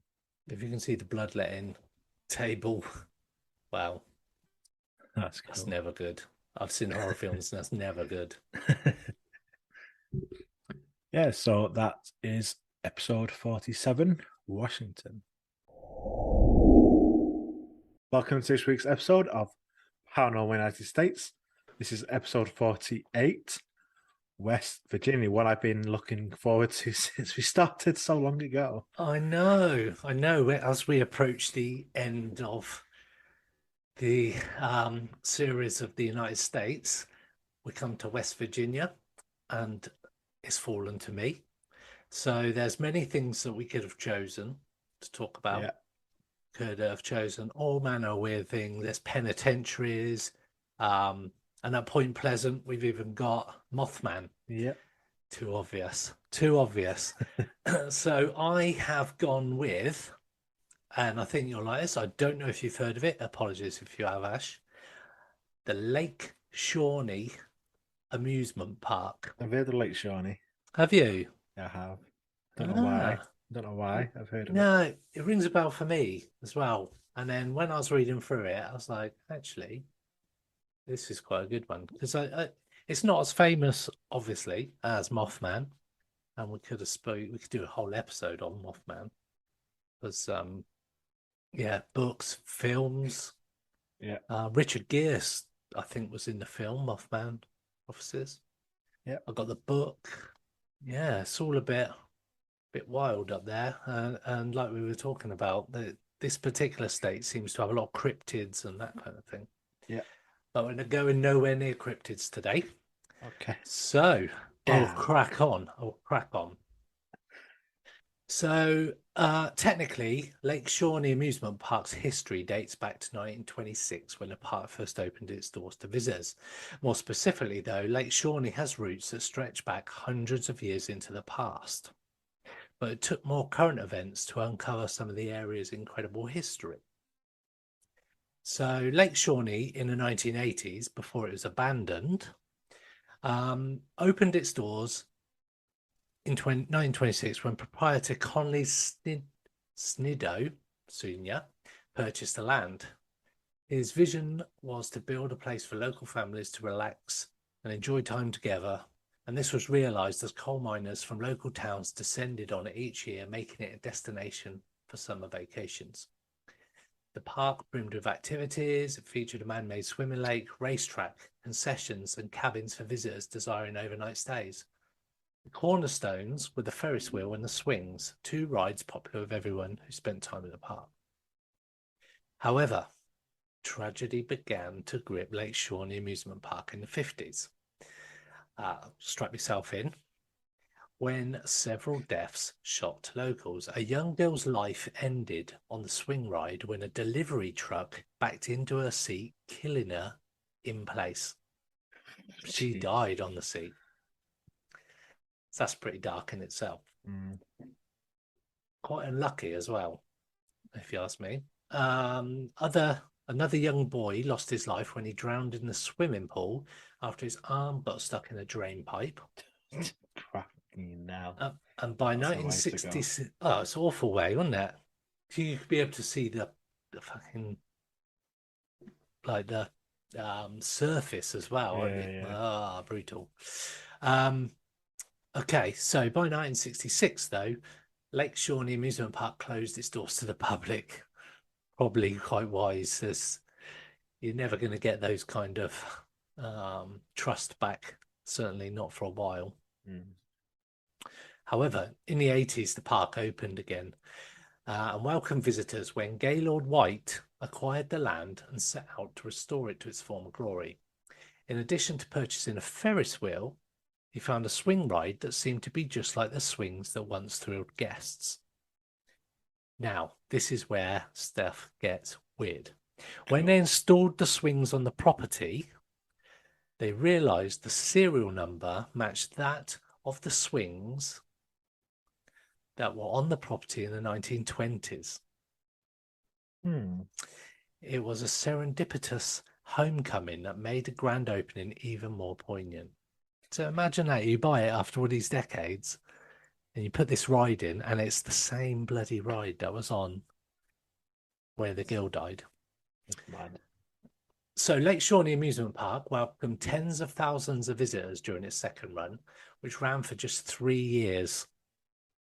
Unfortunately, high insurance prices forced the White family to close their doors for the second and final time. Can't imagine insurance companies like, we're not doing it cheap for this one. We are not touching that with a barge pole. So they tried other activities to keep the land active. They hosted fishing tournaments in what used to be the swimming lake. They planned to create a space on the property for mud bogging, which is a motor sport the family knew would draw crowds to watch. However, while excavating the land, they got a bit of a surprise, and they discovered the property's already rich history. So together with a team from Marshall University, the White family discovered artifacts that told the story of the people who originally called the land home. Now, this is like horror story territory now. If you've ever seen Poltergeist, where they built the house on a cemetery, all that kind of stuff, this is where it starts to get even more weird than it had been before. So, the people that called the land home was the Shawnee tribe, and in the 1700s, the property was an active home base for the Native Americans until they seemed to suddenly disappear. And among the bracelets, clothing, and tools that the excavators found, they also found mass graves that suggested as many as 3,000 Shawnee tribe members may have been buried on the property. And it was a shocking discovery that furthered yet another story that played out on the land, that of the Clay family. So, in the 1770s, Mitchell Clay, his wife Phoebe, and their children became the country's first English settlers. Cool. Absolutely.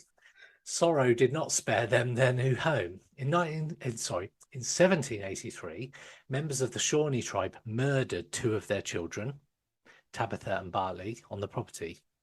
Mitchell tracked the tribe members into Ohio, where he found a third child, his son Ezekiel, burned at the stake.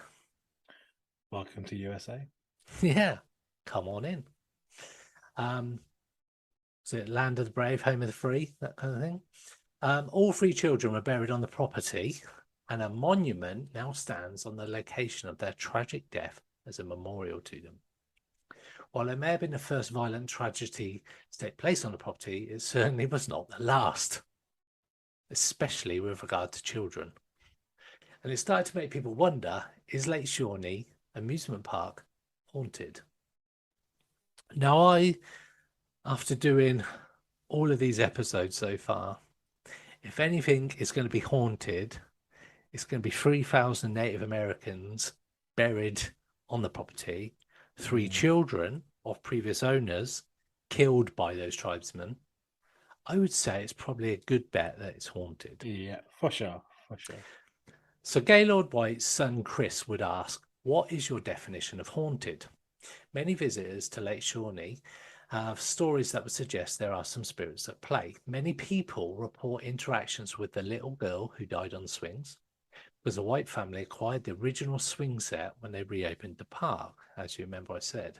It seems possible that the girl's spirit might spend time near the spot where she took her final breath. Sure enough, some eerie interactions have taken place near the swing. Her swing is marked by a red ribbon. Let me show you a picture of that. There we go. Although she seems to prefer an adjacent swing where an owl ornament hangs down. On a still day, the owl seems to dance in a breeze only it can feel.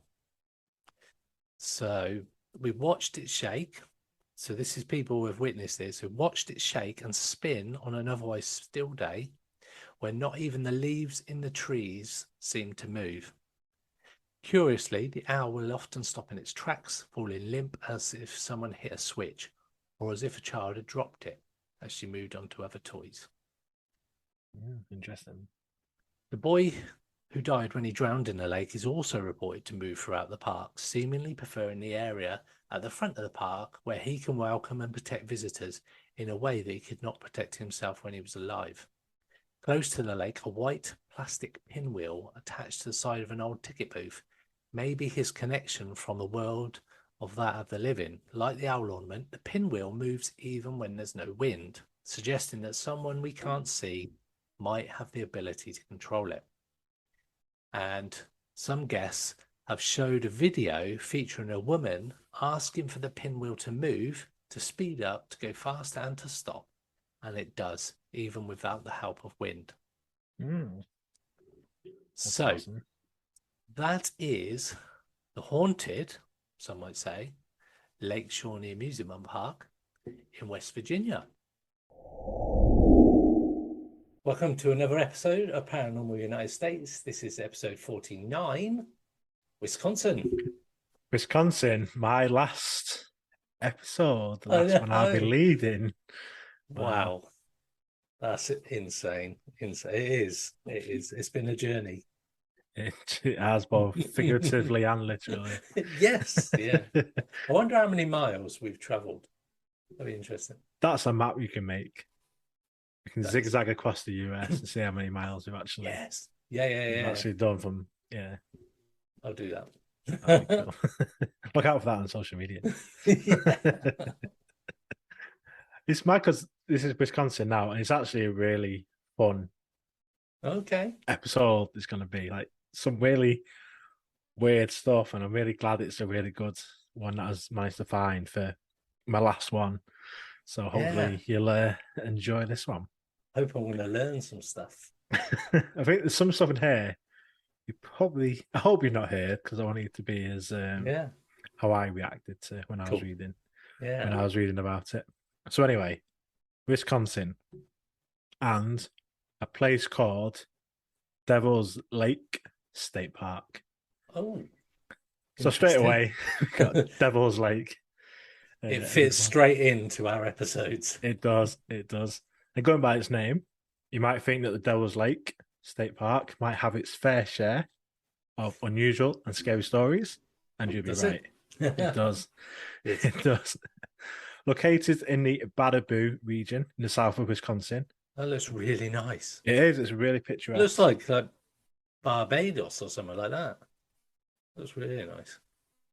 Really nice. It's a 360-acre lake surrounded by 30 miles of hiking trails, forests. There's 500 feet quartzite bluffs, camping, picnic, sort of little beach areas. Really, really nice place for holidaymakers. Nice. We can get like something like 1.5 million visitors a year. It's a really, really nice place. And since its discovery, Devil's Lake has been surrounded in mystery and legend. Even its name sparks intrigue among historians who struggle to decipher its true meaning. The Winnebago named the lake Tawakunchutda, meaning sacred lake. Other popular translations include Holy Lake, Mystery Lake, Spirit Lake, Wild Beauty Lake, which you can see, and Bad Spirit Lake. Ooh. Native Americans told amazing tales of the lake's origin, along with numerous other supernatural occurrences. Nice. The actual legend of how it formed is quite very supernatural. Let's put that. The legend has it that the lake was formed when the giant thunderbirds, also known as Wakhakera. If I get any of these pronunciations wrong, these Native American words, I do apologize. I wouldn't even know. But... These giant thunderbirds engaged in a heated battle with the water monsters, Wakunja, that lived in a den in the depths of the lake. The great birds flew high above the land and hurled their thunderbolts down into the water. The water monsters shot up giant rocks and water spouts from the deeps of the lake. Another legend of the lake tells of a 7-headed green dragon that lived in the center of the lake. Oh. There's some bit of a cousin to the Loch Ness monster there. Yeah. This all-powerful creature was equipped with 7 heads and a body that no arrow could pierce. The natives believed that the dragon was the creator of the lake, and he demanded continual offerings, including an annual sacrifice of a fair maiden. Obviously. This is give the dragon its mate. Yeah. Today, many visitors report encountering several types of mysterious lake monsters, including a giant snake-like beast and one that appears to be more like an octopus. Oh. This kind of lake history lore goes back to the old Native American stories. One is that of an early missionary to the area, heard the story from a Native American chief who's recounting a long drought in the area. His people came to the lake because it was drying up, and as it did, it became easier to collect fish because there's less water. As the summer progressed, the lake dried out so much that it was actually split into 2 smaller lakes with an island in the middle. One morning, the people woke up to a strange, apparently amphibious creature thrashing around in the effort to free itself from the dry land. They were so afraid of the creature that no one would go near it, and in time it eventually worked its way back into the water. Devil's Lake also seemed to harbour some form of kraken or octopus-type monster. Nice. The Nakota Shiyu also had a variety of stories of warriors being pulled down into the lake by a tentacled beast. The nearby town of Baraboo, just a few miles away, also has a couple of mysterious legends. One of the most well-known stories is that of a hitchhiker dressed in jeans and an old army jacket walking along Highway 12. If you stopped to offer him a lift, he just simply disappears. Okay. But if you pass by, if you just ignore him, just drive past him on the highway, he will reappear somewhere further down the same road. This Wow. phantom hitchhiker. But the Highway 12 is now sort of there's a bypass now, so it doesn't really get used anymore. Is So he just standing there now? Or just going... so I don't know what's happened to him. I don't know how he's getting on. I don't know if he ever got to where he wanted to go to. No. I don't know. And now my more favourite story that I've uncovered, again from nearby Baraboo, is this was published in the 1954 issue of Fate magazine. And this talks about tales of ghostly elephants. What? Okay. You see the ghostly image of an elephant just behind me. Okay, yeah. Possibly photoshopped. I don't know. Maybe. Could be the real picture. But this issue of Fate in 1954 talked about tales of the ghostly elephants which would roam the streets of Baraboo, rattling homes, scaring residents, and one even smashed up a barn. In January 1930, even earlier, the Chicago Tribune published a story about the ghost elephants, saying that the nightly crashes, creaking, and booms of the ghost elephants wandering the streets had folks so scared that they no longer allowed their children to play outdoors. Oh, wow. So these tales of ghostly elephants go back quite some decades. Yeah, before Photoshop as well. Before Photoshop. Speaking nothing of this particular image. It was really, really random. Nice. Elephants. Usually it's like this humanoid ape creature, not an elephant. There is Bigfoots as well. I was there. Been sighted around Devil's Lake, of course. Must be. But yeah, the elephant, like you think, like North America, did they ever had elephants? They probably had mammoths, didn't they? Well, part of Wisconsin is actually like sort of the last bit of shelf edge from the last ice age. Okay. So possibly could be mammoths There we go. from North America rather than elephants. Could be a hairless mammoth. Could be. Elephant. But that one looks very much like an elephant. That one definitely looks like that. It does. I can't speak for the veracity again of the image. Nice one. But yes, that is Devil's Lake. Yeah, as you can see from this photo again, surrounded by forests, woodlands, So nice. thousands of acres of trails, and yeah, Bigfoot sightings, cryptids, lake monsters, ghostly elephants, phantom hitchhikers, all sorts going on. 7-headed dragons in the center of the lake. Krakens, yeah, the octopus type. Not the drink. Might be. Is it a rum kraken? Yeah. Yeah. And the bottle is like a big octopus thing. Yeah. Cool. Yeah. So yeah, that's episode 49. My last one, signing off my Paranormal United States journey with Wisconsin. See you next time. Fifth and final episode of Paranormal United States. Greg is going to sign off with Wyoming. I can't believe it. I can't believe I've got a big smile on my face. I don't know whether I'm just happy or sad, really. Yeah, it's been fun. It has been fun. So today in Wyoming, I'm going to talk about this place. Okay, so looks modern. Yeah, kind of. I think it will surprise you. So this is haunted Fort Laramie in Wyoming. Okay. So it is a fort. Long history, as with all the places that we've visited over the year. It's said to be haunted. It's one of the most haunted places in Wyoming, obviously. Yep. And this like fort, or this post as it was, is actually a National Historic Site. Dates back to 1834 when a trading post was built here called Fort William. By the 1840s, wagon trains rested, resupplied, westbound along the Oregon-California Trail.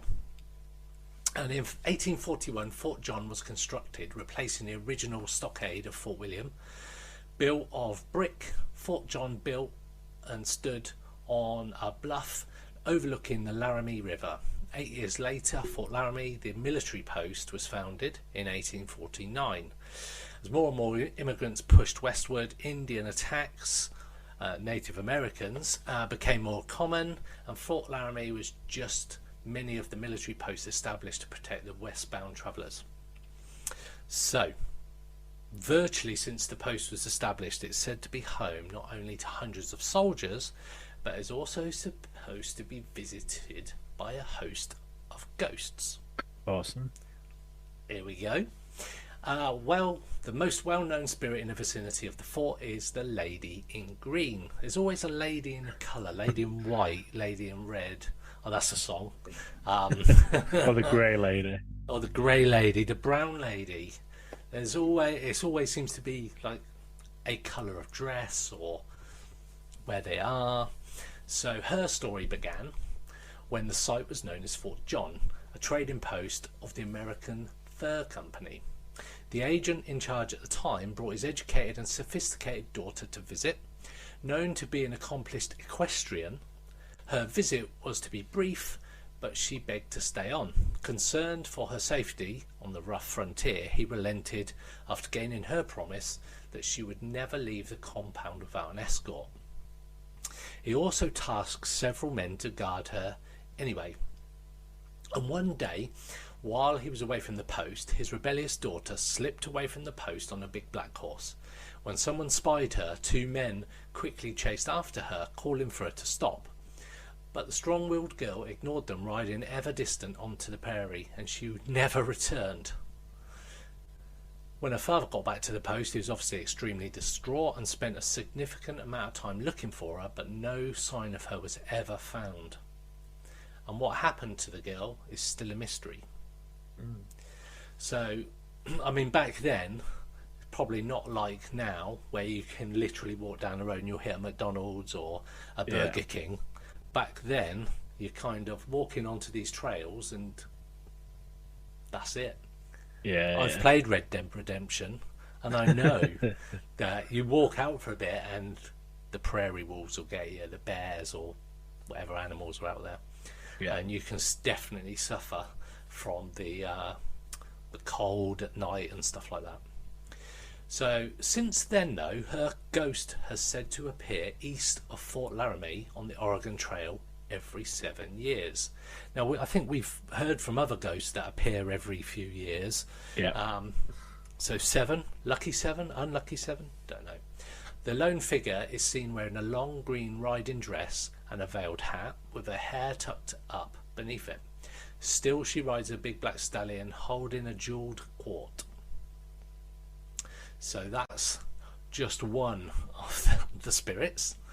There's going to be quite a few. Cool. So the old captain's quarters building is also said to be haunted. It was built in 1870. It was intended as housing for the commanding officer, but was instead divided into a duplex when the commanding officer of the time chose to remain in another new dwelling.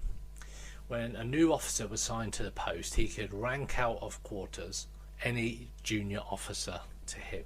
So literally, if you weren't as high up as him, out you go, mate. I'm taking your bed. Here, a number of odd events have said to have occurred, including doors opening by themselves, the sound of eerie footsteps when no one is present. Late at night, there have been reports of bright lights coming from inside the facility, even though it has no electricity. And the spirit of the captain's quarters is fondly been nicknamed George by its staff. So he can be seen now to this day. Another spirit is said to haunt the building, known as Old Bedlam, constructed in 1849 as a bachelor's office's quarters and the oldest military building in Wyoming. This entity, thought to be a cavalry officer, has been known to walk through the building, sometimes telling people to be quiet. A bit weird and a bit freaky, I'd imagine. I don't know if somebody's coming up to you and say, "Be quiet."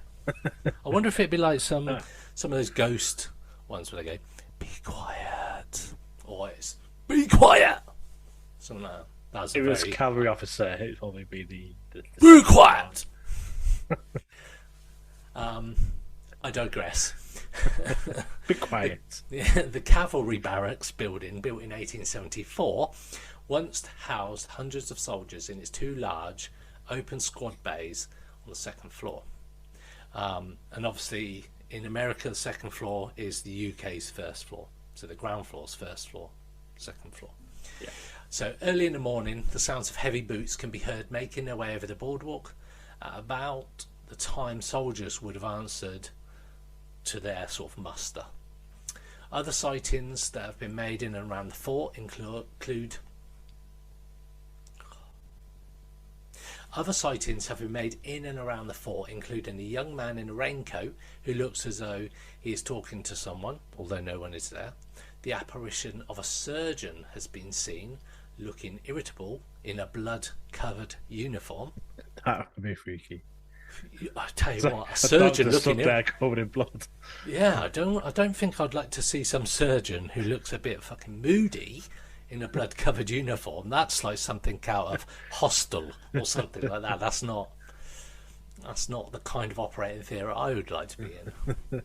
So, at Deer Creek, a small stream that runs through the fort property, a headless man has been sighted throwing rocks into the creek during the early morning hours.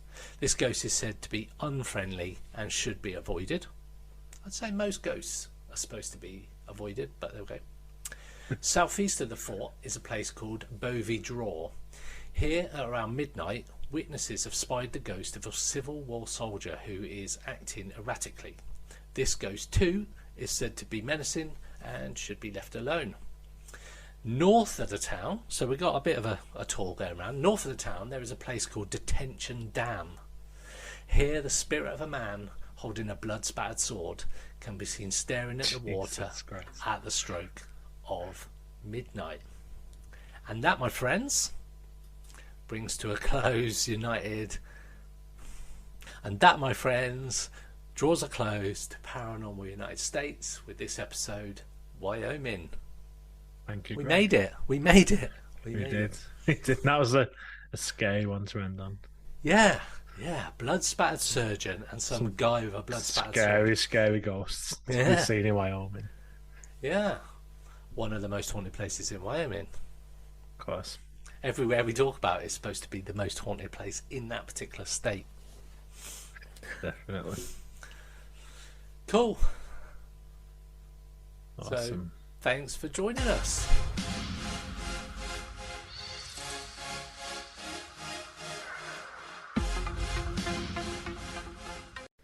So there we have the Paranormal United States MEGASODE. If you're still with us, thank you. I hope you enjoyed it. That was over 9 hours worth of creepy stories from across the USA. So to last that long, I really do hope you enjoyed it.